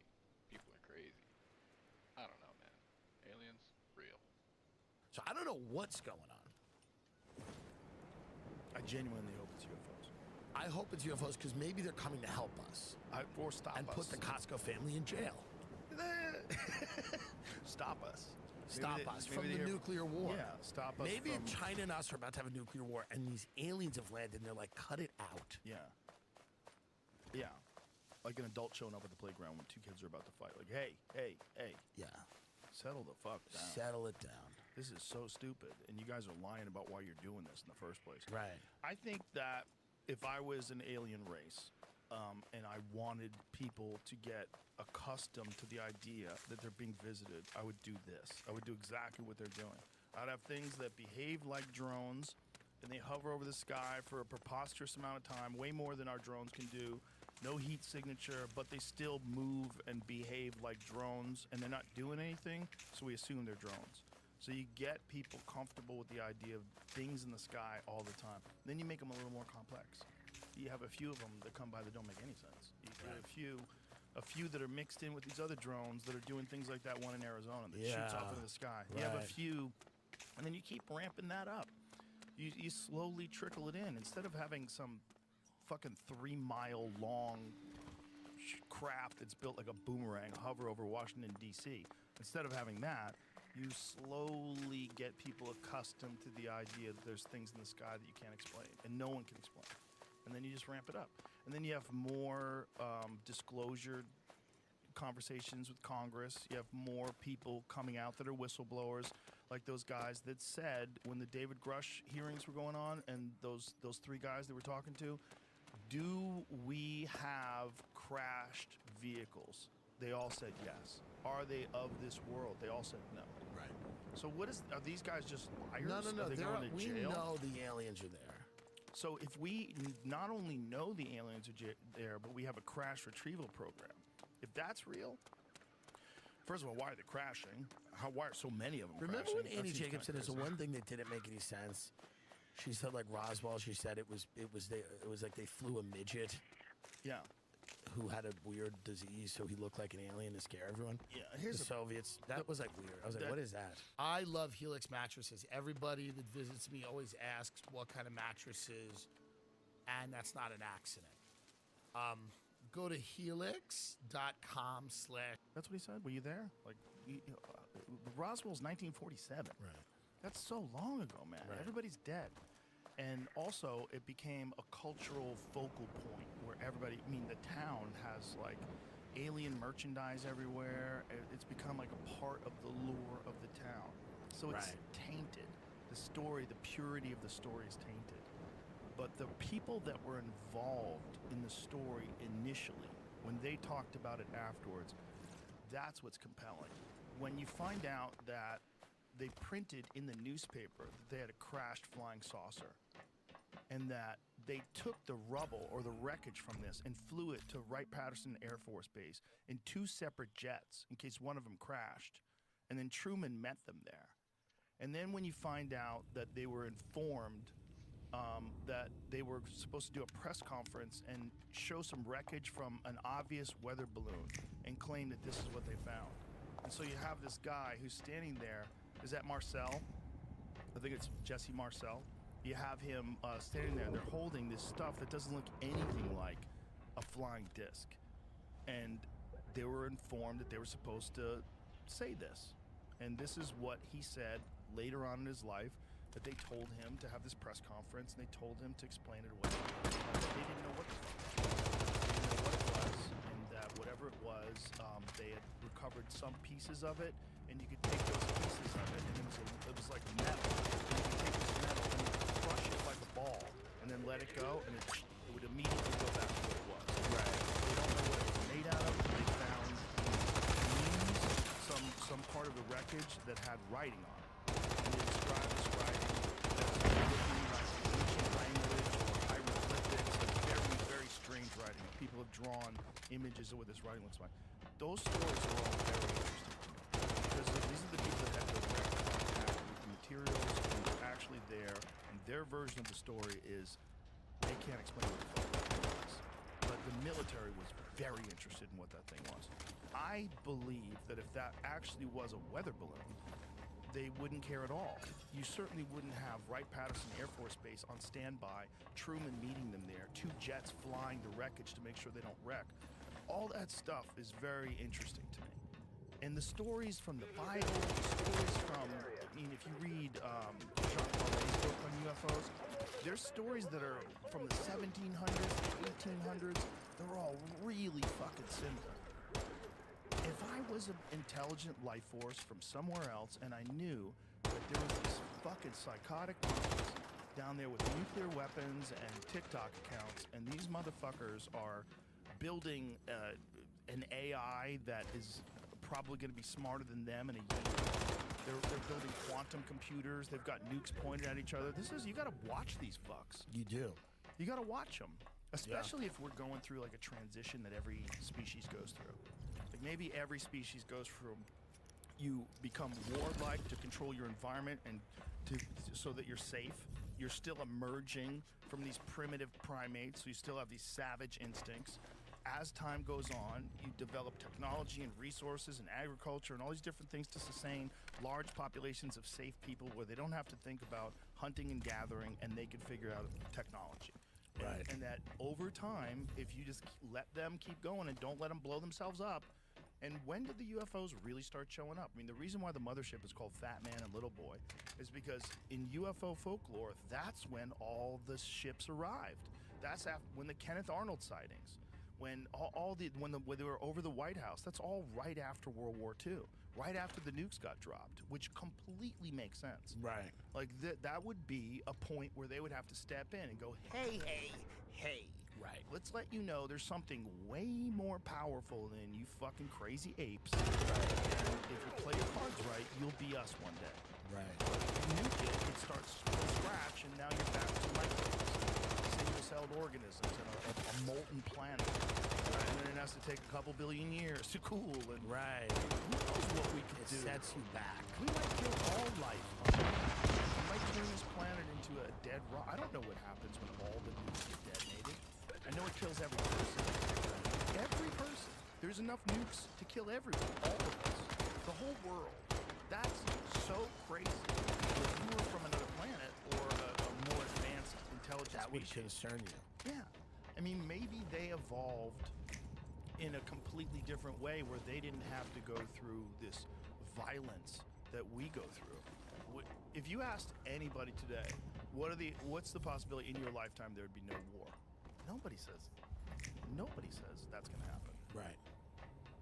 That's kind of nuts. That as Right. technologically advanced as we are, as It's good just such an accepted reality that there's always going to be a war. and there's always going to be groups of people that are told to go somewhere and kill people they don't know. Right. Because they have leaders. And And it's amazing that China and us share, you know, like that there has to be a winner.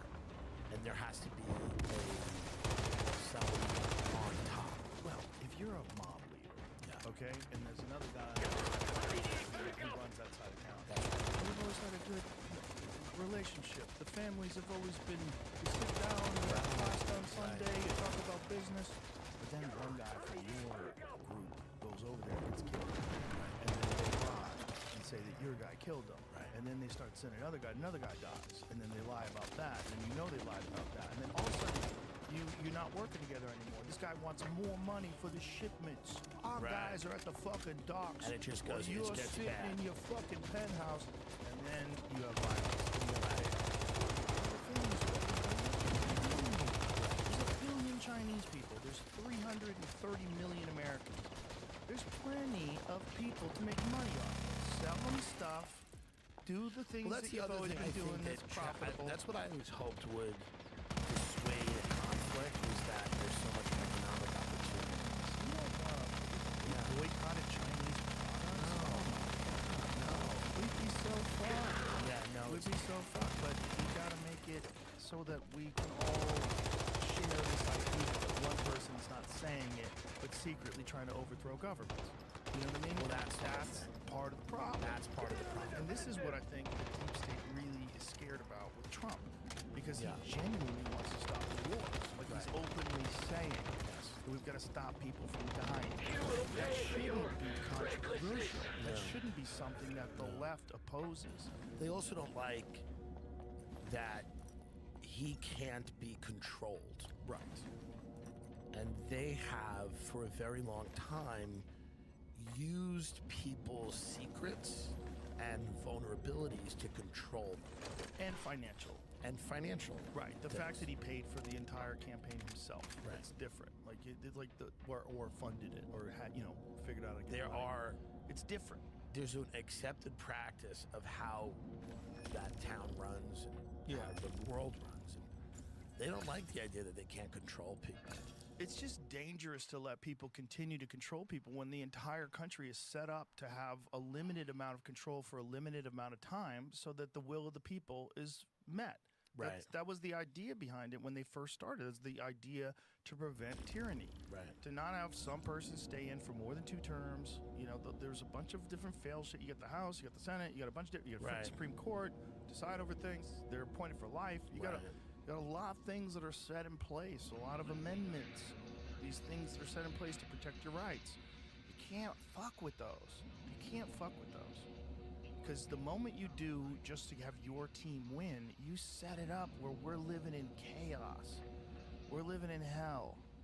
There's never been a fucking socialist, Marxist, Leninist country ever that worked out. It's like this, and it's all coming from institutions like universities that are living in fantasy land. They're all fucking... Well, they all just want to reorder this hierarchy and put themselves on top. Yeah. And they want to elevate mediocre people. Yeah. And, you know, and that there's always a ulterior motive for whatever they say. One of the things that's encouraging over the last couple of years is that people culturally have begun to see through it. Yeah. They know what it is. They know what it is. More now than I think ever before. More because now of than COVID. ever. I think COVID woke a lot of It people woke a lot of people up. And I think people are looking at all this stuff and they're going, if it feels irrational, it is. Yeah. You know, you have a gut, you have instincts, you can trust them. If it sounds insane, it is. It is. And for sure, these people that are telling you that everything is perfect and everything works amazing and everything is excellent and stop listening to the people that are saying differently, they're not telling you the truth. There's no way they can be. There's no way they can be about anything. Fill in the blank, whatever subject we're talking about. Pharmaceutical drugs, whether we're talking about the environment, whether we're talking about energy. No one's telling you the truth. What do you think about this kid who shot the CEO? Do you think he'll get convicted? Well, it's pretty obvious that he shot him, if that's the guy. I mean, there's a video of him doing it.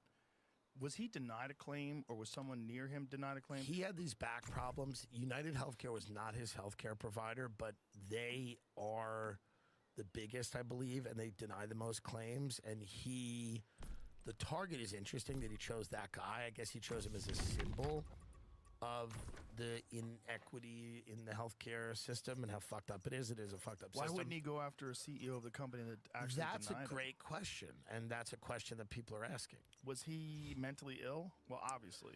To Well, be able to do that, you have to be at least at some level. You know, he mentally was ill. a smart guy who had an Ivy League education and a wealthy family, but apparently he had maybe had a psychic break in the last 3 or 4 months where he was writing manifestos and reading a lot of Unabomber stuff. And Really? Yeah. Unabomber? Yeah, he was a big fan of Ted Kaczynski. And he got he disappeared for like 3 or 4 months. His family was looking for him. Friends of his were looking for him. He went to some commune in Hawaii. And there's actually a video of the guy in Hawaii that was like, we let everyone in that has love in their heart. And Luigi had love in his heart, you know?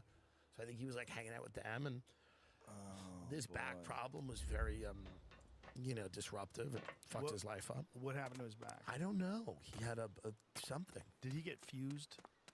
I don't know if he got fused, but I know that I saw some there was a back issue. X-ray images on like a clickbait YouTube video that was talking about his healthcare claim. Yeah, there was I think his profile picture was like his back. He had like some surgery. So maybe you're right.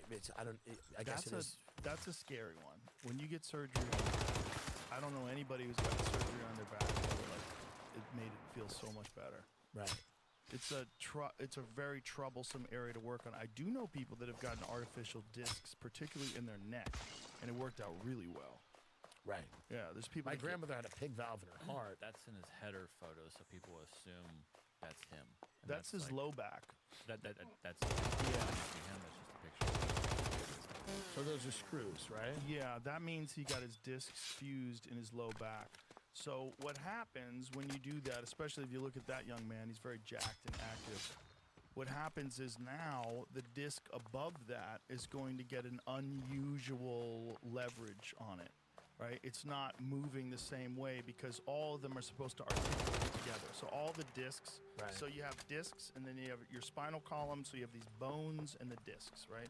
And the discs are mushy, and they're supposed to you're supposed to have muscles around those bones so it stabilizes everything, and everything kind of moves and bends and becomes pliable. As soon as you have a bunch of them that don't move anymore, now this area is going to take a lot of pressure. What do we think? And a lot of times people have to get that one fused. Do you think too. he had an injury? Is that what would make I something? believe he did. Yeah. I believe he did. But that's a really common place to get your back injured. There's if anyone's listening and this is happening to you, there's other different ways that, and I'm not saying that some people don't need back surgery. I'm not a doctor. I'm just saying that I know of many people that were considering back surgery that found alternative methods to heal their back, and they didn't need to be fused. Yeah. Some people are bone on bone, and those are the people that are the best candidates. Those people have been suffering for a long time. They're the best candidates for these articulating titanium discs. Right. My buddy Eddie has one in his back. I have a couple friends that have them in their necks. I know 4 UFC fighters that have them in their necks. So they take your shitty disc out, and a lot of these guys are experiencing like crazy pain, like elbow pain, atrophy of their muscles because their nerves are pinched. They put this disc in, instant relief. Right. Then I know some other people that have done it, and they're still struggling. What do you think about the reaction to it when people were kind of cheering? It was wild, but it's to be expected. There's this anti-corporate sentiment in this country. There's this anti-capitalism sentiment in this country. This is at the root of like when a lot of it coincides with like the Free Palestine people, the BLM people. There's a lot of sentiment in this country. There's a mentality to attack corporations and attack capitalism. And so when someone made a tattoo of this cat. Did they? They took. Well, the healthcare industry seems like the most depraved industry. It's very depraved. Like if you're going to get angry at an industry, it seems like the healthcare industry does fuck over the most people and incentivizes companies to deny care and put profits over humanity. Yeah. So that as a target for rage makes a lot of sense. But I also don't think you can have a society where people just go around shooting people in the head. No, you or can't the have back. that. No, it's That's not. As a that's- society, that's not going to work. I'll send it to you, Jamie. I found it. But it's also one of those things where it's like you feel cool saying it. Like when Trump didn't die and people are like, he shouldn't have missed. I wish that guy Right. didn't miss. Right. Do you really mean that? Because like, I think it's a thing that people just say. I don't think you really mean that. I don't think No. you want someone to get assassinated, even if you don't like them. That's crazy. There's too much. It's crazy to say. Loose talk with regard to subjects like that, where people Look say at this. things. Hit the volume. Oh, he has face tats. Yeah, but listen to what it's saying. Hilarious. And he's got the caduceus on his neck. So he's got the pharmaceutical symbol on his neck, and it's someone took a photo of that So much guy. of this is that he's There an goes my attractive hero. guy. He's a hot guy. Very if he hot. wasn't, then Six-pack. he was. That I think is, and he was from a rich family, Mm-hmm. and that I think, as a hero, as a folk hero, there's a romantic quality to that. There's a little bit of that, especially if he was justified in what he did. You know, like if he himself had a story. Yeah, I Like, don't he know got if he fucked up. does, and that's Right. interesting because people have not been able to identify whether he personally, other than his back problem. There was a woman that I was watching in a video today where she was testifying that she denied someone, she was working for an insurance company, and she denied someone medical care, and she was rewarded for it, and the person wound up dying. And she said she went on to get a better job and make a lot of money, and she was confessing, and she was talking about it, and she was saying that, she feels great guilt that this was just a part of the culture and a part of the job, and she was told she did a good job by saving the company money. And it was just about saving the company money, and they could have provided life-saving health care to this person if they approved that. It would have been expensive. The person would have lived, and she would have probably not been able to get a better job, which is really This is sick. the one industry in which, the capitalist philosophy is challenged in a way that makes the most sense to me. Because when you have a 2-year-old who's born with a tumor or a condition, and that child has not existed on Earth long enough to even know what's going on, and his parents don't have the resources to help that child, the idea that we, being such a wealthy country, wouldn't provide care, or that family would have to go bankrupt or lose their house just to try to keep their kid alive, does seem terrible. It's insane. Yeah. It's insane that look, I'm not for socialized medicine. I don't think that that's the best way to do it, because I think you want to incentivize people to be the very best at what they do. And a lot of these badass motherfucking heart surgeons, these badass motherfucking brain surgeons, they want to drive Porsches. Yeah. Right? They want to live in a big house. This guy's awesome. He's the best at what he does. All the fucking New York Jets go to him when they want to get their knees done. Right. I like those guys. Right. Those guys are important. It's important. And gals, I'm not trying to be sexist.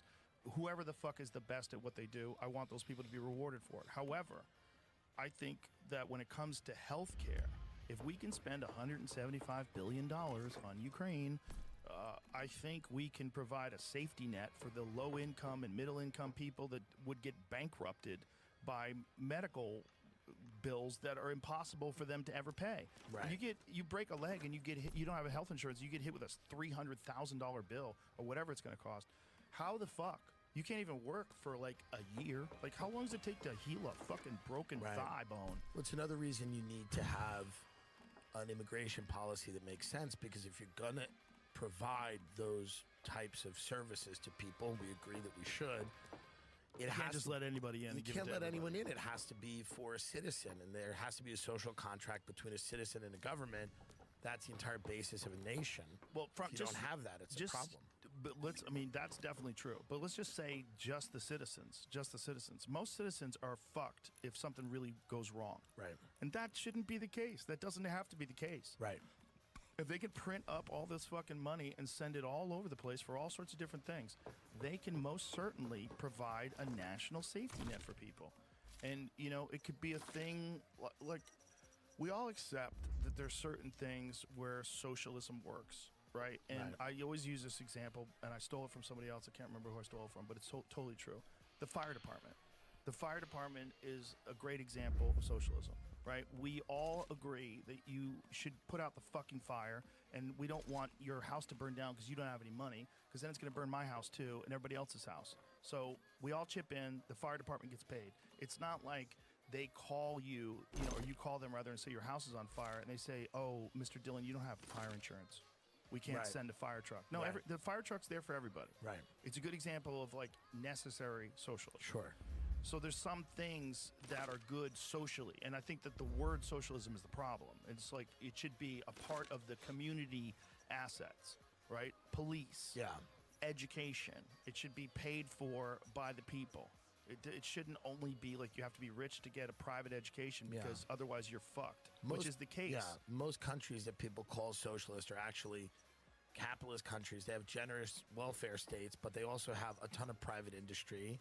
Some of them, like Norway and stuff, have a lot of oil wealth, and they don't have a Marxist like complete, where like there is no private property, right, and no private industry, right. That's not nowhere works like that. Nowhere is going to work. When you get like that, you get dictators. And a lot of those smaller socialist countries work and are easy because the populations are relatively homogenous and they share the same values and they want the same things. And they're pretty small. And they're small. It's nothing like No, United if you have States. 6 million people and they all look like they're related and they all believe in one culture, and that culture is not about standing out or making lots of money or Right. being innovative. It's about some simple things, and there's nothing wrong with that. It's much easier to have a socialist country than it is to have a country with 300 million people where you have religions from all over the world and different cultures and different values and people that want different things. That's a much tougher country to have that policy. And it gets really fucking cold in the winter, which kills all the homeless people. And that's a great idea. You can't camp out. You can camp out in LA all year Oh, round. you can. All year round. For Obviously, sure. people do it. They live for years out there in those Yeah. tents. They have communities. They're Right. huge communities of Right. people living in tents. Try that shit on It Iceland. does seem to be like we're heading to a direction where we're going to need either a universal basic income. Yeah. There has to be some, because AI is coming, automation's here. The Waymo cars go by. You're seeing all of this going, what are these people going to do? What are the gig economy people going to do? They deliver DoorDash. They work. They work at the front desk at a hotel. They're one of the last remaining bank tellers. They work at a fast casual food restaurant. Those people's jobs seem to be hours away from being gone.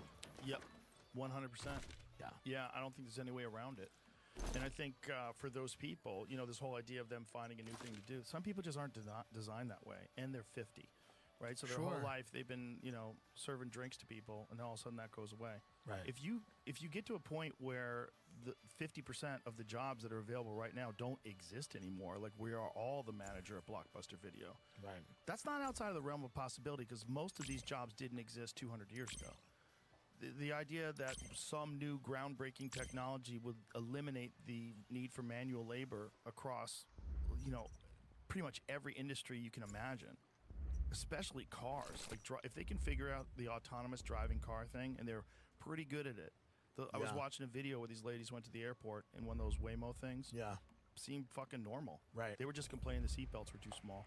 But other than that, you're sitting in the back seat, and I guess the seatbelts lock in on you. Yeah. But it works. It works. The fucking driverless car. I photographed one the other day, or Yeah. videoed on my Instagram, driving around Austin. Yeah. Jaguar. Yeah. Just driving around.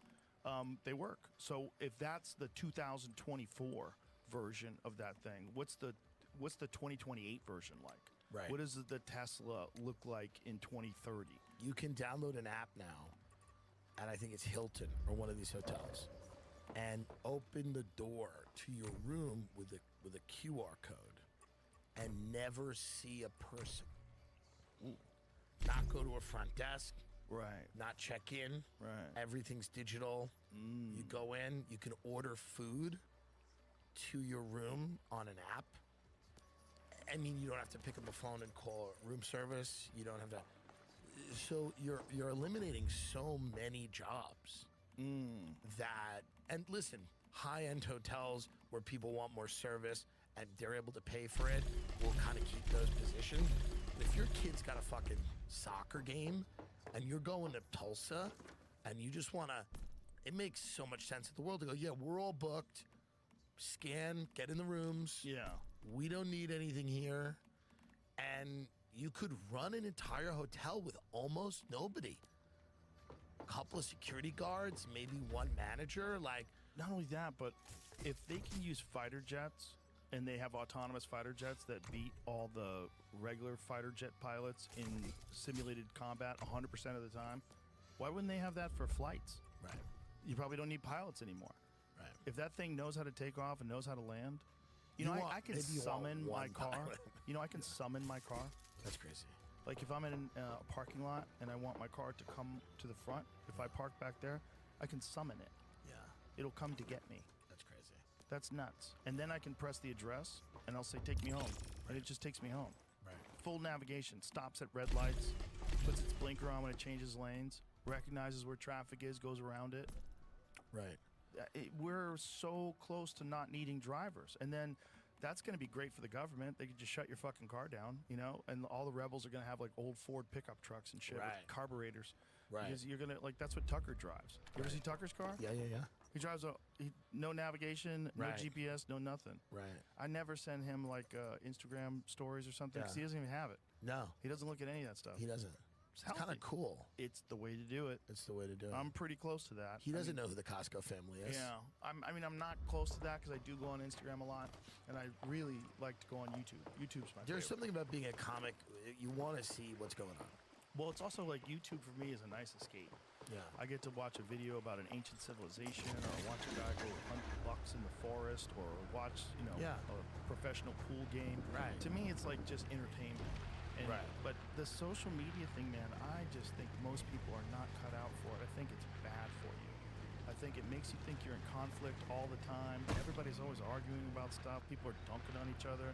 I think it accentuates mental illness. I've known people that I'm friends with, and I can't even talk to them anymore because of their tweets. Australia just banned social media for kids under 16. That would be a problem in my house. They're done. They go, we're not doing it anymore. Wow. They said increase in mental health issues, increase in depression, increase in, I believe suicide. You gotta just use that as an excuse to go door to door. We've heard your child's been TikToking. We'd like to have him come out here and Love bring to the have a phone. word with you. But Please I do- open your phone. I do think that's probably a good idea overall. Sort of. I think everybody's got to adapt, and you just got to develop discipline, and you got to develop the ability to recognize you're drinking too much. Bob, you're drinking 7 drinks a night. That's too much. Okay. I own a bar. I don't drink every night. You don't have to be on that fucking thing all the time. Right. But Bob wants to accept it. There's a lot of morons. Yeah. You're always going to have that. Just like you're always going to have people that do stupid shit. It's just a part of being a human being, and part of being a human being is learning from other people doing stupid shit. And I like to think that social media is exactly like everything else in life. When I see people doing things that resonate with me, like, oh, that seems crazy. Like, why are you arguing all the time? Like, what kind of life is that? Right. How can you be happy? Right. Is like the budget that much of a concern for you that Right. you're fucking screaming about it 8 hours a day? Is that Right. really your life, or is Right. this bad for you? Right. And just go, okay, listen, don't do that. Oh, that guy's doing coke every night, and now he lost his job, and he's Don't do that. Don't do that. Oh, this guy, is fucking driving drunk every night, and now he killed a family. Oh, Yeah. don't do that. Yeah, it's like people have to do awful things around you so that you realize the consequences of awful things.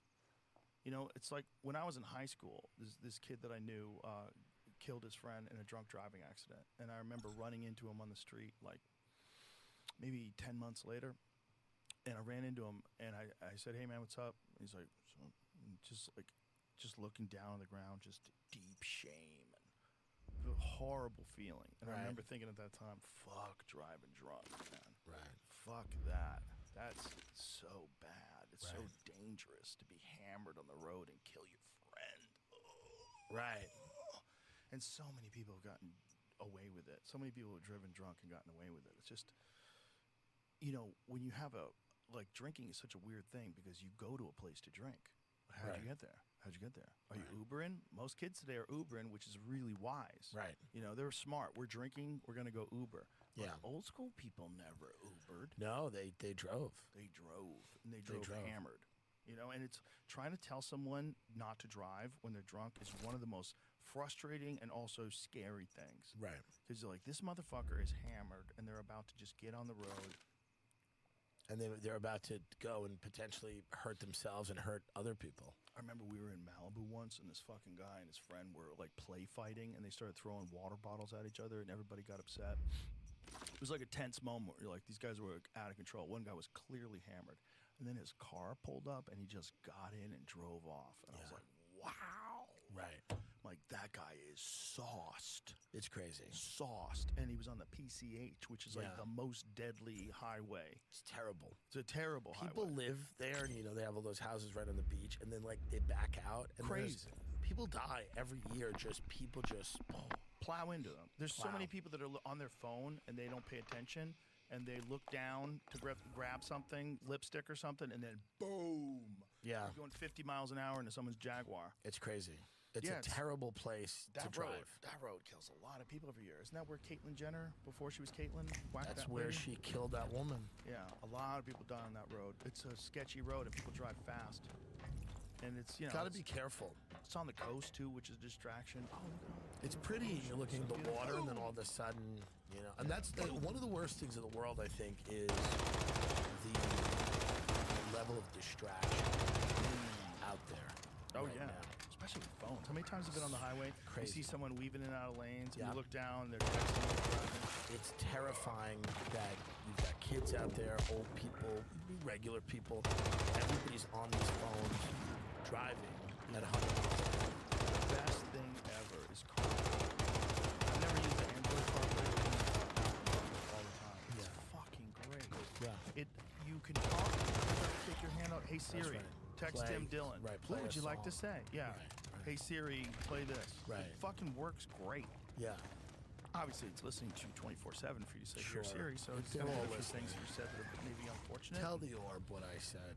Tell the Or orb. that's really just a star. So you're not freaked. You're like it's just what it is. We're just gotta deal with whatever it is, whether it's an alien invasion or War of the Worlds. I certainly could get freaked out if I wanted to. I know. Sometimes I get freaked, but then I gotta realize it's just there's nothing you can really do about it. You have to enjoy it. Yeah. There's some people like Ryan Grace who's got some star, find out where they're coming from, and get answers. Great. I'm glad. Right now, I don't have any answers, so You think I can't Elon freak out. knows? He knows. He's not saying shit. Right. That's very odd that he hasn't commented on the drones. He's not saying anything. Not a peep publicly. And I think because if it is something super serious with national security, he can't. He can't. Right. He's got defense department. Right. He makes SpaceX. Right. He makes rockets. And if he'd be the guy to talk to. How are these things? What is these theoretical amount that allows them to hover for 5 hours in the sky and not give off a heat signature? What would be the thing that would allow them to shut their lights off when incoming jets Well, that's are why trying to he's the find most them? interesting guy to hear talk about it, because he knows the most about this stuff 100%. as a public person that could He's an analyze engineer. it. He's an actual engineer. Right, and then just kind of go, hey, this is what's happening and how it's happening. Well, this is where you could show, where you can see how crazy people are today. Yeah. When they Yeah.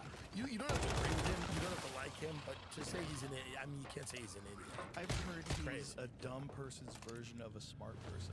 I'm like, okay, what is your version? 'Cause Yeah, you have no, it's such high psychotic. standards. Right. It's like, one of those guys that sees like the hottest woman in the world. Like, Well, there's also, She's a six. it's like Trump isn't funny. What are you talking about? Of course he's funny. Like, I think part of the problem is people can't understand this duality, like not agreeing with someone, but also, acknowledging that they have an appeal, or that they're intelligent, or that they're funny, or that they're whatever it is. And to me, I think true maturity is, if you don't like someone, still recognizing that that person has value, even though you personally are repulsed by them. yes. Yes. Be objective. Be objective. And don't be ridiculous. Yeah. And there's a lot of people that are just ridiculous. And they have a narrative in their head and they're going to run with it no matter what. You see the controversy about Miss France? No. Okay. Is it a dude? No, luckily, right? I was I can see how you'd be upset. Yeah. On that one. Sure. But no, it's black. And they're comparing her to these other women. The problem is, she's fucking beautiful. Right. She's not as hot as Brigitte Macron. She's really beautiful. Like, and they're trying to find like, photos of her where she's like flying to a weird angle. And is it just racism that they're pissed? I think it's a thing where you're pushing back against DEI so much that you see it even in places where you go, where it's not there. Well, what is a beauty pageant in the first place, right? There's a bunch of things they judge you on. They judge you on, I think you have to give a speech, right? Right. You have interests, you have skills. Yes. There's a bunch of different things. And then it's what you look like. Right. So the question and answer portion. If you have all those things but you look like shit, I get it, because it's supposed to be a beauty pageant. I get it. But if you have those things and you're beautiful and you're upset because it doesn't represent France because it's white, well, a lot of black people live in France. Like, France is not really a completely white country. Like, there's citizens of It's also, France. if DEI is to exist, let's have it in beauty pageants. Well, see what I this don't girl, want it in I the only see the cockpit of a... controversy being that she's 34. Well, that is disgusting. That She's they too old? They changed the age 2 years ago to allow women over 24 years Well, that old is, by the way, married that women is to come in. disgusting. Okay, She's but 34 years old. but It's disgusting. That's crazy. Show what she looks like. I just typed in Miss France, and that's all. Just give me some images of what she looks like. She's very pretty. She's fucking beautiful. Yeah. And if you see her on stage, she looks fantastic. Like, if you see her when she won, the idea that this lady is not capable of winning a beauty pageant anywhere in the world is crazy. If silly. you're just judging on beauty, there's different types of beauty. There's redheaded, white, freckle beauty.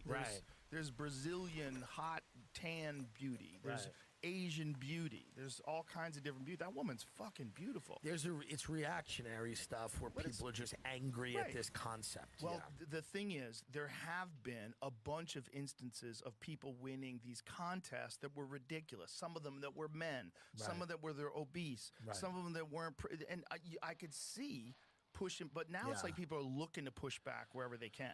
Because people tend to, become accustomed to outrage. They're very looking to quickly. be outraged, but this is one where you're like, come on. No, it's enough already. You don't think that lady could win? That's crazy. She should. Yeah, she She should can win. fucking win, but Not at 34. look, she's still hot. No, she's still hot. but Why is there a age limit? By 34, you should have a kid. You should have your shit together. Not be in a beauty pageant. I guess you Well, can see that argument. I mean, at 34 years old, I think You've only got like 4 years left of kids. as a woman at 34 years old, I think you should be put in a facility. Like a horse. Yeah. So I think that's what the problem is. I think this woman still being out there. Women are hot pretty late these days. No, it's they can stay hot for I think a long you made time. you made a great point about it's just people looking to be upset about things. And like I said, DEI and a beauty pageant, I get it. It is what it is, whatever. Yeah, but that's not DEI. But even if there was an example of DEI, DEI bothers me. Like if they're like, "Hey, we want diverse pilots," and you go, "Dude, what the fuck is wrong with you?" Beauty pageants are somewhat meaningless, even though they're not completely meaningless. I'm scared when they're like, "We need diverse surgeons," and I go, "No. Right. You need good surgeons only. You need good surgeons." Yeah. I don't care what my surgeon looks like if they're good. I've never in my life said, I want an Irish surgeon. Yeah. I'm Irish. My grandfather came from Ireland. I've never said, you know what would be good? If a guy named Malachi or Rory operated on me if I needed surgery. I like a guy with men in his last name. Like a Gettleman. Yeah, I want a Jew, I want a Pakistani, or an Asian. That's it. I don't really want like a fun surgeon. No. You want him I don't want locked like in. a wordsmith. Right. I want we had a bad flight. Me and Sam Talent, we left Amsterdam, 35 minutes. It's a private plane going to Luton, which is an airport near London. Not in London, but near it. And the pilot said, it's a little windy in London. 30 of the 35 minutes were absolutely fine. When we hit about 3,000 feet, something happened. And it was not good. We got about 700 feet, and we're like, me and Sam Talent are like, where the fuck's the runway? To the right, we saw the runway perpendicular to the plane. Not good. Ooh. The pilot tried to, get the plane in. You see him on the controls. and we felt a gust of wind, and the pilot was like, fuck it. You heard him say, fuck it. You know? Boom, we went back up, go around through like a bad storm, and then we had to land at Birmingham, and the landing at Birmingham was very tough too, because the weather was degenerating. Now, but you had 2 French pilots that were in great shape and didn't say anything, and they were just like AI machines. And you had a Russian flight attendant, and to her, life and death have no meaning, it makes no difference. It's no difference. So she sits, says nothing, no expression on her face, and these 2 pilots. And in that moment, you want the most skilled person for the job. You are not thinking about anything else. You're not thinking about, were they raised rich? How easy was it for them to go to flight school? Did their parents pay for their flight? All you're thinking about is, God, get this plane on the ground. And that's where DEI, to me, is the most insane and dangerous, is when you start taking real important jobs and talking about shit no one gives a fuck about. Yeah. When you're on a plane like that, you don't give a fuck if it was 2 white pilots, black pilots. I don't give a shit who it is, as long as they are really good at flying this fucking plane. That's it. That's it. That's it. That's That's how all it's you supposed to care be with everything. It's just how things go one way, and people recognize it's the wrong way. Right now, that's the overcorrection. The correction is. I had an overweight pilot once, and I went, I don't like it. I don't want me in that thing. I don't want to fly, and I didn't want this overweight woman. Sorry. Not to her, but she was like a chubby woman, and she like barely fit in this, and she's like she's like moving the thing, and I'm like, what is happening? Now, we didn't die, but I didn't love that. I want someone in the cockpit who's svelte and in really good shape, and the right doesn't- stuff. and doesn't have a personality. I don't want pilots to have a personality. Yeah. Pilots should be very similar to machines. You ever heard Rollins talk about this? No. You know he does those spoken word things. He talks Yeah, yeah, about yeah. like, what he wants in a pilot. Right. Wants the steel blue eyes. Yeah. The right stuff look. Yeah. High top crew We've cut. had pilots that are too like friendly, and they're just too like, they come in the back and like talking to you, and you go, I don't want that shit. I want military guys. I want guys that are ex-military Yeah. or whatever it is. Yeah. That's really what you really want military guys. That's a great point. It's a scary job, man. You're piloting a giant metal thing. It's flying through the ridiculous speed. It's scary. You want people that are just. What is it for that comedy? Yeah. In LA, certain clubs would literally have a quota. They have a certain amount of this and a certain amount of that. Right. And a lot of people snuck through that shouldn't have been there. Right. And one of the things that we set up at the mothership was it's just funny. It just doesn't matter funny. where, because of that, it's very diverse. Right. But just through merit. Right. Just through, because there's a bunch of funny people from all walks of life. Right. And just find the ones who are good. Doesn't matter where you're from. You have to be good.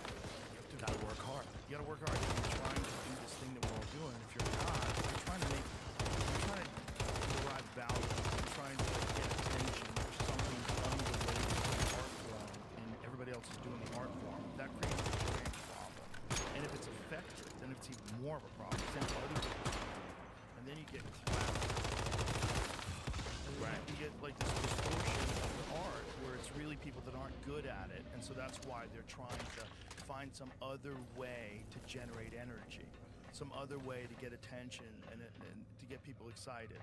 And that way is, they'll try through like social causes. Like I've heard people say, like if your comedy is not elevating social issues, then it's bullshit. Like what? Right. That's crazy. That's so nuts. That's such a nutty thing to say. It's like, if your music doesn't make me cry, then it's bullshit. Like, no, that's not true. Well, it's also like everybody became obsessed with like lists and being on a list, and having like a certain amount of people on a list. And you go, if any of these lists that would come out from Rolling Stone or Vulture list or of the top best Variety this, or any of this, and people get really upset. And you go, guys, it's not about who gives a fuck. Yeah. Like being obsessed with that shit and who's on it and who's represented. It doesn't matter. It's not defining. Anyone can have a career now that works hard enough and really wants one. Yeah, we all have this ability to be out there. Also, these lists are all curated. They're all curated. People pay money to get on them. And So- they get on there because of people's political leanings. They get on ideological leanings. Right. Like when you go to, here's a good example. You go to YouTube and you see the trending now. Right. You know what was never on the trending now? Right. My conversation with Trump. Right. It got a, what is it at one point in time? 1.2 million now. Something nutty like that. And it wasn't. Well, what is trending? Right. Show me what is trending. What is what views they have? That's crazy. Because this video's got 60 million views. So what views do they have? Right. It's curated. So that's curated. So you can't trust that trending now thing. Because if it's trending now, and it first of all, what could be bad about letting a person you're trying to find out who this person is? What could be bad with that? This guy's a what could possibly be bad about that? That you would try to stop it from being in your trending? Is it like when you just interview Donald Trump, or you have the name Donald Trump, it can never be trending? Donald Trump? Well then, what are you doing? Like, what you have a specific set of rules that you apply to certain people? Well, that's why I think when Am I on that list? he's talked about kind of a cyber or whatever bill of rights, like this idea that you would not be able to be discarded by these companies without some type of recourse.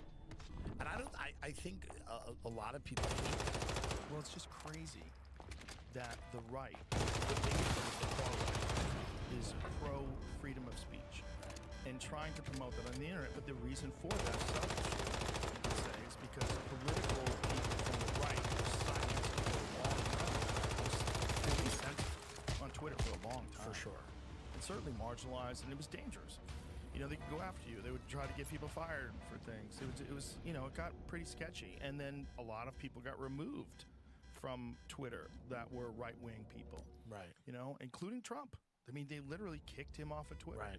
That, obviously, for a guy like him who's felt the effect of it, being removed from the conversation.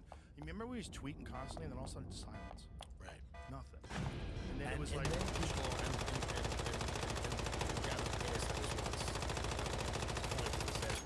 when you're removed, everyone can say anything they want about you. You do not have the ability to And that's the goal. That was the goal, though. That's what they wanted. They didn't want him to be able to say, hey, it's rigged, check out this, check out that. They just wanted to...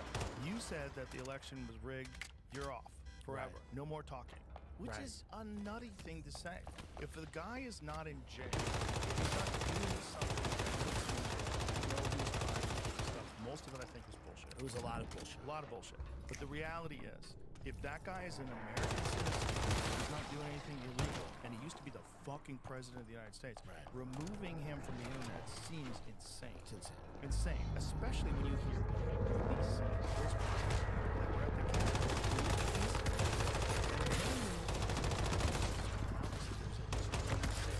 FBI agents. Or informants. Whatever Whatever. that is. Working for you. Right. At least 26.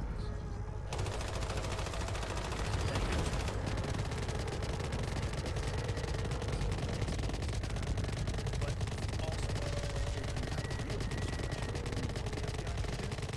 if you have a real group, armed militia that wanted to take over the Capitol, and they had planes, right? Heat stuff. You would want someone in that group to tell you where to go. You also have photos. Yeah, fist bump. Come on. Yeah, I'll show you where the Capitol is. That's very true. The whole thing's nuts. And there's also people that have been jailed, no trial, for years now. For years. Right. And there's this crazy opposition part of those people, but no outrage about the people that Biden has, including that Kids for Cash judge. That's crazy. Fucking crazy. That judge, people whose children were suicide in prison, have spoken out and said he's directly responsible.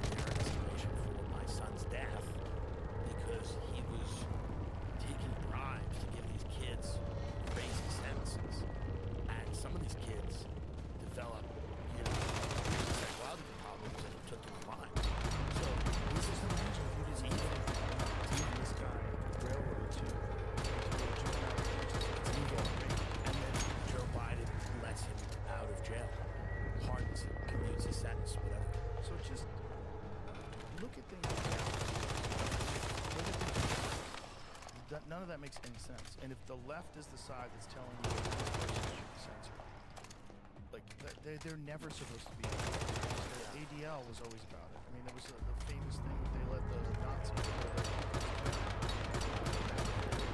rally because they said you can't silence people. The hardest thing on the left right now is for them to admit that people are put out as smoke and that's what no one's admitting. No one's admitting the real problem because then they have to admit that they have to relinquish their job. They need a reasonable, like Clinton and Not only do they need that, they need a media strategy where they don't have the most shrill voices. Meaning like they have a lot of people other people and they're incredibly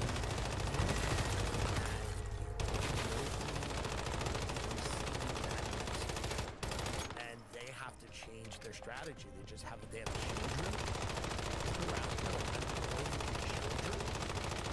just yelling. These Biden people, guys that are like screaming and yelling about Biden.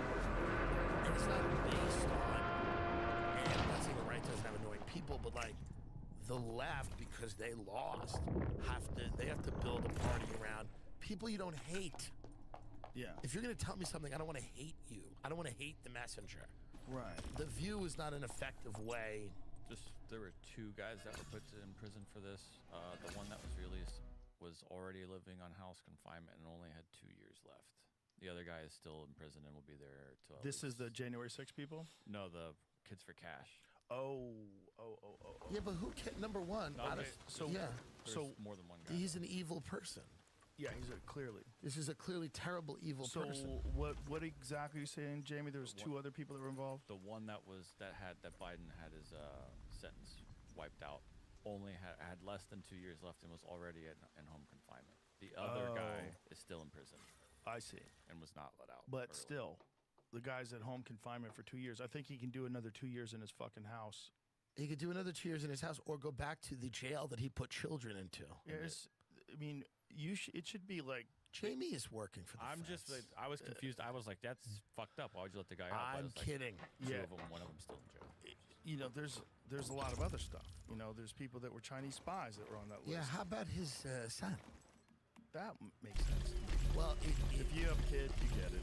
You fucked up. You gotta fucking, you're gonna die. You don't want him to go to jail. Well, And he if you- hates everybody. If you had this Biden hates magic everyone. pen, not only that, okay, they just ousted you in a coup. All right, but you're still the president for at least another month and a half. Of course, then, even though you said you wouldn't do it, Yeah. once they ousted You're him, gonna do it. because all the times of him saying that he wasn't Right. going to pardon his son, wasn't he still the president? I mean, maybe if they let him be the president for a second term, maybe he wouldn't pardon. Can you his imagine son. explaining to him the aliens? Because he doesn't know. Someone's gotta. Some in the deep state, like Did the you hear him bowels talk of the about deep it? state. You haven't heard him talk no, about the drones? Please. Do you It's have it? Wonderful. See if you can find it. Biden addresses the drones. It is. Someone's gonna sit him down and they're like in a black suit and they're like, "Hey, you're gonna have to tell the country that there's aliens." He's a guy where you grab his hair, or he's asleep Yeah. on the park bench, and you lift his head up and he starts Right. talking. Right. That's him right now. I know, that's so bad. Well, there's only one. There's one that's ours. It's basically ours. Yeah. Watch this. I mean, it's so bad. It's so bad that this is the guy that we have right now while this is happening. This is the guy who's communicating whatever is happening to us.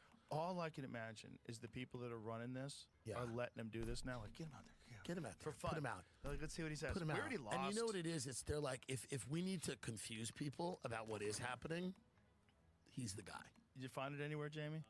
I'm very confused at what I'm seeing. It seems like he talked about it in the dark with a hat on, but everything starts showing him at a podium. Oh, this is great. Yeah, he was in the dark with The a hat dark on. with Yeah. a hat is perfect. Yeah, this Wow, is it. This is per- it. I mean, That's it. That's he it. looks dead. Listen, on the matter, saying listen. there's really nothing alarming about this. I believe you, buddy. Nothing nefarious, apparently. But they're checking it all out. I think it's just one. There's a lot of drones authorized up there. I think one started and they all got it. Everybody want to get in the deal. But we're following it closely. So far, no sense of danger. So let's bring in CBS. Yeah, This there's is just one look drone. At these propaganda people. Look at That's what they all have to say. propaganda. I mean, Trump, on the other hand, says the military knows what the drones are. Mr. Biden, though, doesn't seem to have that ominous tone. So how do we square that, and what do you know today? Yeah, well, I think both of those things can be true. I think both sides are saying that the military does, in fact, have an idea or, you know, the semblance of an idea of where these drones are coming from. You know, we had a joint statement that came out from the FAA, the FBI, the DHS, the Pentagon, saying that a lot of these sightings are actually manned aircrafts or other things that are floating in the sky that are perfectly non-threatening and perfectly mundane. They said there was nothing anomalous coming out of their reports. Now, yeah, no, that's enough. This sounds like a snippet right before an alien invasion movie. Absolutely. Like a bunch of people saying it's not nefarious, nothing to worry about. You got an ancient president. It's like, Yeah. well, it started off with one, and everybody else wanted to get in on the deal. So crazy. He goes, I think it's just one. They don't tell him nothing. They're being reported all over the country. But what do they even tell him? They tell him nothing. These reports about how the people working with him knew he was compromised like right away. Oh, they know. And how it kept getting worse and worse They and know. worse, and they all hit it. That seems like that should be illegal. It should be illegal to lie about that, just like it's illegal to lie under oath. It should be It should be illegal to to lie. conceal the mental decline of the leader of the free world. Not just Absolutely. conceal, but be deceptive. Right. In the way you're describing it, like he's sharp as a tack. Yeah, I mean, this is just. It was great. I mean, He's the chilling. photo. He's on TikTok right there. He's eating donuts. To get us to our TikTok channel, we just eats donuts. How the White House functioned with a diminished Diminished Biden in charge. Diminished is a fun word because great. it could be like 99% diminished, Right. or it could be 10% diminished. It could be hungover, or you could be almost dead. Well, I think the other thing too is like nobody fully understands who's running the country at the moment. No, I've described it like Tesla with auto Yeah. Is this thing gonna do this? Nobody. Please. There's no authority that we're all. You know. Now, obviously, the president is not the only authority. We all know that. But it's the first time ever where the Yeah. guy who's the president is incapacitated. Incapacitated. Like completely, and we're looking at him like he's just a couple steps away from Carter. Right. Remember Carter Yeah. when they said Carter's so excited to vote for Biden, Right. And he was like, Right. It was crazy. No, oh, he's gonna vote for Harris. That's right. It was about He time. was laying out there in the sun. He didn't know he was alive. His mouth was wide open. It's so sad. It's so No. sad to watch that they're saying he's so excited to vote for Kamala Harris. Like, can I hear him say that? Yeah. Can you look at that?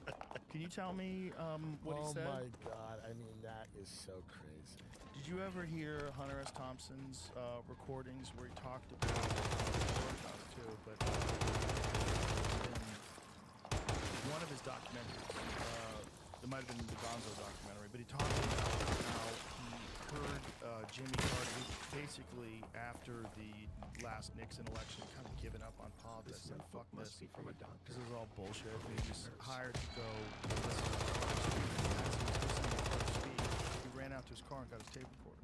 Should be worth something. He said because this guy was making so much sense, and he was saying, like, Jimmy Carter was a beautiful president. He was Right. like, he was one of the only presidents where you're like, wow, this is like a kind, peaceful man. He built houses afterwards. Yeah, never got rich. Never got rich. He was one of the only presidents that after his life, he lived very simply. He never did the speaking gig thing where you're making $250,000 to talk to bankers. He didn't do any of that shit. Right. And see if you can find that, like Hunter S. Thompson on.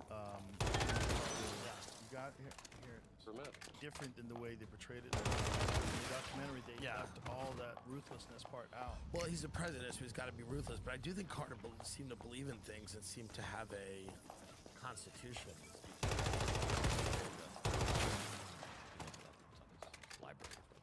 In the documentary, it's much more fake. The way Hunter's talking about it, he was excited by him and excited by him quoting Bob Dylan. Yeah. That's interesting. I guess if you're gonna be the fucking president, I bet Kamala Harris is ruthless. She's incredibly ruthless. I think you she has to be. have to be. Think did of it, how Joe. far she got with very little. You have to be so ambitious, and it's impressive how close she got to the presidency. Yeah. Without any discernible intellect. Really, truly. Like, she didn't display any. I mean, listen, if you said she was a lawyer, great. If you said she was a manager at a mid-level company, sure.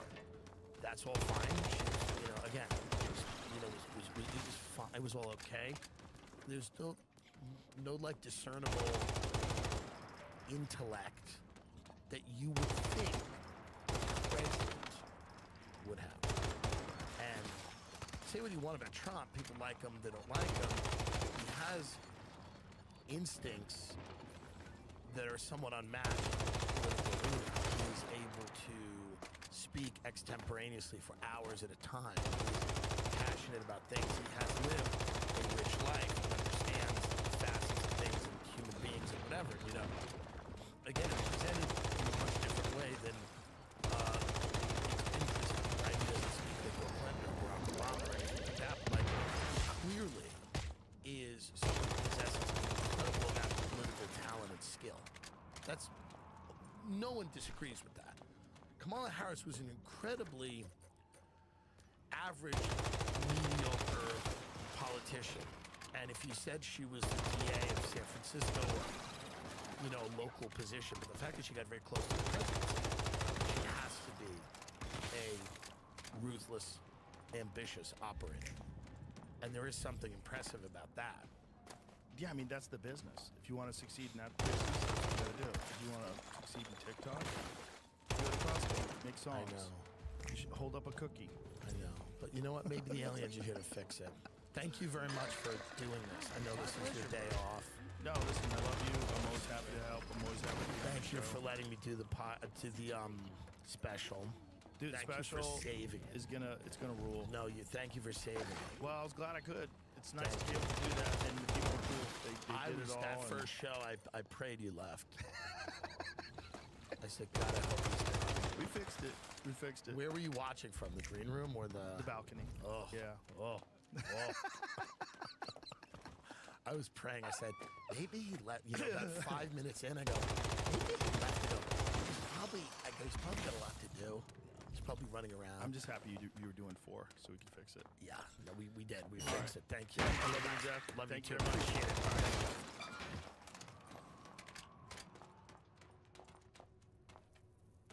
Here's Einstein predicting gravitational waves, laying the foundation for a laser, and 100 years later, his gravitational waves are found with lasers. Yes. Einstein was kind of smart. From the time I first started working on gravitational waves until we succeeded, it was 50 years. Some things take a long time. We do build on each other. And none of them by themselves are smart enough. This Nobel Prize really belongs to 1,000 people. If I can see farther than others, it's because I've stood on the shoulders of giants who have come before me. And that's the nature of science. It's very promising, but it's going to continue on into the next generation before the ultimate success is had, very, very, very probably. This is Star Talk. I'm your host, Neil deGrasse Tyson, your personal astrophysicist. And today, we're featuring one of our one-on-one conversations. This time with Professor of Theoretical Physics, Kip Thorne. Kip Thorne, welcome to Star Talk. A pleasure to be with you, Neil. Oh my gosh, we are coming from your home office in Pasadena, California. The wonderful office. My son designed this part of the house and built it, and my brother designed and built all the furniture. These are really useful people to have in the family. It's a wonderful family to be in. They're the practical ones. I've actually known you for some time, not that we were beer drinking buddies, but... I think we've drunk beers together in the Canary Islands. Yes, we did. Okay. I stand corrected. But my first exposure to you was you were one of the 3 authors of this book called Gravitation. And we used to joke, of course, it was the only book where you learned about it just by carrying it around. and I think we probably wrote it before you were born. Possibly. Although I'm older than you might think. this book is a graduate level treatise on basically Einstein's general theory of relativity. At the time I acquired the paperback of it, which this is, it's tough making a paperback this thick. But this has the exact proportions of what was then the Manhattan Yellow Pages. So we used to call it the phone book. Yes. Just affectionately, may I add. It was brilliantly conceived because I don't know if you can notice on camera, there are tabs are different colors, is white and black, and they represent two different paths through the book. One is sort of the elementary path, and one the more advanced path, except it all looked advanced to me at the time. So whose idea was this to come up with this book? Coming up with the book, I think it was sort of grew out of discussions that Charlie Misner, John Wheeler, my PhD advisor, and I had a few years after And I you got my are PhD. those are the three co-authors Those are the three there. co-authors, Mhm. and so it sort of grew organically in the That's the best kind of project to in the have. 1960s and early 1970s. Yes, I was born before the 60s. Oh, really? So on here is Charlie Misner, who was at the University of Maryland. Yes. And so my copy of this, I had you sign it, and then I spent a year teaching at the University of Maryland. So I quickly went over to his office and had him sign it. But before then, I started out in graduate school at the University of Texas, where John Archibald Wheeler, they stole him from Princeton, I think is what Yes. that, or lured him from Princeton, I think. Yeah, that's an accurate statement. And so I had all three of them sign it. In fact, John Wheeler's course that he taught in general relativity is where I met my wife. Yeah, she has a PhD in mathematical physics. So we met in relativity class. Just thought I'd say that. Very romantic place to meet, you know? Very romantic. Very romantic. And John Wheeler used to give out a penny if you caught an error that he committed on the front board. So I have one of his pennies. I don't remember. It was not a fake thing. It was like, it was a typo or something, or whatever. The written version of a typo. But so anyhow, it's just delight to meet again with you. And what prompted this was our, you have a lot of accolades, of course, including the Nobel Prize. Okay, but more importantly than that, you were science advisor on the film Interstellar. Well, I was more than science advisor. Yes, you were. You were executive producer. I was more than executive producer. It grew out of a treatment that Linda Opes, an ex-girlfriend of mine. Oh, and I Linda Opes, a wrote. big producer of sci-fi films. Yeah, she a big producer of films of a wide variety. But Linda and I dated in 1979-80, and she was too high-strung for me, and I was too nerdy for her. But we became close friends. Wow. And well, who knows this? Why didn't I know this? Stop. Why didn't? Where would one learn this? We need a physicist gossip column. Is that right? Yeah. It was some years later, after Carl Sagan, who set us up on a blind date, by the way. That's how we met. Okay. Some years later, Linda called me up and said, "Would you like to brainstorm with me for a movie?" Wow. And we did, and that's how Interstellar was born. So was that at the time? It really was the creation of the Nolan brothers, because they took what we had given them, which was basically a structure and a venue for the movie, The Warped Side of the Universe. And they ran with it and changed our story almost completely and made it into a great film. But all the seeds came out of Linda and me. At the time, I mean, you're professor at Caltech, the Richard Feynman professor at Caltech, now emeritus. Caltech is a pretty high-level place. How was it viewed for you to say, guys, hold on, I'm going to make a movie now? What is that? How does that received by your colleagues? I think they were all enthusiastic. Good. Caltech is a different kind of a place than some other more stuffy university. Oh, okay. Okay. I never hung out much at Caltech, so I couldn't judge the mood or the tone. Yeah, no, look, we're on the edge of Hollywood. The Hollywood folks come over and, Big Bang Theory was based on Caltech. Right, they didn't call it triggered by Caltech. What did they call it? They did call it Caltech in the first few episodes. Okay. And then they stopped using the Caltech name because the shirts, that's Hollywood speak for the attorneys. Oh, yeah, the stiff shirts. Yes, up in the office. The shirts got scared that they might do something on screen that the Caltech shirts wouldn't like, and the Caltech shirts might sue the Hollywood shirts. And so they stopped using Caltech name. And in the film, which I adored, what's it called? Real Genius? Yeah. Real Genius. They were at Pacific Tech. All right. That was where all the smart kids were. So, of course, Pasadena is in, like, I can't say foothills of Hollywood, but you have a proximal awareness of this huge industry. Yeah. And you know that science fiction matters as a genre. Well, and some of us love it. I love it. I'm sign up every time. And so Interstellar, I think it introduced many people to authentic gravitational physics for the very first time. Well, Interstellar was another film. I think there were precursors in 2001 and in Contact. Yeah, Carl Sagan's Contact. Carl Sagan's Contact, and the point is that science, lots of science, was baked into that film from the very beginning because of the way it was born, and because of the close collaboration I had with the Nolan brothers, and built in right from the very beginning. And baked in, and a science that, in which the guideline that we worked from is that nothing in the movie would violate well-established physical laws, and all the wild things would at least spring from science in some manner. As any good science fiction story should be, but there's not enough. Well, there's nothing wrong with fantasy films, the Harry Potter style, for example.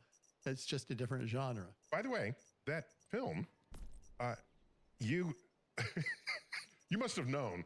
You said, okay, we're going to have to help people out. Give a guy a break, okay? They're trying to see the movie. They're trying to follow what's going on. What the hell's happening? Why did the guy get old? Why is he younger than his mother? What's going on? And you upped and said, let's help a person out. Yeah, well, I would put it a little differently. I saw it as a superb opportunity to use this film as a motivator to get people interested or intrigued in science, and then there would be a bridge to the science through this book. Admit it, you created a gateway film. It was a gateway film, yes. So The Science of Interstellar, New York Times bestseller, Kip Thorne, with a foreword written by, of course, Christopher Nolan. And it says, spoiler alert, this book explains the fantastic climax and ending of Interstellar. And so let me tell you how this issue came about. Chris said to me early on, I would like to make a film where the ending is as mysterious as the ending of 2001, A Space Odyssey. That's a high bar. That's a high bar, but he greatly admires Stanley Kubrick and that film. And so somewhat later on, as we were talking about the ending, and we had lots of conversations about the ending, he said, well, you can explain the ending in this book that you're planning to write. So he volunteered you to write the book. Well, no, I was already planning to write the book, but he identified that as the place where the ending will get explained. He was not going to explain the ending. He would leave it mysterious. Not in his film. He was pulling a Kubrick on us. That's right. In fact, we interviewed Christopher Nolan. If you're an archive diver, we've got a whole episode with Christopher Nolan, even before Interstellar was produced. And as we know, so many of his movies, he plays with time in some kind of interesting way. If I remember correctly, he talks about how influential 2001: A Space Odyssey was to him back in 1968. That would have been. Yes. So let me ask you just a couple of things about the storyline, and I have an issue with it, if I may. But I don't know if I ever went public on this, but I figure I'm in front of the man himself, so if I have an issue, it would be here and now. You're gonna get turned into a journalist who's challenging me. No. Gonna give me a tough time. Yeah, I can't. This can't be just all Okay, softball. Let's play a little hardball. So I guess my issue, we're looking for a planet. Again, this is in the themes of the movie. We're looking for a planet like Earth, similar enough to Earth that we can send people there to continue our civilization and our species. Is that a fair characterization of a plot line? The plot line, okay. And it turns out there's like a wormhole that can make that happen a little faster, because otherwise you don't live long enough to travel the distances with the rockets available to hit those destinations. Okay. I'm just thinking, this blight on the crops that was starving everyone on Earth, requiring that we jump ship, literally jump ship, to go find another ship, another spaceship planet. It seems to me that whatever effort it takes to find another Earth, travel through a wormhole, ship a billion, terraform it, ship a billion people there, whatever that effort is, seems to me to be a bigger effort than just telling the biologists, come up with a serum that could fix the crops. Even today, we have full knowledge of crop genomes. Just fix it. Whatever it is, just go in there, nip, tuck the DNA, fix it. Isn't that cheaper, easier, faster than wormholing your way off this planet? That's where I'm coming from. So you think that all problems can be solved by humans with human technology on a time scale? You have such faith in humans. Come on. Okay, so I'm the optimist here. Okay, so let me describe. This characterizes how this movie was done. So when it was Jonah Nolan, Chris's brother, who came up with the idea that he wanted a blight or something like that. And so we said, okay, we will bring together the best biologists we can, who are experts on these kinds of things, put together mostly Caltech biologists, and we had a dinner, and we brought out very expensive wine for them to drink, and we set up a recording. In vino veritas, in truth there is wine. Yes. In wine there is truth, yes. And so we had a conversation that lasted about three or 4 hours at the Caltech Faculty Club, the Athenaeum, about what would be the best backstory here. There are two types of blights. There are generalized blights that attack lots of crops, and there lots are of different species of crops. Lots of different species of crops, but they are generally fairly benign blights. And then there are blights that are very specific to a particular crop, and they can be very lethal blights that may totally wipe out that species on Earth even. But basically, for Earth and life on Earth to survive, you better not have a vicious generalized blight. But according to the biologists that I discussed this with, they didn't know of anything that would prevent the development of a very vicious generalized blight. So that's what occurs in this movie. And it's something that biologists have never seen, but they cannot rule it out. Rule it out. Okay, so let me repeat what I think you said.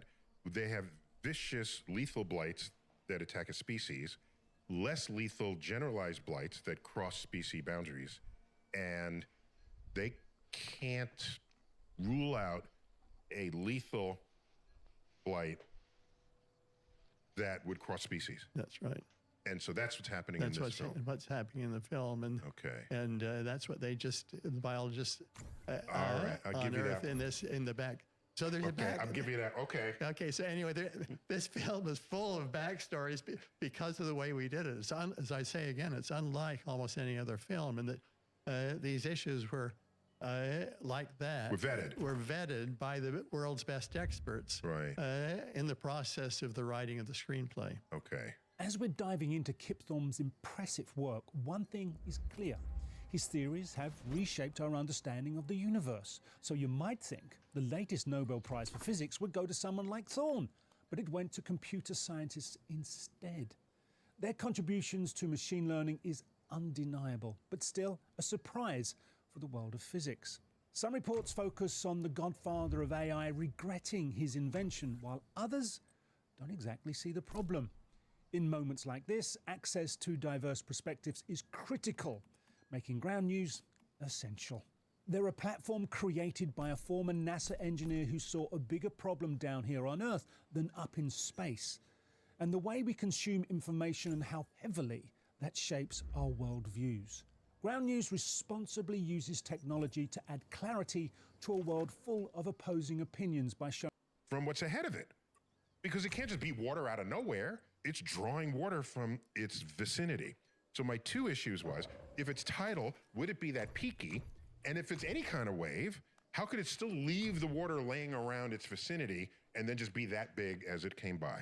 So there is a type of wave called a solitary wave on water that was... Oh, you could tell me you brought wave people together and had that lunch. Is that what you're going to tell me? No, this particular kind of wave was discovered in the 1700s by, I've forgotten who, a physicist in England who saw a boat that was being pulled by horses, and it was just starting up, and it created this wave that traveled down a channel, a canal, and it was peaked like the wave in Interstellar, though the wave in Interstellar, I have to admit, it was exaggerated.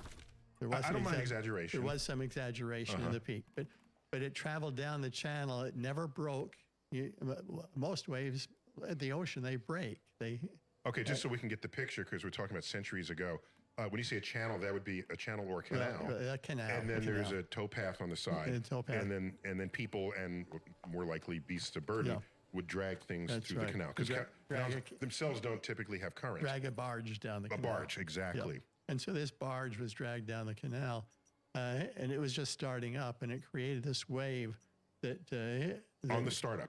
On the startup, and it just headed out and just took off and went down the channel, and this guy got on his horse and he followed down the channel, and it went down the channel. You gotta love curious physicists. Nothing gets by. And it went down the channel for I don't know, a mile or two, without changing its shape, without breaking. And so the theory of these waves is that there are two different effects that cause a wave to steepen or disperse, and the two can balance each other out in a stable sort of a way. And give it longer life. And give it a long life. And so aside from the issue of friction, if there were no friction, it would just live forever and keep propagating in a very stable way. There's a mathematics behind it, something called the Korteweg-de Vries equation that this is a solution of. But anyway, these waves then... So that equation, I presume, has both kinds of waves in equilibrium somehow represented the two as a effects, static wave. The dispersion and the steepening. The steepening is due to nonlinearities. The dispersion is due to the fact that the higher wave... the higher parts of the water travel faster than the lower parts of the water. I didn't know that. If you're at the ocean, you see a little tiny wave, it travels quite slowly. You see a big wave, it travels quite fast. And that's why the crest of the wave will actually break before the rest of the wave gets that's there. Right. Is that part of the reason? That's right. Unless that's being balanced out by dispersion, which is... Anyway, I love it. No, it's good. Good. Anyway, no, I'm loving it. I'm getting this slightly confused, but anyway, the two effects balance each other to produce this very stable solitary wave. And so in the movie, for this stable solitary wave, the height of the wave is, and I've forgotten the number, but it's something like 6 times higher than the depth of the water. Got it. So there's a problem now in the movie because they're walking around in shallow water and this wave is high, and so it's got to be deep water. Okay. But they're on an island. This is the backstory. Again, there's always a backstory. So they're on a subterranean, a subsurface island. Yeah, you got to read it in my book. They're on an island. and this wave diffracts around the island. They hardly notice the island at all. So again, it's all explainable, except there is a bit of exaggeration.